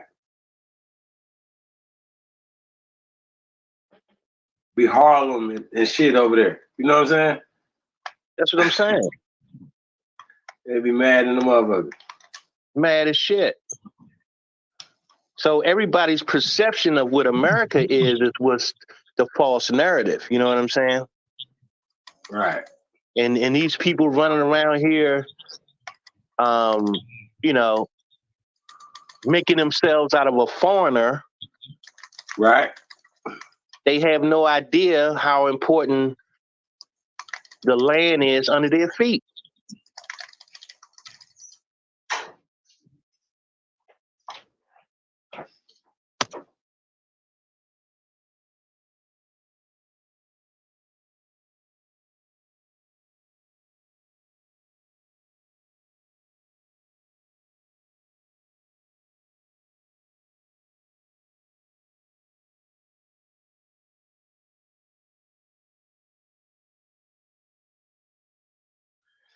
Yeah, man. It's really weird. Yeah. So, you know, it goes back to people thinking that color is more important than land. You know what I'm saying? And so where does that come from? What type of mentality would have a person believing that color is more important than land? Now, when you say make this make sense,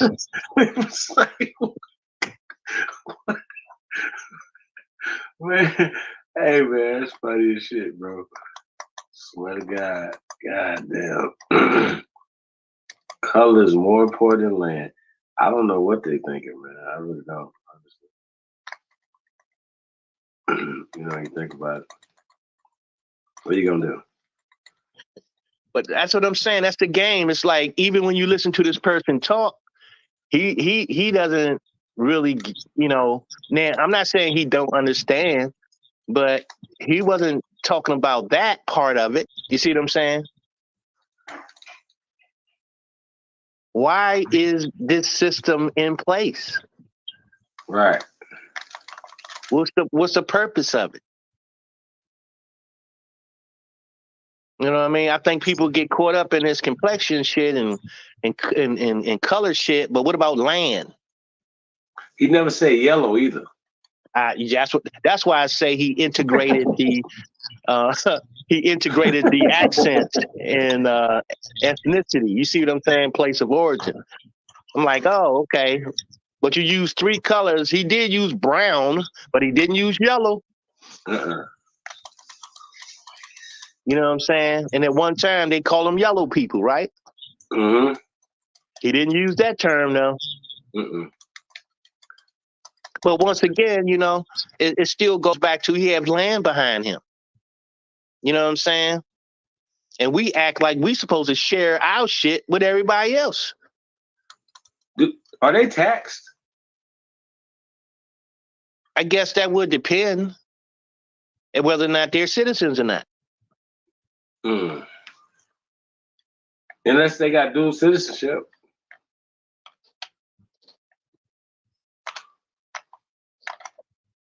Yeah, right? well, I mean, I can't say exactly how dual citizenship plays into that. Because if you have dual citizenship, like say for instance, unless you live in like in somewhere you working, say you got dual citizenship in Germany, in America, don't mean you. It's some type of way they're not paying taxes here. I'm telling you, they're paying taxes or not paying taxes back home. They're banking back home. They're doing certain things back home while rendering their money from here. See what I'm saying? Right. I mean, I'm not going to disagree with you. It's just that I don't know for sure, so I can't really say definitively that that's true because I don't know. So I'm not going to, just say it's true. You know what I'm saying? I understand. But I don't disagree. Yikes.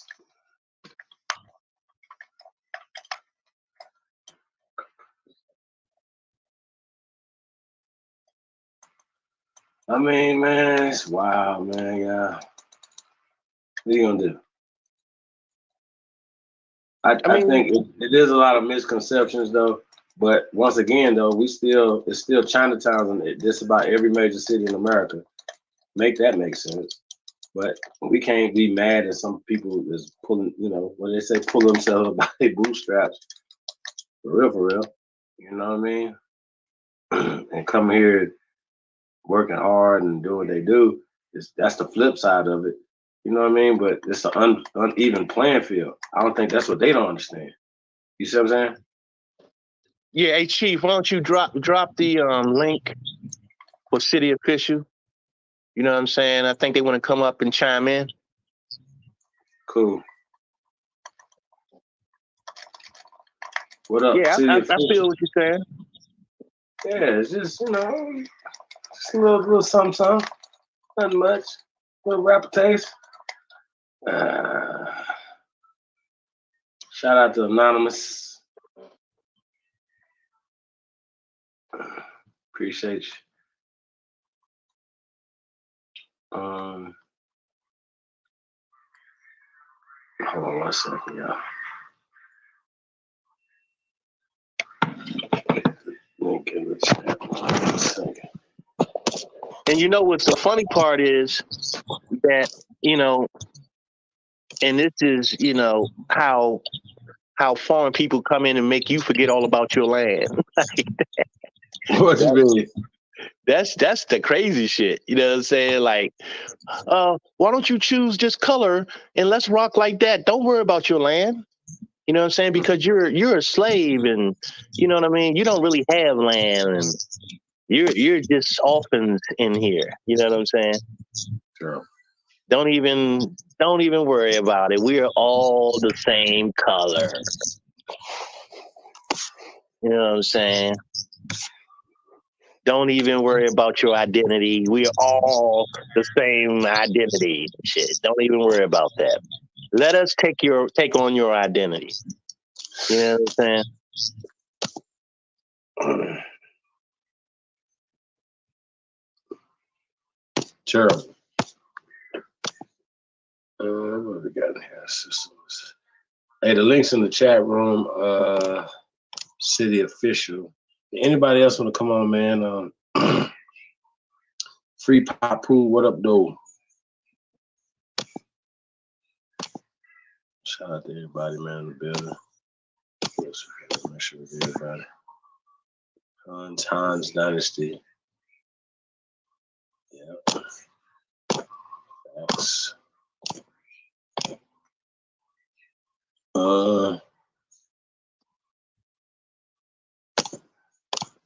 Man, like, yo, this is really crazy. But what was crazy is that the Chinese dude didn't acknowledge the dark people there. You dig what I'm saying? They speak as if they're the full-blooded Chinese people, which Yeah. is once again racist. Yeah, I mean, you know, the only acknowledgement he made is that they do have a caste system. He said so. He said, "Yes, we do. I know we have a caste system." He didn't expound on it, but he did acknowledge that it exists. Right. You know what I'm But he said saying? he left America because of the caste system here. Well, wait a minute. Wouldn't you be elevated in the caste system here? Because in China, I don't think it. Well, he gets to be first class in China. You know what I'm saying? Does he? I mean, that's what he say. You know what I mean? It's like you drop your class when you come here. You drop a couple of levels down. You know what I'm saying? That's what he was saying. I got you. So That's interesting. yeah, you know what I'm saying? He's like, hold up, I'm first over here, and come to America, and then they dropping me into another. But You know what I'm saying? everybody looked like him supposedly in China, right? But then who is he first over? If everybody's the same color, then okay, now we're not having that conversation no more, right? So apparently they have to have a color cast there as well, and they do. It's just weird to me, the cognitive dissonance that people have. You know what I mean? It reminds me of when the Pan Boo Boos be saying everybody's from Africa except pale people, and you know what I mean?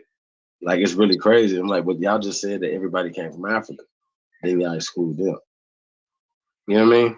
Like I think that's weird. And then if you're gonna associate that with spitting in the tube and all that stuff or whatever, then how is it going with the social construct? You know what I'm saying? And the migration patterns of a social construct. Just skip over Spain, which is right there, right? Yeah, man, y'all gotta make that make sense. It doesn't make any sense to me. So I'm gonna point that out. We got City Official 313 in the building. Peace to the God, man. What's up, bro? Peace to you too. Can you hear me? Am I clear? Yes, sir. Yes, sir. Got the floor. Yeah, man. I want to say, man, thank you for allowing me to be on the platform.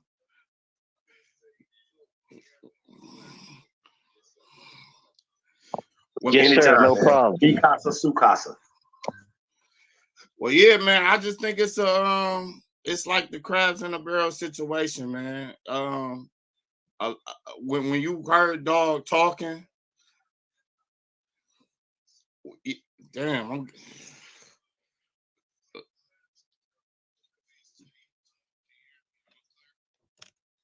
Can you hear me good? I'm hearing a little lag and shit. No, you sounding good. Go ahead, bro. All right, but yeah, I was just thinking it's like a crab in a barrel situation, and it was an old saying where. No, you sounding good. Go ahead, bro. All right, but yeah, I was just thinking it's You need to close that window, bro. You need to close that window that you're listening from. What window? Which one? The YouTube window. Okay. Let me close it. You need to close that window, bro. You need to close that window that you're listening from. What window? Which one? The YouTube window. Okay. Let me close it. You need to close that window, bro. You need to close that window that you're listening from. What window?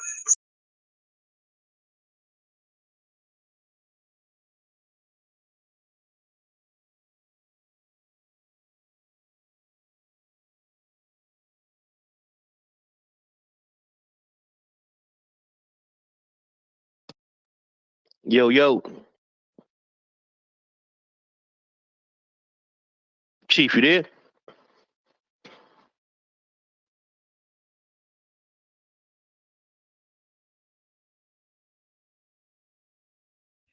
Yeah, I'm here.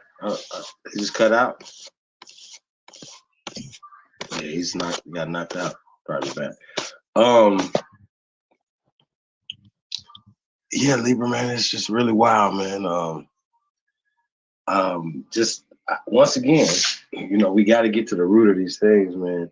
When it comes down to, when it boils down to it, these people go to the same, even in China, which reinforces evidence, which is the foundation of their racism, or of a lot of these things is based off of the science that is taught, or the scientific interpretation of these said peer groups that push a certain construct and mindset, right?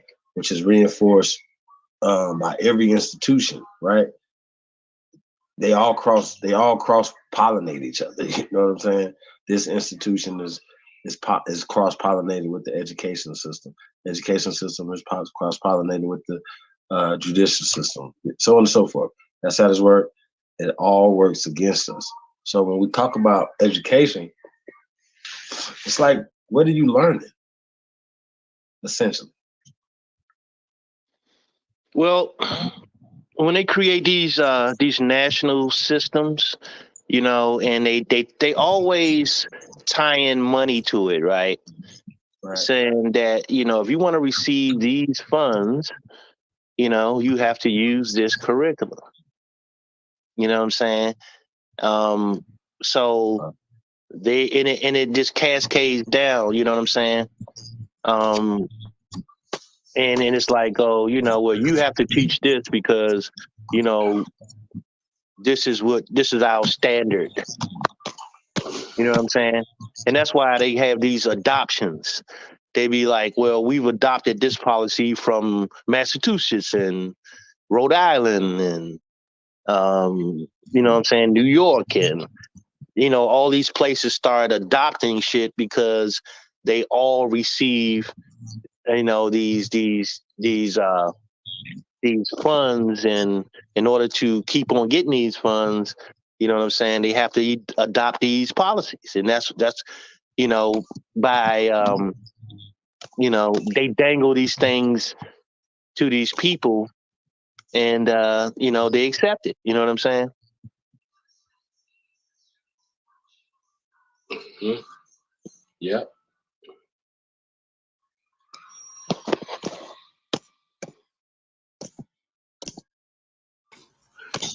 Yo, am I better? Back. Yeah, you back, bro. All right, so I was just saying that I think it's a number of things that's causing these type of problems. You know what I'm saying? But I did want to say thank you for allowing me on the show or whatever, and I appreciate it. And I apologize because I came in all discombobulated, but I wanted to say that, like, I think that it's a one trick pony show with a lot of these niggas, and they don't understand that in order for us to move forward, we can't only just have that one trick. You know what I'm saying? There's like, you know what I'm saying? You got these people that have like different beliefs, systems, and that's all they go with. It's one trick.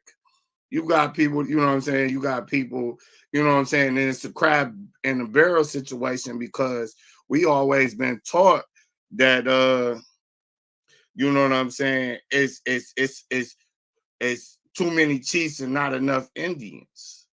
So no matter what, we always gonna be trying to pull each other down. You know what I'm saying? When it comes down to the information or whatever, you know what I'm saying? To be the one to try to be the chief of whatever. You know what I'm saying? And with the situation with us not actually understanding that, like, we got to be versed in all areas. Because I remember one of y'all, you know, during this whole conversation, I heard one of y'all say, yeah, we got to be adverse at law. We got to know, you know, law. We got to know business. We got to know all of this. You get these people to get into their religions, you know what I'm saying? And regardless of what they say, they done made African history or all of this old Egypt stuff a religion. And that's all they gonna go with. It's the same thing that they do with Jesus. You know what I'm saying? But the thing is, that's where we go wrong. We go wrong when we try to only use this one trick to trick everybody else out of whatever they supposed to be able to get, get some knowledge of. I just think that like that might be part of the problem. Part of the problem is you might have a person to go to school to be a doctor, and just because he didn't went to school to be a doctor, he think that's the end all and be all. You know what I'm saying? But it don't actually work like that. It more so work when you know what I'm saying. I heard an OG tell me, he say you're supposed to be wise at all things. You know what I'm saying? To have friends among all circles. You know what I'm saying? And that wasn't like invitation to kiss ass. Excuse my French or language or whatever. You know what I'm saying? But what I'm seeing is if a person is Afrocentric, he's just Afrocentric. He don't even want to understand nothing outside of that. And then that's where his handicap lies, because it's other information that's outside of it. And that's your problem. You know what I'm saying? That's his problem. You know what I'm saying? But then he want to rise to the top and be the leader of men. But at the end of the day, you can only teach us one trick. You know what I'm saying? So that's why I'm saying like we got a one trick pony situation. On top of the one trick pony situation, we got crabs in the barrel. And like Dog say, you know what I'm saying? When we look at the situation with crabs in the barrel, everybody pulling each other down. Nobody want to support because it's outside of what they believe off top. Then we dealing with the fact that we don't get a chance to extend our knowledge because we got people that want to stop that because that's all what they know is all they know, and they think they the master of that craft, and that's cool. But I think that we need to chill and start learning different avenues. Like Dog said, we need to learn business. You know what I'm saying? Yeah, you might not have been a business savvy dude, but ain't nothing wrong with taking a couple steps to try to learn it. And then when I hear debates, I'm like, I'm the part that be tripping me out is that the person on the opposite of the end that's losing, he never goes back to study the shit. Excuse my, language again. Like, so I just rest on that, and then everything else. I mean, hopefully I can stay unless y'all kick me out. And if y'all got any questions for me or how I think about things, I'm willing to answer. But I'm just saying, like, bro, we just be one trick pony ass people, and then we wonder why we ain't moving forward. That's because once you find something you like, something that makes sense to you and your simple mind, then you think that's the end all and be all. But it's not. It's multiple different ways to skin a cat. And then if you only know one way, you always gonna be beaten by somebody that might know many ways to beat you. So I rest my case. I'll let y'all do your thing. I'm trying to stick. I'm gonna stick around. Hopefully, some other things come to mind. But that's just what it is.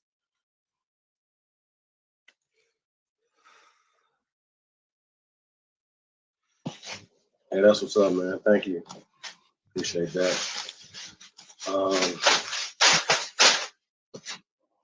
Maybe you want to respond to that? I'm in agreement. You know what I'm saying? I agree, man. These are a lot of different things, a lot of different aspects to this, man.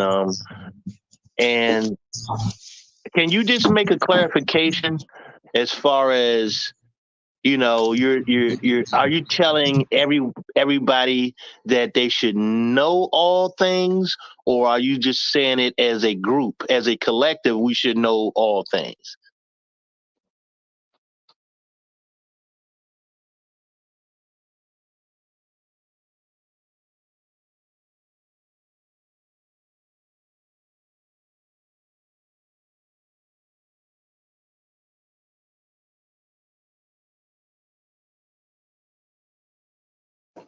Yo City.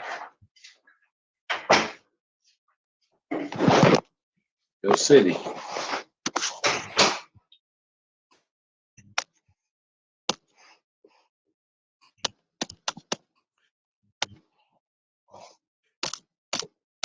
guess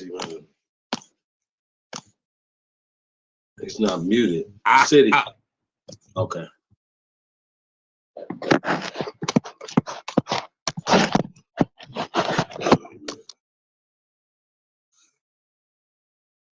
Yeah, bro, check your mute button.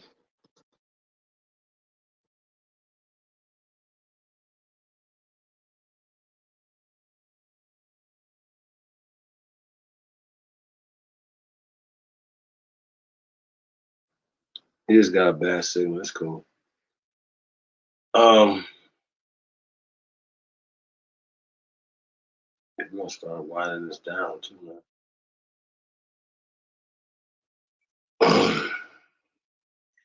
I think we got a premiere going tonight as well. Overnighter, man. I think they're joint like 12 hours. It'll take you guys well into the morning, to the wake and bake show. You know.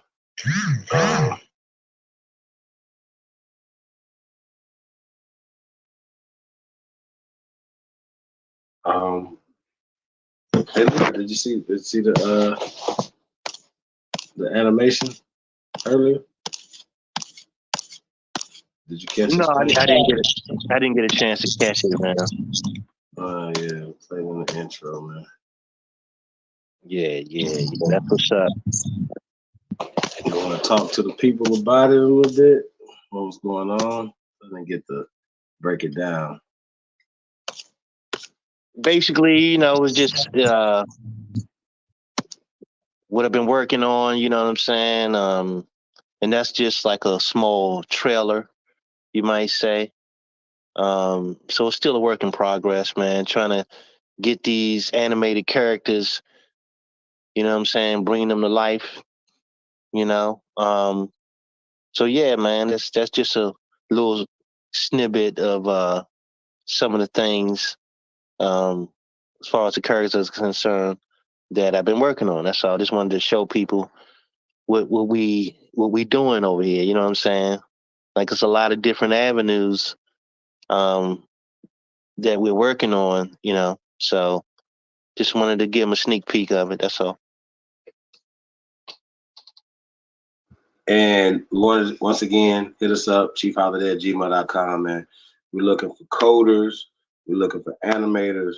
We're looking for engineers. We're looking for talent just across the board. Also, it's a lot going on, y'all. Like I said, tap in, man. We'll be pointing everybody in the right directions, linking up, you know, people together, good people together to make great things happen here in America, man. So I just want to say shout out to everybody, man. Really excited about this year. It's up and coming, you know, year, man. Everything's just, you know, we're in the middle of it right now, man. So it's just beautiful, man. Yeah, like I said, I'm excited, man.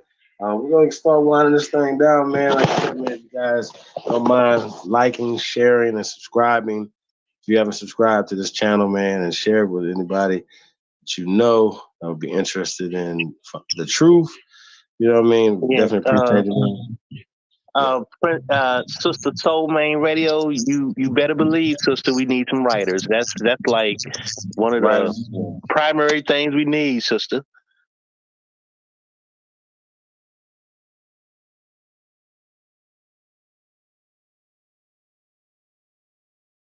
All hands on deck. I see Princess High in there. What up, dude? Let's say shout out to everybody, man. Thank you guys. Like I said, like, share, subscribe, man. Support the real. You already know, man. Take the $1 challenge. Also, man, if you're building, man, OnlyBuilders2022@gmail.com, man. We're gonna be definitely going in tomorrow. We got a pop up tomorrow, man. We'll be definitely sending you guys out the link tomorrow, man. I'm like, man. What happened? Nah, my motherfucking internet was on some bullshit. My bad. I apologize. But no, he was asking me a question. You don't mind if I answer the question, do you? Yeah, you got the floor, brother. Well, if you don't mind restating the question so I could, make sure I answer accordingly. Yeah, I didn't want to make no assumptions, right? And I just wanted to clarify. When you talk about knowing all these things, are you talking about as a collective? You know what I'm saying, or as an individual? I think as an individual is better because at the end of the day, I can't count on the collective. You know what I'm saying? I know that like at the end of the day, if I teach if I teach people to do something, the only way that it gets to them if it's personal. You see what I'm saying? It don't make no sense for me to try to be like, oh, we're the I don't even believe we all the same. I don't believe we all think the same. I don't think we're gonna all be on the same page. You know what I'm saying? But if I can get a few people to understand what I'm saying, then we could probably move mountains. You know what I'm saying? But one thing that happens when you do the collective situation is you'll find yourself wasting a lot of time. You know why you waste a lot of time? Because some of them people ain't about what they talking about or what you talking about. They just want to hear something to make them feel good for that day or whatever the case may be. I look at everything like when they talk about how the pyramids was built, they talk about the pyramids. Each stone was weighing up to 1,000 tons. You know what I'm saying? I look at that as a person. Like each person got to be worth their weight in gold. You feel me? I don't feel that everybody got that same commitment. It's not the same. Even though we want to be, everybody preach this. Oh, we gotta unite. How you gonna unite with a bunch of bricks that can be blown down by a little old pig? You feel me? So no, I don't. To cut it short, no, I don't agree. I don't think that everybody's gonna be down with the program. The same way that it's a system out there that's against you, and you ain't down with it, but some people is. No, I think we playing a game where we have to understand or pick our poison, or you know what I'm saying. We got to be able to understand what's going on. I don't believe all of that.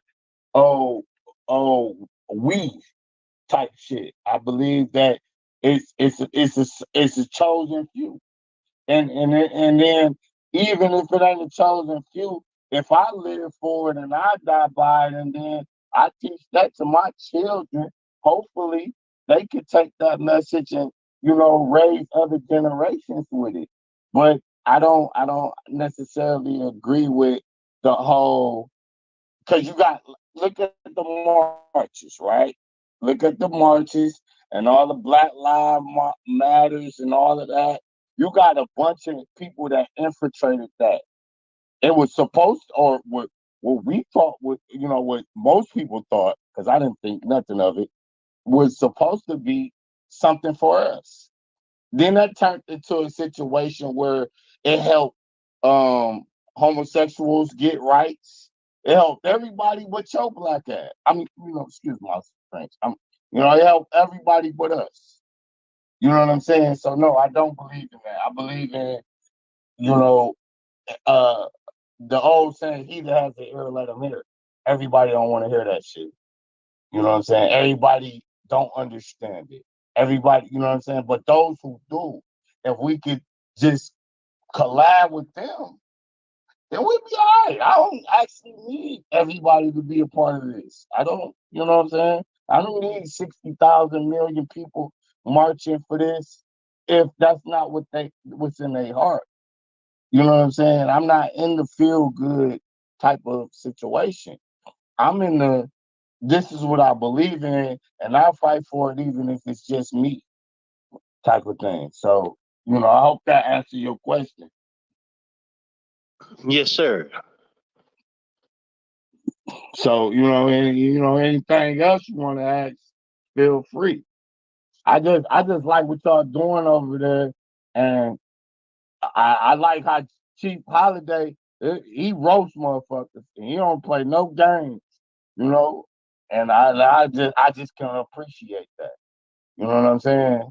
And that's not me saying, oh, I agree with everything. No, I don't. But at the end of the day, what I do agree with, I think that we can come together on that. And that's what people don't understand. You don't got to agree with a person on everything. But what we can agree on is that we've been abused. These people is you know what I'm saying? Just having their way with us. And we tired of it. That's what we can agree on. You know what I'm saying? So whatever we can have a conversation about that could solidify us having an understanding of what we need to do to move in a different direction or a better direction, for lack of a better term. That's what I'm about. You feel me? And that's what we should all be about. But sometimes, like I said, we get into that crab in the barrel type shit. We get into that sit around and waiting on a savior type shit. No, nigga, we gotta be individually strong. Each one of them bricks that it took to build that pyramid, it was a strong brick. Otherwise, it wouldn't have made it to the cut. Period.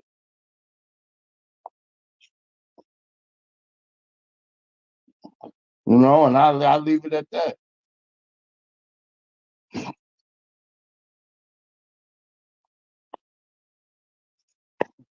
Did I get cut off again? No, you good, bro. Oh, yeah. I'm gonna leave it at. I'm gonna leave it at that. I didn't, I'm you know what I'm saying. I wanted to just be a part of the conversation. I didn't want, you know what I'm saying. Yeah, no doubt, no doubt. Yeah. Any other question? I mean, we could talk. I could talk. But I know Chief, when I got back on, he sounded like he was trying to shut it down for the night.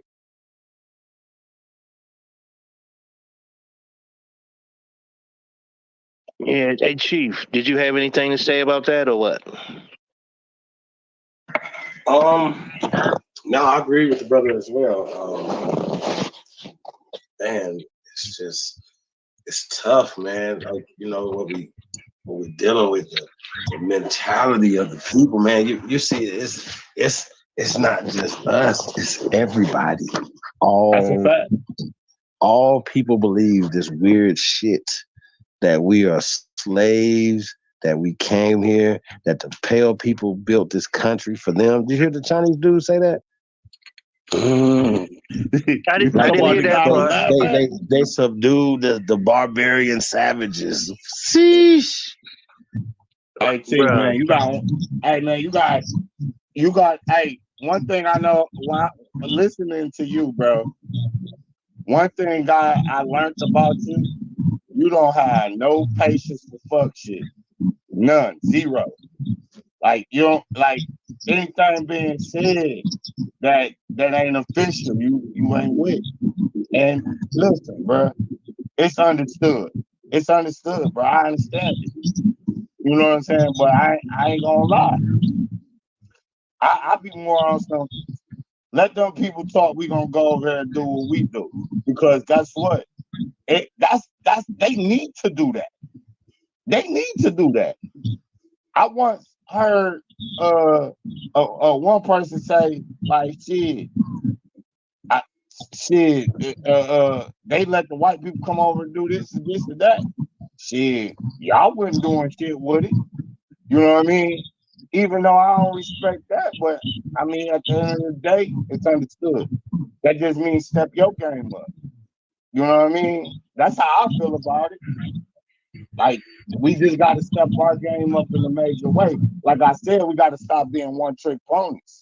You know what I'm saying? They can't just only understand law. Because, yeah, you used to say, oh, black at law, it don't mean nothing. Okay? Yeah, all right, no problem. When we talking law, I have that understanding. Niggas can say, well, Africa is this and that. Okay, yeah, when we talk about Africa, yeah, I understand it. When we talk about Aboriginal black men or Aboriginal peoples of America, you know what I'm saying? Yeah, I understand it. You know what I'm saying? So the problem ain't what they talking, it's whether or not a motherfucker understand what they trying to say. And I think that at a point, you just got fed up with what they trying to say. Like, nah, nigga, this shit ain't rocking over here. you ain't fucking with it. And that's understandable, bro. It's deeper than that, though, bro. Like some of these guys, man, we've been going back and forth, and they literally will come back with the next same day shit. with the same, bro. It's frustrating because we got a lot of new people. The same shit, the same talking points, the same argument. And listen, you know why that shit don't faze me? Because they arguments ain't their own arguments, bro. They talking points to somebody else talking points. Some shit they read or some shit, you know what I'm saying? They ain't even experienced. You know what I mean? So I just feel like, you know, I could listen to, because one thing I learned to listen to the enemy as much as I listen to some shit to make me feel good. That's a fact. You feel me? That one thing. Listen, out of this whole situation, like, I'm like you, bro. I've been doing this shit for years. You know what I'm saying? Now, it's been some shit that I done learned from you that I ain't heard before, or whatever. So I ain't trying to do no comparison or none of that. I'm just saying that, like, my understanding of being able to understand what the fuck my situation is, I've been doing that for years. You know what I'm saying? Years, like 20 plus. You know what I mean? And I'm still a young nigga in my mind. I ain't even reached my prime. You feel me? And I'm sure you feel the same way. You know what I mean? Like you just getting loose on these things. You know what I mean? So I'm just saying that at the end of the day, I look at it like this, bro. Even though I'm not a Bible thumper, I'm not a Christian lover and all, you know what I'm saying? I look at it like this. I seek out the wisdom in all things. You feel me? And one thing that I learned through that Bible and that Bible talk, it got this one saying that you can't get away from. I don't care what religion or where you from. They say, he that has an ear, let him hear. That means everybody ain't gonna want to hear your shit. You feel me? And you gotta get comfortable with that. You can't get mad, you can't get angry. I remember I used to have a book club back in the day. And my dogs, they niggas was ready to, like, nigga, let's just start busting up in the churches going crazy. I said, nigga, you can't do that. You know what I mean? Like, man, let them people breathe, man. Because guess what? At the end of the day, you ain't gonna be able to change everybody, bro. You ain't gonna be able to have everybody listen to you. You ain't gonna be able to have everybody follow you and believe what you believe, or because to be honest, I hate to say believe when it comes down to people like us, because this shit ain't a belief. We got hard sources. These niggas won't even look at the sources just so they can preserve their belief. You know what I mean? I'm just telling you. And this ain't the first time I talk to you. But I'm just telling you this because, like I said, this is what I do. But you know, it is what it is. Well, you know what's crazy, right? When you say they don't look at the sources, it gets worse than that. You know they don't. It gets worse than that because we even debunk their sources. or they references, because a source Bro, y'all is just not a perform fucking book. everything they came at y'all with. And I watched from the backseat. Nigga, you don't know me from Adam and Eve, bro. I watched it. I seen it from my own eyes. You know what I'm saying? Not everything that you say I ain't never heard, bro. Actually, about 99%. Actually, I'm gonna tell you this: 100% till you get to going off on them niggas is all for you. Because you get to going off on them niggas, and that's all you. You know what I mean? I'll give you the responsibility of that. You know what I'm saying? But when you cut out all that information, bro, all that should be sourced. And listen, and now we can't expect the nigga to respect the source, because guess what? Man, this how these niggas make their money. They making their money off ignorance of others. Well, they're gonna be coming to get a job soon, because they gonna get unemployed from that shit. Yeah, oh yeah, it's not working. It's not working for them at all. These old slave narratives. Hey, so what do you think about Tariq Nasheed saying that everybody's from Africa, right? But then he'll turn around and say that foundational Black Americans are mixed with black Aborigines and Africans, and You know what I Europeans. think about that? I think that we talk about fan base because the majority of his fan base believe in the out of Africa theory. So if he cancels them out, he just cut his payment in half. I think a lot of them gonna go in that direction. I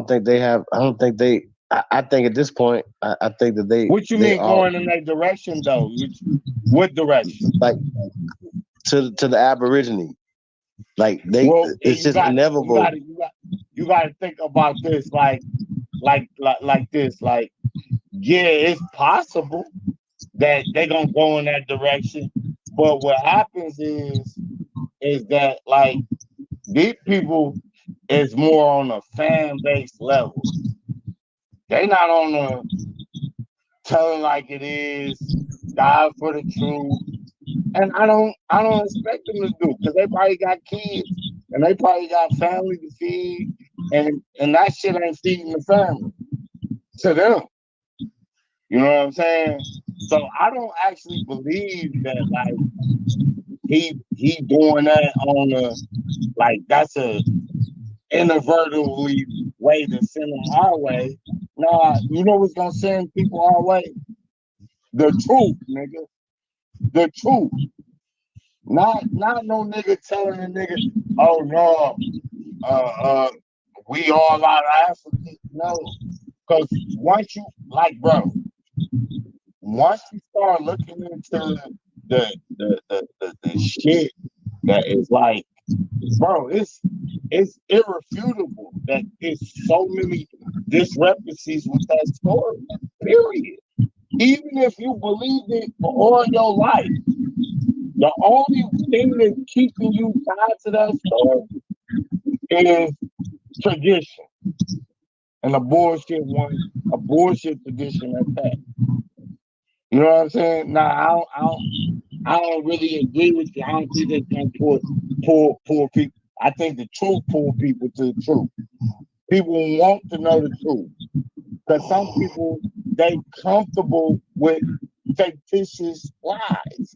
They comfortable with it because guess what? Their whole life is controlled by bullshit. Their whole life, you know what I'm saying? I gotta stop cussing because I don't want all of these, you know what I'm saying? But I'm just saying their whole life is controlled and moved by fictitious lies. Man, ain't nothing. Listen, that's damn near stronger than the Bible. It's the lies itself. No, you gotta want to know the truth. You gotta be a searcher of the truth. You gotta be a person that's like a die for the truth. And I ain't gonna even lie. You gotta be damn near born by nature to discern what the truth fucking is, in order to step out of that falsehood. It's not nothing that it's not nothing that a motherfucker, you know what I'm saying, can say to you. Because I grew up in the situations of Christians. My grandma is a pastor. You know what I'm saying? I watched her talk down to grown individuals, and they cry. Man, you know how much power you gotta have to over a person to only be talking belief and make you cry? Come on, man. It's different, bro. It's different. You know what I'm saying? That's why I said I seen all sides of it. My grandma was a pastor. My auntie was a Muslim. You know what I'm saying? And I just was a studier. That's the only thing that saved me, bro. Because I read, I studied. I'm on this joint listening to people like you, Elijah Muhammad. Even though I know your views on him. You know what I'm saying? Because like I said, I've been watching for a while. You don't know my views on Elijah Muhammad. Well, I know what you put out in the public. Put it like that. I just keep a couple steady. I say I've always said that Elijah Muhammad is definitely in the top 5. Noble Jew Ali. You know what I'm saying? I feel you. You got to put him there because the institutions are still there. Still, that's what I'm talking about. You know what I mean? Can you talk about institutions and things that we have built outside of the system that you despise? Because really, it ain't that you despise the people, you despise the system that the people rely on. Facts. Am I lying or telling the truth? Despise is a good word. Yeah, I've been watching, bro. I just said I watch it, and I watch it tear many motherfuckers apart because they relying on a system that they don't even fully understand. Right. I think that's weird. Like people believe in some stuff but haven't done their due diligence on what it is. And you know why? Because they can't do their due diligence. They wasn't born in it. They wasn't raised in it. And they working. They working people. They got 9 to 5s. All of these things are set to take you away from your ability to reason with your own self-conscious, your own nature. If these institutions was built to tune you with that, then we probably have a different result. That's just my opinion. Because they not built for that. Like, bro, I worked the factory life. I do all that. And one thing I noticed is that if you wasn't already tuned, that should take you away from it. So let me ask y'all a question. If somebody starts a group, right? How do they take over the group? What are some of the ways that you guys feel like that the group is infiltrated and taking over?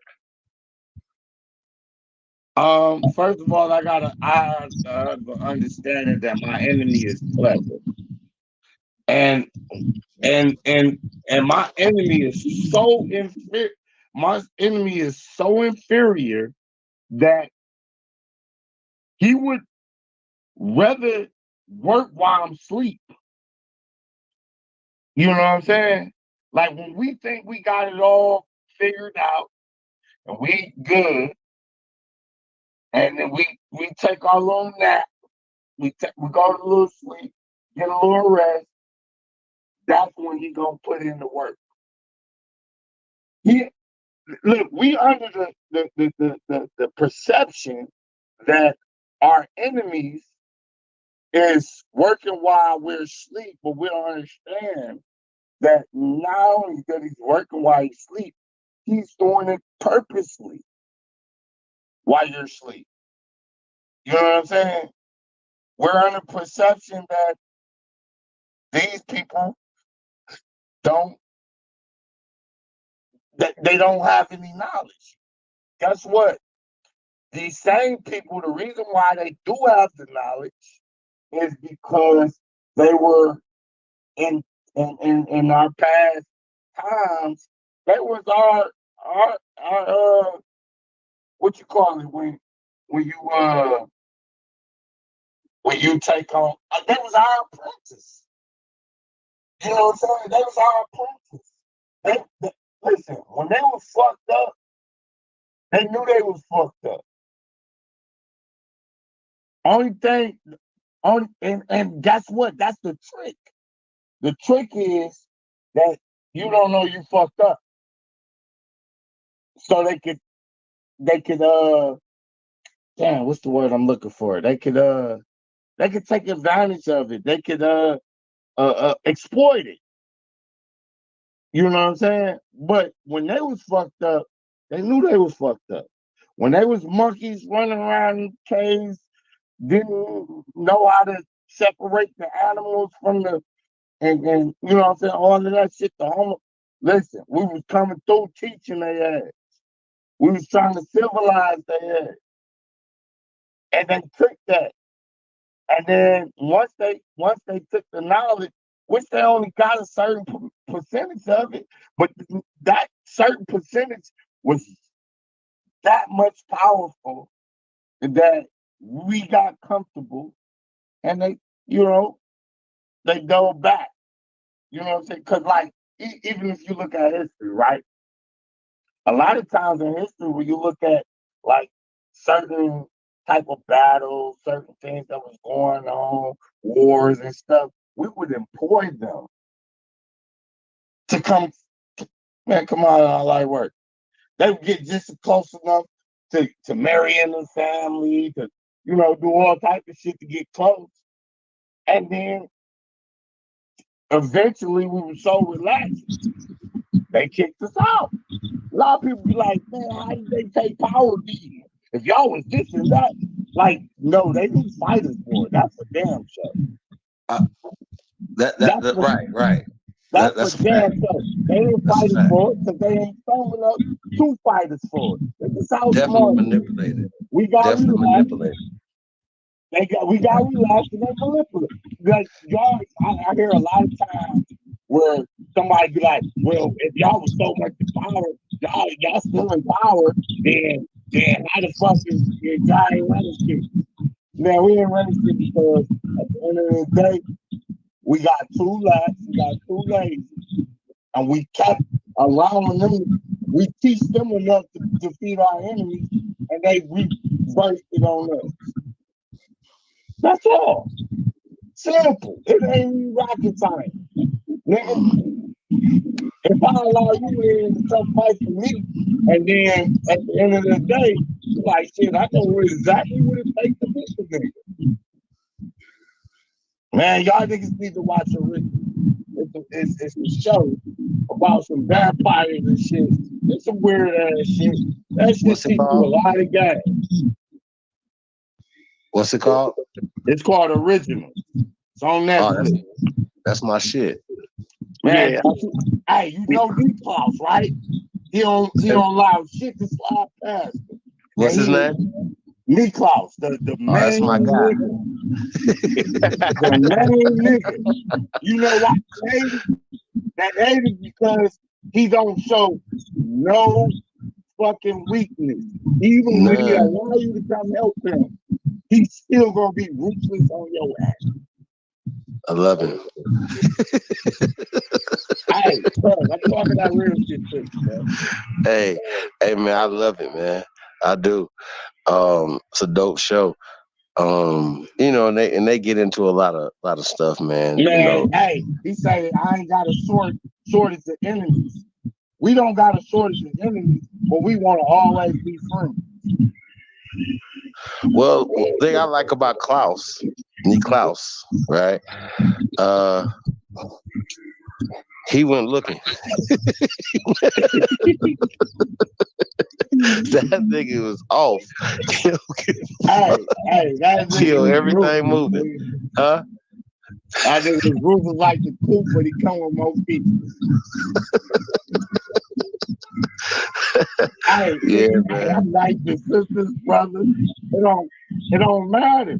If you in the way of the progress of what I'm trying to do, then that means you don't understand me. And I can take that as a sign of a motherfucking what do you call it? Weakness.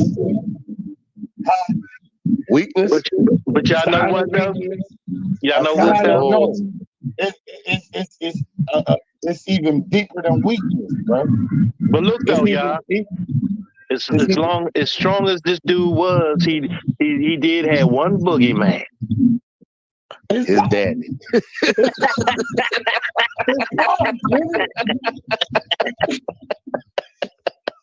Hey, and what he do with that nigga? Say what? Nigga daddy terrified, didn't he? Huh? That nigga. Hey man, I'm loving this conversation, and I'm glad that you enjoying it too. Because I done see you cuss a lot of niggas out. Like, get the fuck out of here. Man, trust me, man. If you got to that point, you done fucked up. Because I'm the coolest nigga ever. Real talk. I do not want no smoke with nobody. But niggas still be wanting to. Hey, what they say, nigga? Hey, just don't bring it my way. You feel? Just don't bring it my way. I believe in violence. So, you know, so I try to go out my way to be as peaceful as possible, man. Like, you know what? I try to maneuver it. So when y'all see me banging, that nigga done fucked that's up. why I be tripped out. I be going hard. I be like, yo, I can't even be mad at this nigga because the truth is the truth. And like the whole time, the whole little wars and shit, you went the fuck off. I'm talking about, I'm like, this nigga don't have no. It ain't no. I'm like, bro. I was about to do some shit today. I say, you know what? Yeah, bro. I'm fucked up. That's why I like conquering like generals and killers that killed a bunch of people. Yeah, I believe a lot of y'all gotta go. Sorry. You know what's so real about my this bad. situation? What's real about it is I don't agree with everything you say. You should. I think you should, but you should. I'm like, nigga, hey, we go ride, nigga. Hey, I'm with it. Hey, that nigga go hard. I'm like, shit. But you and then, like, you know, you give a nigga a disclaimer. You like, hey, man, if you ain't scared, come fuck with me. Yeah. You let a nigga know off rip, like, this ain't about to be no walk in the park. You know what I'm saying? And like I said, I excuse my words because I don't, you know what I'm saying? I don't, you know, I ain't trying to be disrespectful. I just wanted to tell you, like, bro. Hey, where you tuning in from, bro? Where you tuning in from? Man, I'm a Detroit nigga. Detroit, I said 313. My bad. Yeah. D-Town. Yes. It's represented in the name. Right, City 313. 313. City official. So your people migrated up to Detroit? Actually, they did. My people come from Tennessee, and as long as I looked at my history, I ain't really seen too much of that slavery shit. Like for real, for real. Like my Wait. What does shit. slavery look like? So, I'm not laughing at you, right? But I'm laughing at them because they've been telling everybody like, why can't none of us find slavery in our records in our family, bro? What is happening? Listen, I tried. What's going on? I tried. Me too. Listen, my granddad got kicked out of Tennessee because he cut a white man up. And in the time that niggas was trying to say we all was just subservient to white people. Right. No, Facts. no, that ain't in my. I don't believe that's in my bloodline. And I didn't really do the, apprehensive studies and all of that stuff. I ain't do the Jabari. Go ahead and take the tests and shit. Cause I just don't want you know my DNA on them niggas a goddamn record. So Hey, they listen, if you spit in the tube, hey, listen, I told dude, he said the African that wanted to pay for my DNA test, right? But did never take a DNA test. Wasn't trying to take a DNA test. I think that's weird, right? But I said I would take it if you let me spit in the tube without putting no information on the documentation. If they can find out everything about me through my spit, I'm done. Hey, there you go. Let's go. Lying when Sign me y'all up. said that these niggas said this shit is for entertainment purposes only. Yeah. Them niggas can't tell you where you from, especially where you from. The name of what they call it now wasn't there where you came. When your ancestors came out of there. If they came out of there, it don't make sense. You got niggas be like, oh man, I'm a African, and we all come from Africa. Like how you come from a place that wouldn't even name that. Right. At the time that you get the fuck out of here. You know what I'm saying? And listen, it's not an argument. It's just like come with the facts. Right. It's not an argument. Like there's no such thing as Africa. So real quick, bro. Until we look at what's going on today. Real quick, right? So you know how, bro, we can't even trust that it's 2022 right now. We can't even trust that because when we look at the Jesuits and how they was controlling the narrative of time, now we gotta readjust everything, and that's the problem. The problem is there's so much shit that would have to be readjusted for the narrative that they try to put in front of you to even look like it's true. What? Am I wrong with my line? Am I lying? No, you're absolutely right, bro. But once again, though, like they're manipulating the documentation, right? Because, like, to not a coincidence, credit, right? He at least pull up the documentation and pull it out, right? So he was had put up some the William or the Wesley character, right? And Wesley he said, who? Wesley who? What the fuck's the character name? Anyway, the guy that supposedly had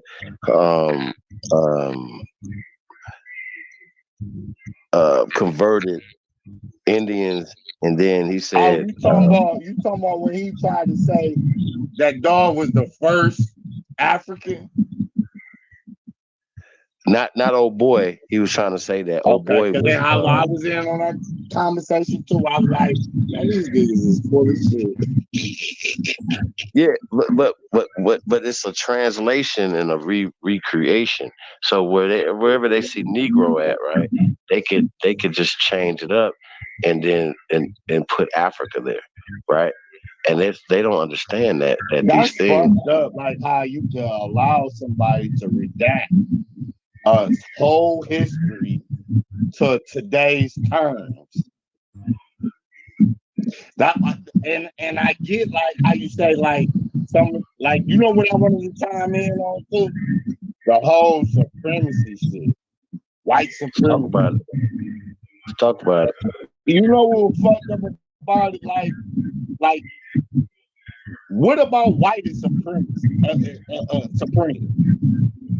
Like if you look at it, it's one of the lowest colors on the color spectrum. When you look at it, it's still, you know what I'm saying, like in genealogy and your genes and shit, on the genes, it's still a recessive gene, but niggas will still be like, what you think about white supremacy? Nigga, it don't exist. How the fuck something that's recessive is supreme? Right.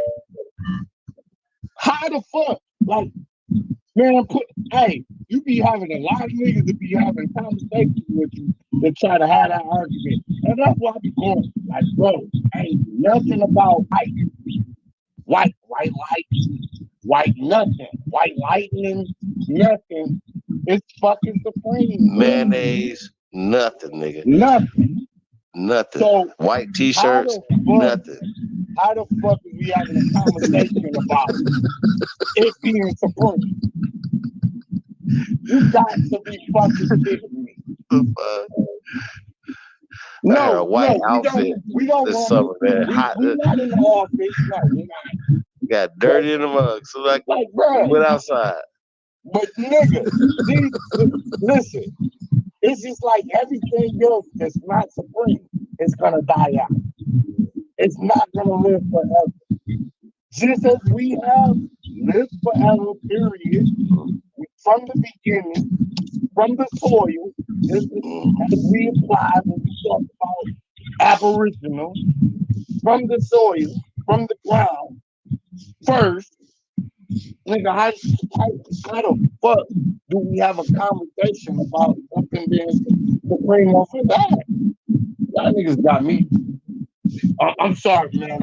I'm not supposed to be doing all this stuff. You got me hyped, bro. You got me hyped. You listening to me got me hyped. Nigga, I ain't fucking go off on these niggas, man. Ain't nothing about them niggas supreme. And it don't exist. Nothing.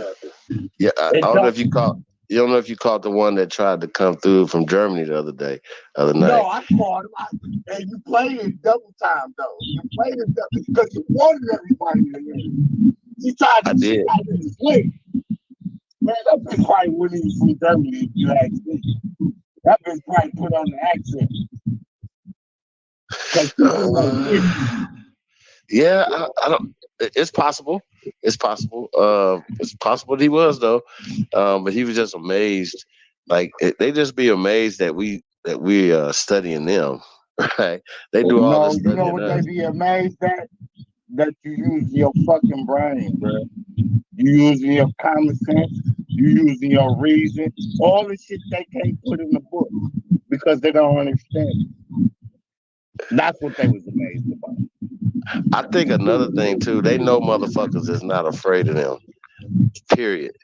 I think that if it's nothing else that y'all should understand, they're intrigued. They're more so intrigued with you that you fuck that. Yeah, everybody should feel like this. We are the supreme beings on the planet, and I don't give a fuck if nobody understands that. That's fine. But did you know what Elijah Muhammad said about the supreme being? What he say? I know you know. You better know. He said the supreme being on a planet is the one that holds all the knowledge. It's the one that is wiser above all. It wasn't about like on some superficial shit like the nigga who like came out of the sky or was fucking floating on a fucking boat through the goddamn cosmos. No, the supreme being on this planet is the wisest one among us.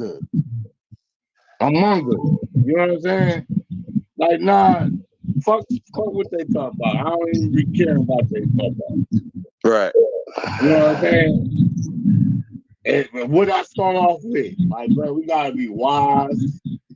You know what I'm saying? We gotta be well versed on all situations. That's we fact. gotta have friends among all people.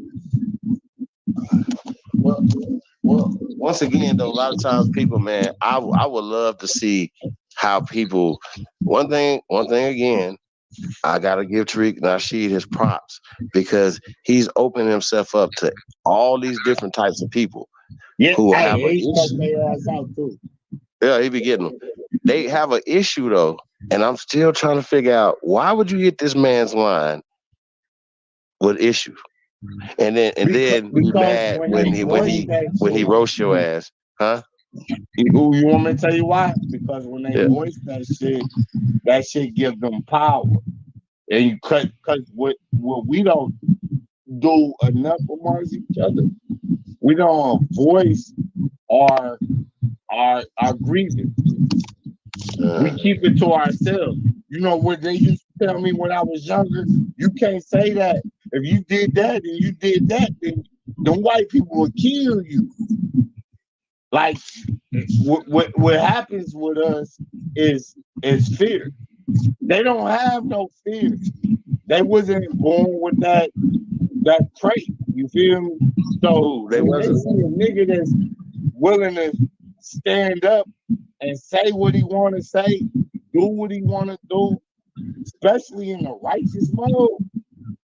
That shit, like it's like fucking sugar to a beat. You know what I'm saying? Like, bro. Well, that's how I feel about it. If you righteous, you don't have nothing to fear. If your ass is trying to stop us, you should be scared every day. You should be scared in your sleep because we're not and that's paying. Why I like to do. Like I was drawn to what y'all was doing up there. Not to say I wasn't drawn to other shit here and there, but I was drawn to what y'all was doing because y'all was doing that shit unadulterated. Like, especially you, bro. Because your ass goes, man. And I appreciate it. You know what I'm saying? Right or wrong, I got your back. I'm with you. Appreciate that, brother. And listen, you don't know me from Adam and Eve. You might not even believe me, but nigga, I've been tuning into some shit you say. I'm like, this is tripping. Some shit you say, I say, right on, nigga. But either way you go, I'm tuning back in to try to make sure, you know what I'm saying? I want to see what he got to say now, because people change. People gain other understanding. People grow. But the people that I'm talking about ain't the people that got our best interest. So you got our best interest, bro. You know what I'm saying? I came to you with man, I've been listening for a long time, and I even go far as to say I've been a fan. I could tell another man I was a fan of your work. Nobody gonna say, "Oh, bro, I was a fan of your work." I was a fan of your work. I wanted to be a part of it because everybody they think that take away from them and their greatness and their ability to hustle and make their own money. Nah, I ain't trying to. Nah, I just want to keep it real. That's facts. And I believe you the same way. You would do this nigga a nigga the same way. That's facts. It might be a little harder because you who you is, but I think that deep down inside, if you know what I'm saying, you can have a couple reasons. That's why I said we gotta stop being crabs in a barrel and one trick ponies. You know what I'm saying? Let's adjust. You know what I'm saying? Now I don't fuck with that, but guess what? I can tell dog I don't fuck with that. I just say this, bro, man. I'm just playing my part, but I don't believe I'm sitting at a round table. You know what I'm saying? And we invite people to the table, bro. And this is a circular table. You at a round table. You got AP. You got you got baby girl, the mother. She be going in. I fuck with her too. She went in on you. She tried. You know what I'm saying? When you was a little bit upset. I'm telling you, I've been watching y'all. I was like, please don't fall apart. Please. I know it's easy for y'all to fall apart, but don't. Keep it together. But you try to have little boys, but you like fuck it. Fuck y'all. Y'all can't do this. I like, man, don't go. Come on, man, don't do that. And it's have some understanding sometimes, bro. You don't be having no understanding. Hey, listen though. Just to push back a little bit on that, right? Listen, bro. Behind the scenes for years, everybody that I got into it with publicly is a piece of shit. That's all I can say.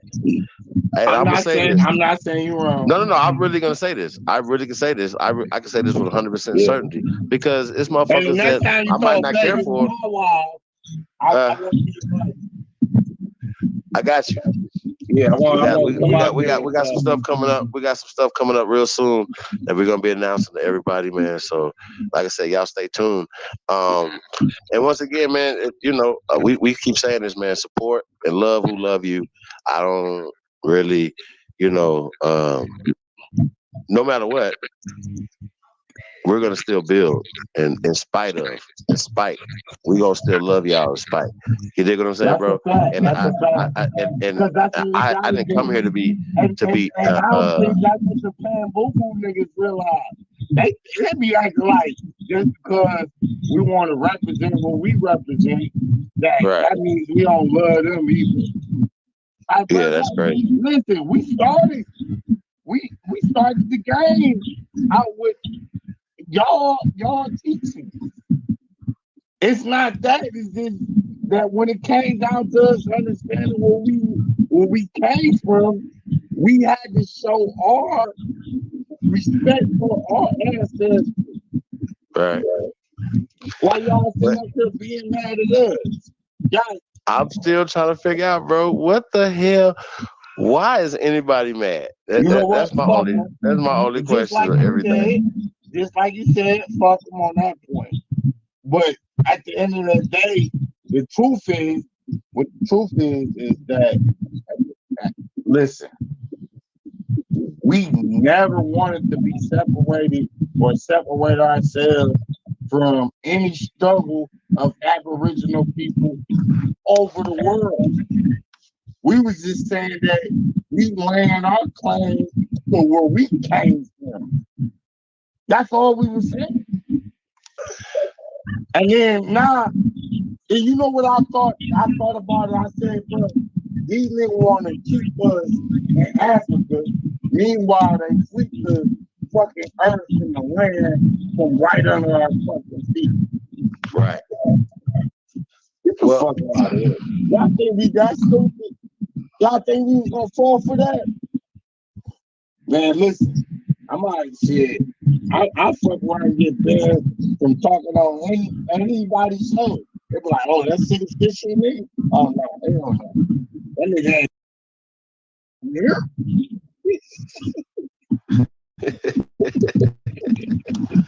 Yeah, man. Hey, man. Hey, Zach, tap in, man. We definitely looking for writers as well as people that do music, man. So holla at me, chiefholiday@gmail.com, bro. Yeah, man. Bro, like I said, man, this is we just getting started, man. I think people be like sitting back and they get comfortable, like they done found their little tribe.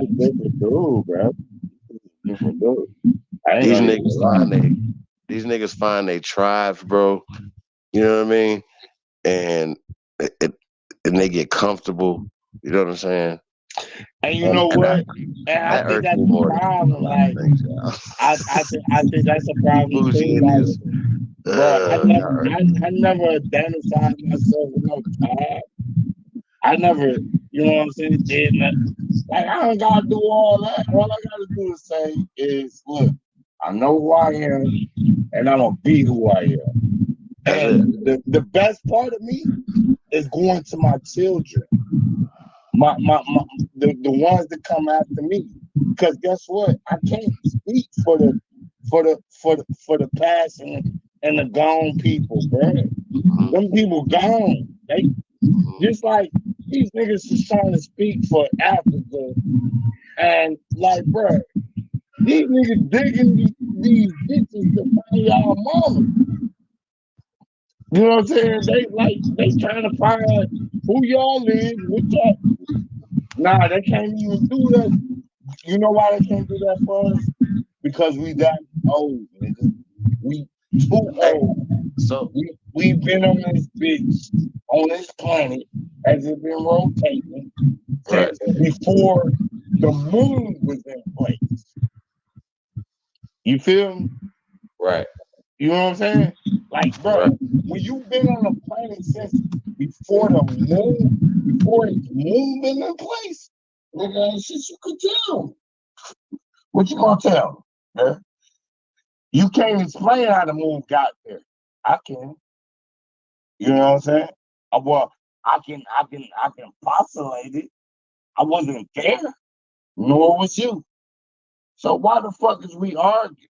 All we supposed to do is, like, at the end of the day, is like respect each other's position and keep it moving. We don't gotta get off into no weird shit.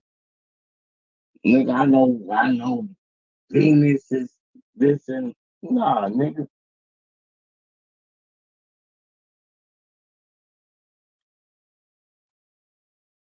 Did I get kicked out?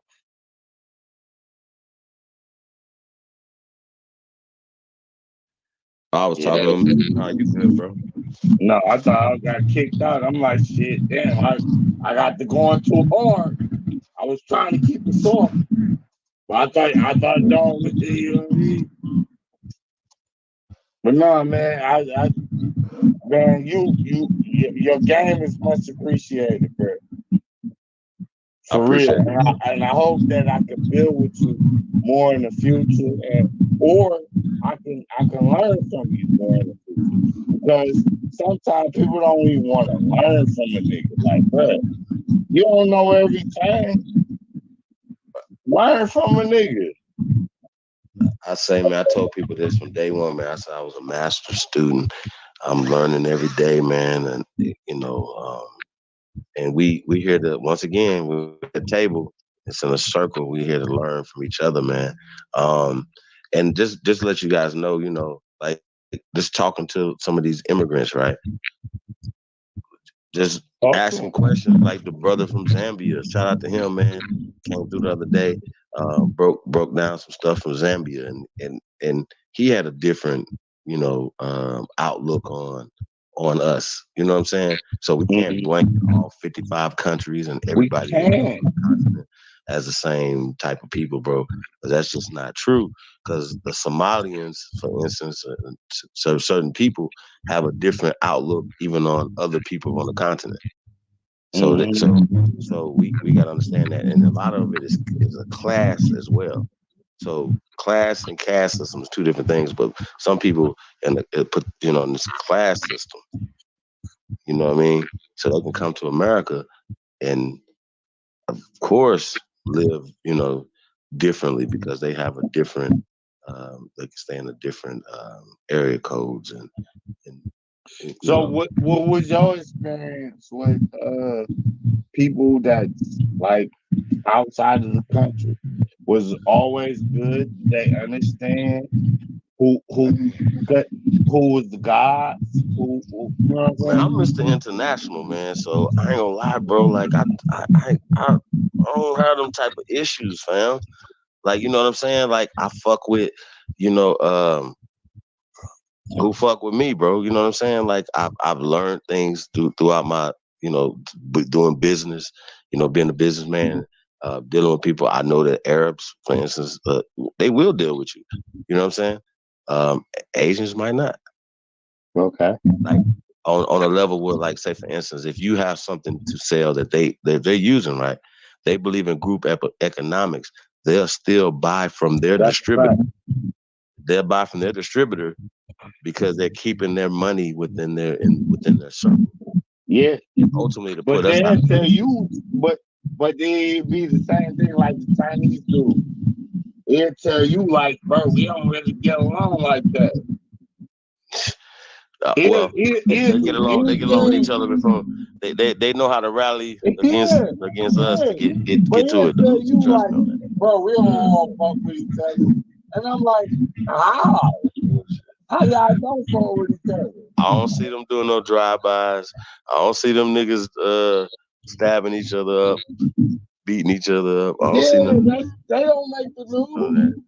Nah, well, they ain't making the news. Is white and black. Period.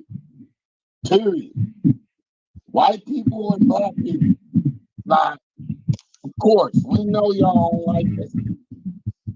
But is that true though? Because now they sitting around complaining. I'm hearing this a lot, that niggas is the racist ones. Niggas are being divisive. Niggas. No, I'm just keeping it real now, y'all. Hey, you said something about y'all was talking about racism. I got a story for y'all. And I didn't agree with that. I didn't agree with your take on racism, because what people don't understand is that, like, I ain't gonna say you don't understand or nobody, but I be talking to these people, right? And these people be talking bad about that country. And no, they be talking good about that country. My bad, I'm a stand corrected in my own situation. But they be talking good about that country, right? And then when you ask them, well, why you here? They don't got nothing to say, bro. You just as lost as you was. They lost. Cause I'm like, bro, if your country was that fucking good, why the fuck is you here? Why the fuck is you anywhere else but here? That's something like maybe you can get like me on. Cause I don't understand that. I don't understand like how you get a Chaldean, or like I'm in Michigan. So we got Chaldeans a lot. And we probably got the largest population of Chaldeans outside of California. And these niggas be like, oh, Osama did this, and this person did that. And I'm like, okay, then why you here? The reason why they here is because they be criminals where they come from. Oh, you mean criminals? I mean, like niggas they done snitched and they done did something to their people and they got to get up out of there. Exactly. Gotcha. They fucked up where they came from. So then they come here because it's the land of the free, the land of the brave, the land of all this bullshit. But yet, y'all niggas, look, jump in the cab, and then take one of the foreigners, because that's what they doing. They either in the cab or they holding the liquor store. And you know what the fucked up part about the liquor store is that, like, it's against the law for them to sell you pork. For them to for them to touch pork. You can ask them, the Muslims, the ones that them pale Muslims, they not, like, no Muslim supposed to touch pork. But guess what? The most of your shops and your food spots is where they get support from. You feel me? You see what I'm saying? But then when you ask them, like, cuz if it was so bad, then why you here? No, I don't, you know, the niggas ain't got shit to say, cuz. They ain't got nothing to say. But they can come here though and render money back home. You know what I'm saying? Oh yeah.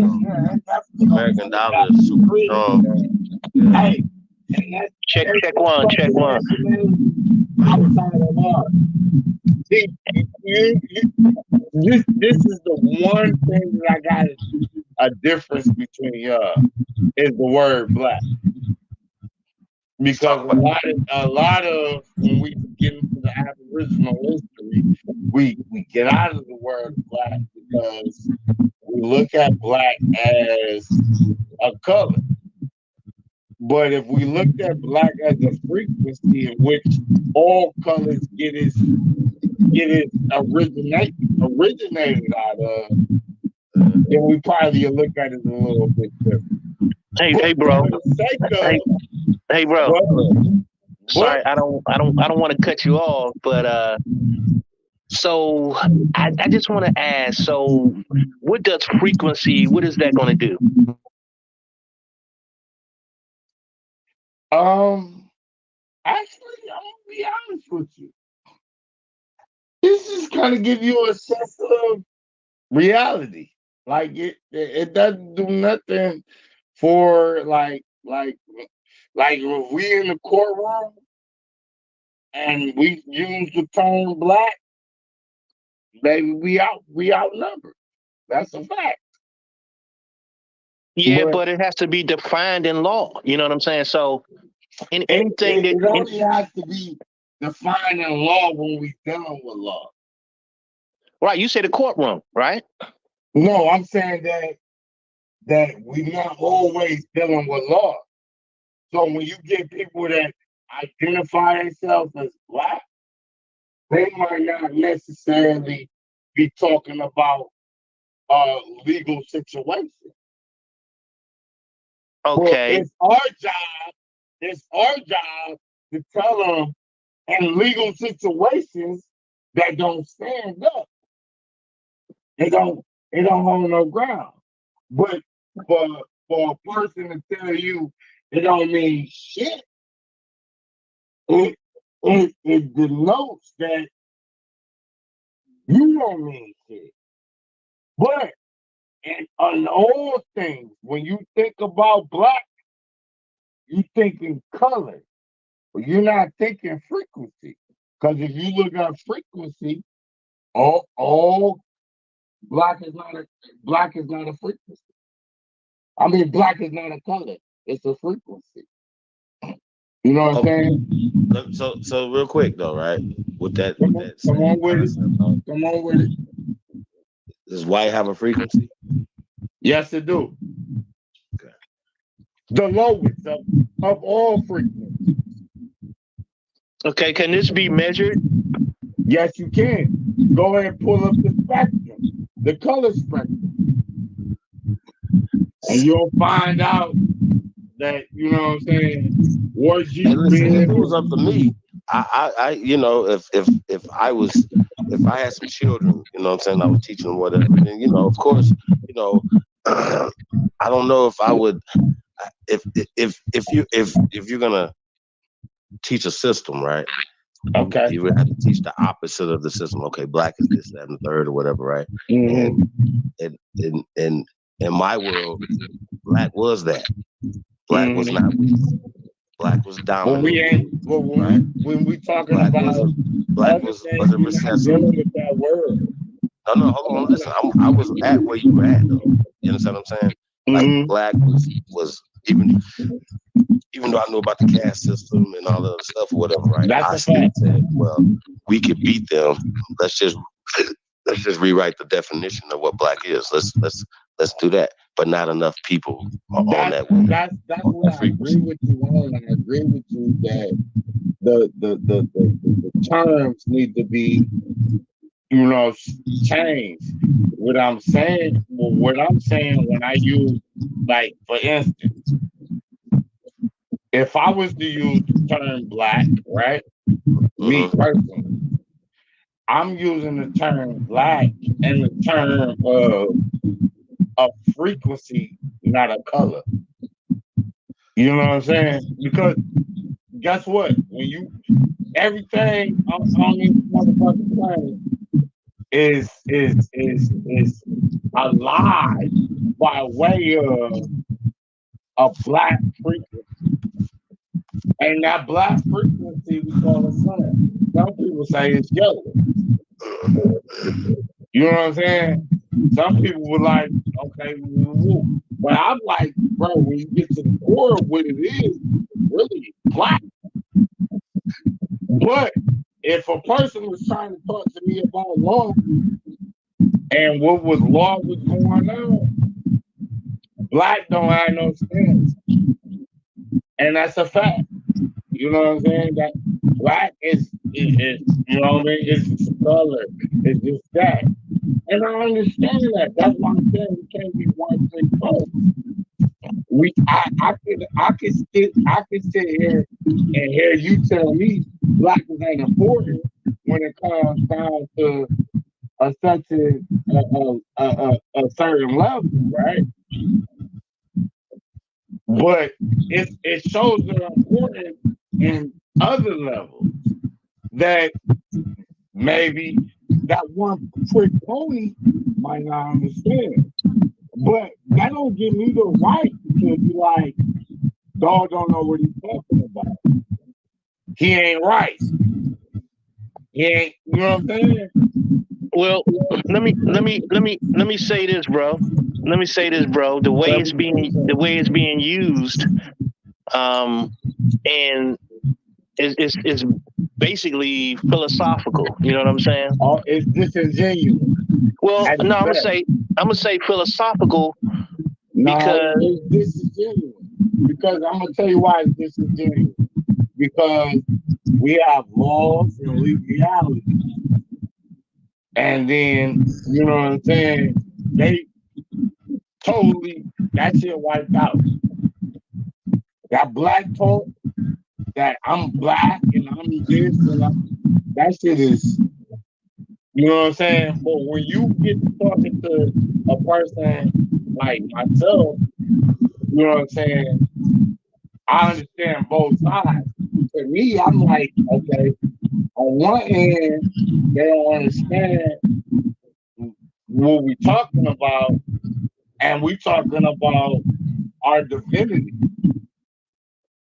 which could be understood if you want some divinity shit. But if you ain't on no divinity shit, you like, nigga, fuck that.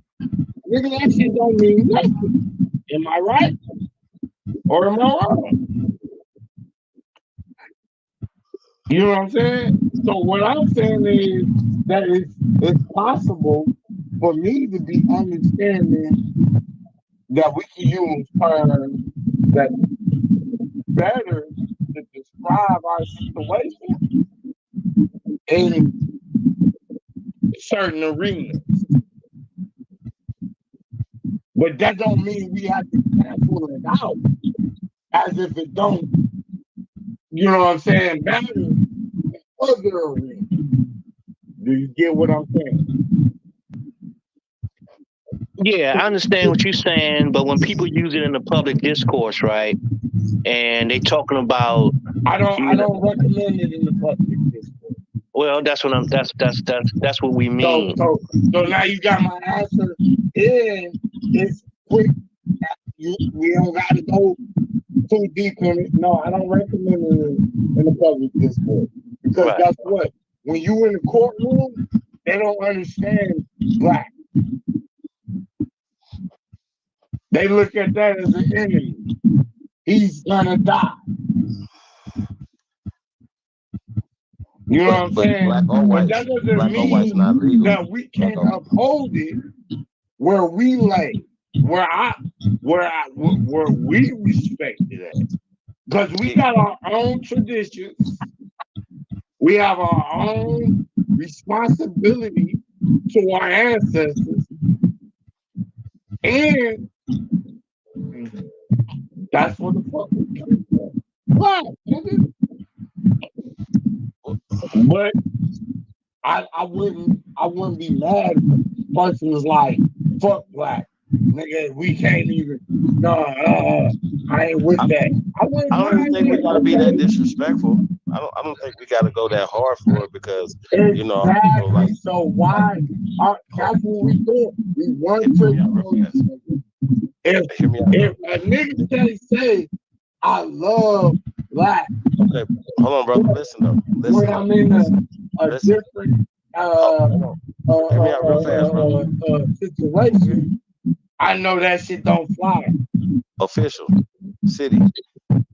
Check it out, right? Are you familiar with the COINTELPRO program? Yes, sir. Okay. Them niggas that used to infiltrate Malcolm X, goddamn But they gave Malcolm X them black leaders or so-called black leaders that we know of. But they gave them black though. They gave them black as a weapon. Because as we're pushing black, that the other people have they just jumped on the white side because we were pushing. Can I ask you this? Is you saying that black started with them? It absolutely started with the feds, brother. Absolutely. Okay, then honestly, listen, I ain't gonna be one of them niggas that be like still stuck in my way. So this is what I do. I tell you to show me where black started with them, because I don't believe that the frequency of them in which, because black is not a color. I don't even know if y'all know that black is not a color. Black is a frequency, and what everything gets its life out of. Right, but when it pertains to us though, as a classification, you don't buy that part. Okay, so you made a specific point. You talked about a classification, bruh. Right. We wasn't talking about like, who we are, where we come from. We made a specific point to say that that's when they start talking about it. Am I correct or am I wrong?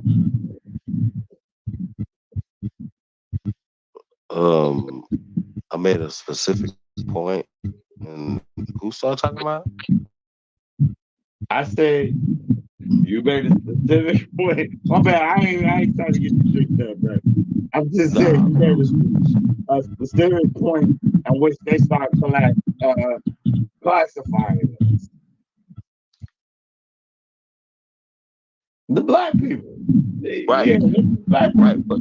But I'm saying though, like that's all a part of their program though. It's called the Black Program. I can believe that. I can believe they had a program. I can believe that they, put all that. And it's a part of the ghetto informant. It's part of the ghetto informant program, right? So what happens a lot. What happens a lot is that they take our knowledge, they take our game, they take everything we got, and they reclassify it. Is it a way that you can make sure that this wasn't a reclassification? Like, we didn't already call ourselves black. We didn't already attach ourselves to that entity. Is it a way that you can do that? Well, there's always ways you can do that when you look into etymology and stuff. And well, hey, that's what I'm saying. Like, let's do it. I didn't want you to believe that I was just believing. Which one you think came first, though, black or white? Huh? Which one you think came first in this system? Because somebody made it up. Either niggas made it up or crackers made it up, right? Somebody made it up. I don't believe the crackers made it up. I believe the crackers enhanced it So and that means used it to that their a nigga better made it up. ability. That means that a nigga made it up, made black side up, and then by default that created the white side. So a nigga made up this whole castle. As you saying that that's what I said? No, I'm or asking that's you. what I meant? Just for clarity. Cause what I said was I don't believe they made it up. I believe that they might have reclassified things to create whatever narrative they wanted to play. You know what I'm saying? Like, I don't actually give them crackers a lot of. I don't really give them a lot of crackers. I don't give the crackers a lot of crackers. If you know what I'm talking about. So, are you saying that we created our own demise?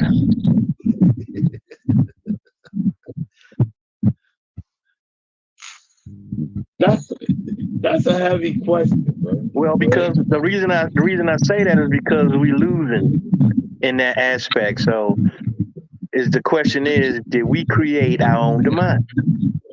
Let me ask you a question. And I know I would prefer you answer me first, though. Listen, this is why I'm about to say what I'm about to say. All right, go ahead. I know that it's not formal for a person to ask a person with a question. You know what I'm saying? That's not the right way to do a lot of how I was set up. But I really do need to ask you this in order to ask you the question.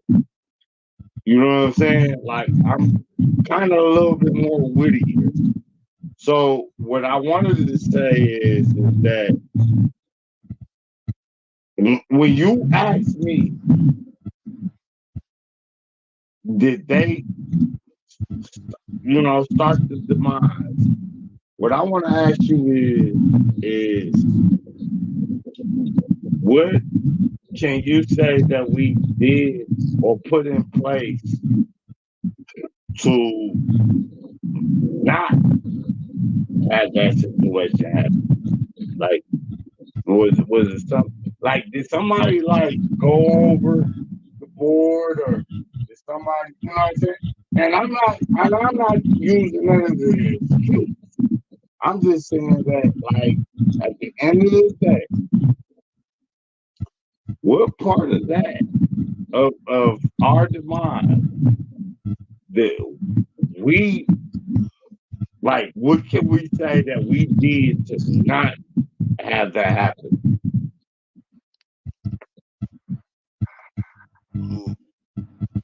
What do you got anything? I mean, I'm trying to understand your question, right? So you're asking me what is it that we put in place to keep us from being took over. What did we do? Did we do anything or did we not? Well, yeah, against each other. Well, yeah, I mean, the thing is that the first problem is this, right? When we allow them to assume our identity is where all the problems started. That's a fact. Okay, because once someone has your identity, they can live in your house, eat your They can food. do whatever they want to do. You understand what I'm saying? What did we do to prevent that? We didn't do anything. We permitted it because we fought for them and we gave them that opportunity. I don't agree with you when you said we fought for them. I think no. You want me to tell you what we did? What did we do? We was battling each other, and we employed them to help us, and we told them our secrets in order for them to beat our enemy, and then they came back and used that against us. I would agree with that. I mean, I can agree that it was a lot of You things. can't do nothing but agree. Yeah, I agree that happened. You know what I'm saying? I'm not saying it You didn't. can't do nothing but agree. But when they were adopted, right? We basically what I'm trying to say, they were adopted, right? I would allow that Yeah. term to be missed into the records. Okay, that's what's up. That's how I would put it. That we adopted them into our system. I would even say that that's a fact. Yeah. So that's how. Yeah. Strike everything else from the record. We're not talking to nobody that didn't study the history. Yeah. No doubt. I'm not ignorant. Bro, I've seen you around before. So no, you didn't. No, you I did. Yeah, I did. Yeah, I did. I'm a loose sleeve. Nah, nigga.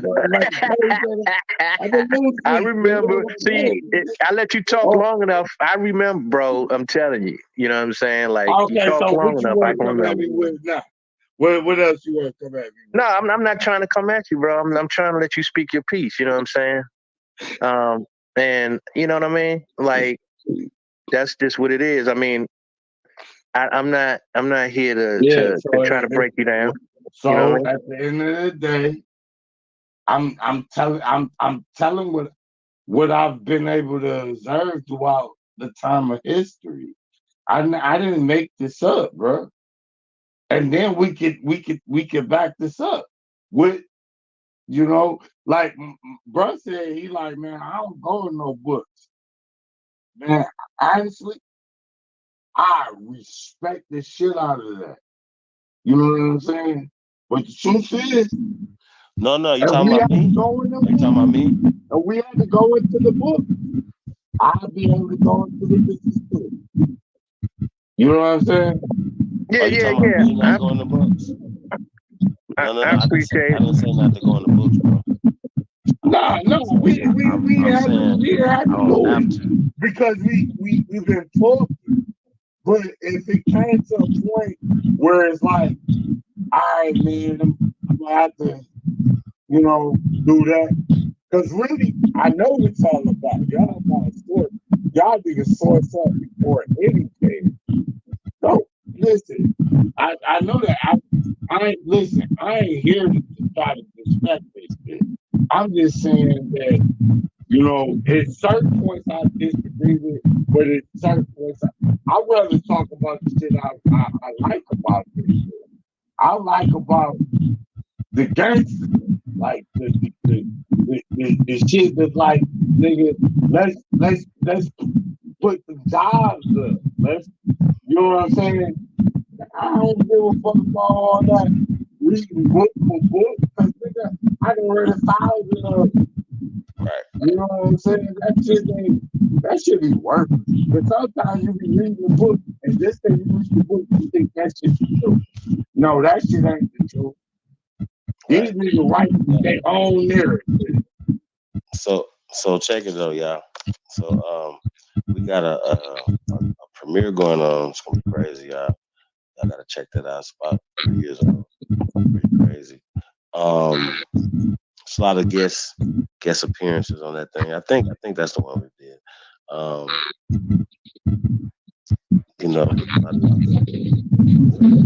Hey, no, Chief, I read your book though. I ain't gonna lie. You probably got some shit in that motherfucker, nigga, you never heard. Nah, man, we gonna put it together, man. Get the fuck out of here, boy. You know you got some shit. I've been listening to you a long time. You hide shit until you get pissed off. Nah, I don't be hiding nothing, man. But I will say, it's levels, man. Like, I think I like the, what AP did, for instance, you know what I'm saying, as far as interjecting himself. AP, my dog, I fuck with AP for real. Interjecting into the foundational Black Americans, right? AP probably my favorite. Like, I ain't gonna lie, I fuck with AP. And he do the battle. He'll go and nigga, you think you want to go to battle? Shit, hey, nigga, source up, nigga, where you at? Right. I beat a fucking nigga up, and then he got the big boss man. You, nigga, I ain't gonna lie, bro. You something to be reckoned with, bro. You actually, you a genius, bro. I don't know, I ain't none of that shit. I just pay attention to a lot of y'all niggas. Then I be feeling like I can ask a question. I be like, bro, these niggas said that shit 20 times. Like, why y'all ain't figured it out? You don't know. Well, I mean, I think it's good too. Like sometimes that people can hear it that have the same kind of questions or whatever. You know what I mean? Or the same hangups. Like people ask, about our language that we're speaking, right? I mean, y'all gotta understand. Some of this stuff is basic lookups. Like, you know what I mean? Like basic. So when we looked up stuff, you know what I'm saying, and then we show it, right? We show, say for instance, American Latin, right? And we tell people that Latin comes from America, ancient, right? Ancient Latin comes from America, right? And all these different languages that we spoke are all a derivative of those languages, whether Seneca, Muskogee, so on and so forth, right? All Cherokee, all these languages are come from a certain script, and we can communicate with each other from Canada all the way down to Brazil. It's just facts, and we've been trading, we've been doing things thousands of years before these people got here. So we taught them our shit, and they took over. Like after we fought wars and killed each other off, they came in and swooped in and got the spoils of war. Now, in certain tribes, right? Once they got in deal with those tribes or whatever, then they went against the other tribes. It's as simple as that. It's only these people have never beat each other. That's it. And what we're figuring out is how they put themselves into power, right? Well, that's kind of simple as well because it all coincides with the late 1800s going into the 1900s. How they could just walk right into our militaries and then position themselves as generals and you understand what I'm saying? Position themselves as the sheriffs in our cities. That's a fact. The marshals in our cities, as the mayors in our cities. They took over the leadership of our cities. The leadership just gotta be strong though. Huh? I said I think we just gotta be strong though, because I think like a lot of us be scared to die. We be scared to, we be just thinking like it ain't worth it.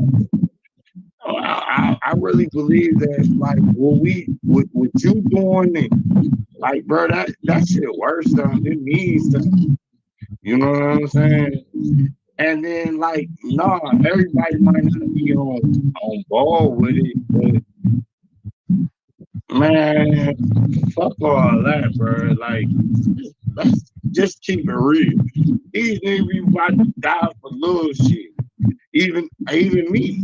Every times where I, put my life on the line for something that wasn't really even worth it.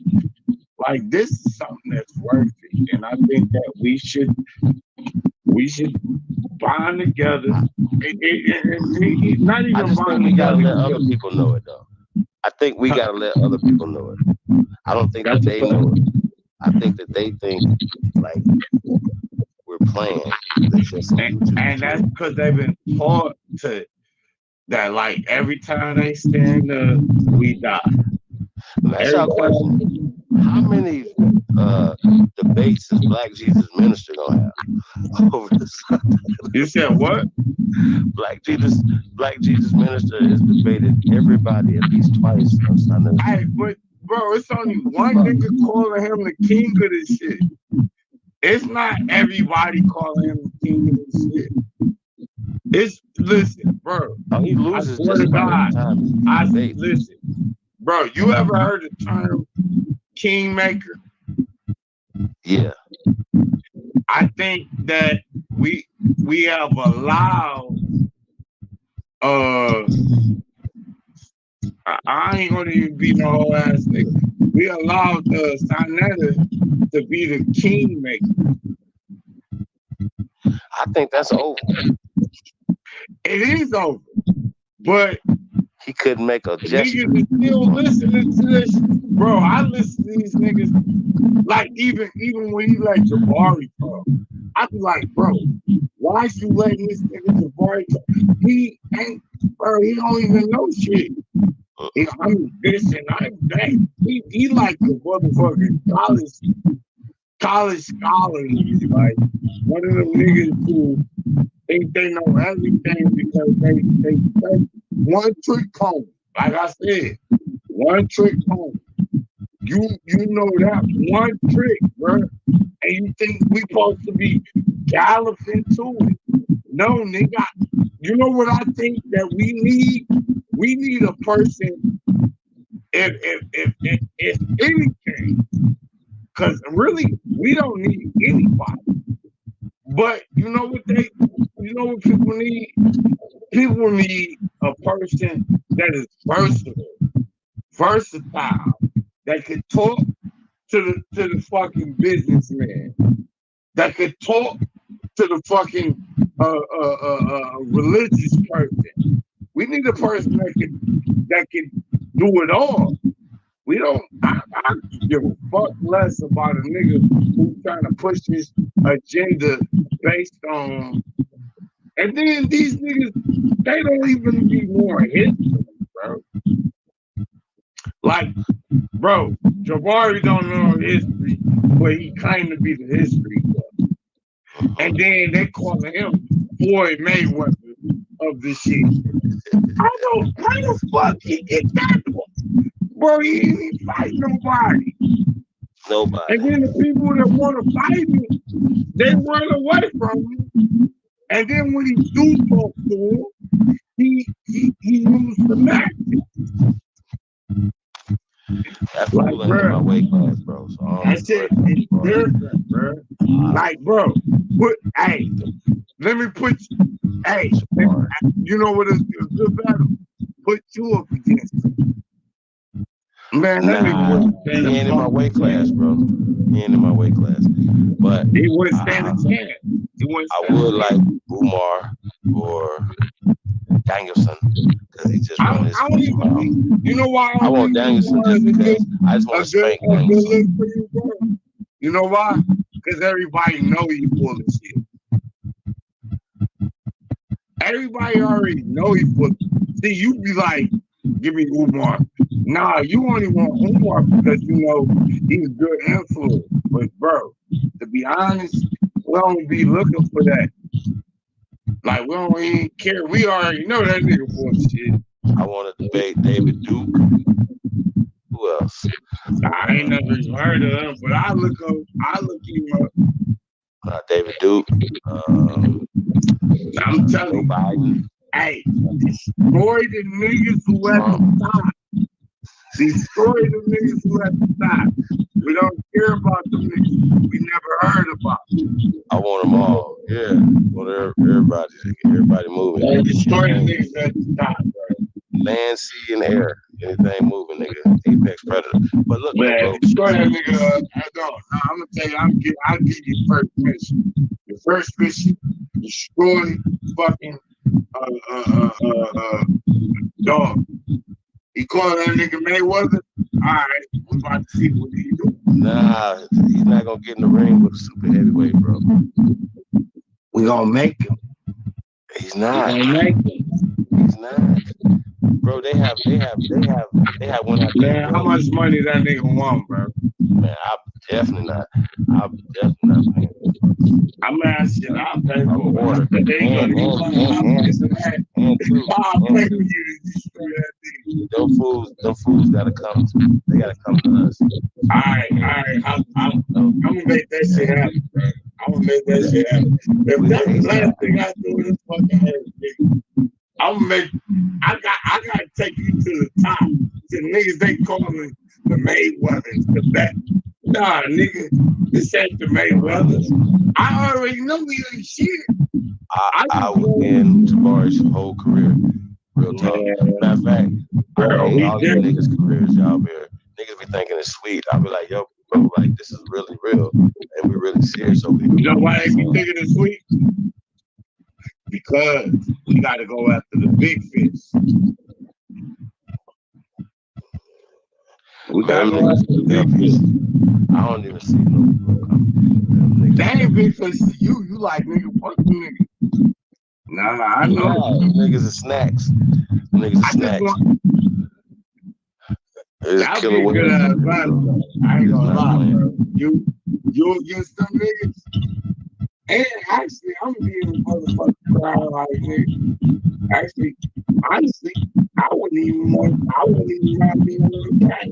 Hey, you know what you should do? You should ask them and see what they say. Huh? You should ask them and see what they say. They be like, no. I promise, man. I try to have a sit down. You gave me the wrong test, nigga. You gave me something I can do. I tried to have a sit down with Reggie again, right? Me and Reggie. I interviewed Reggie don't listen. First of all, Reggie he's a studier. He's a student. He don't know shit. That's a fact, bro. He's a student, bro. He's the nigga to be like, he'd tell you who is great, but him himself is not great. That's a fact.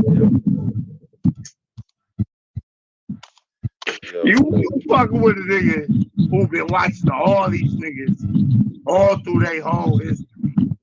I already know, like, these niggas be soft as hell. You know what I'm saying? Like, they probably gonna come after me next. All right, come on. Nah, man, it's all good, man. Hey, bro, we had to shut this one down.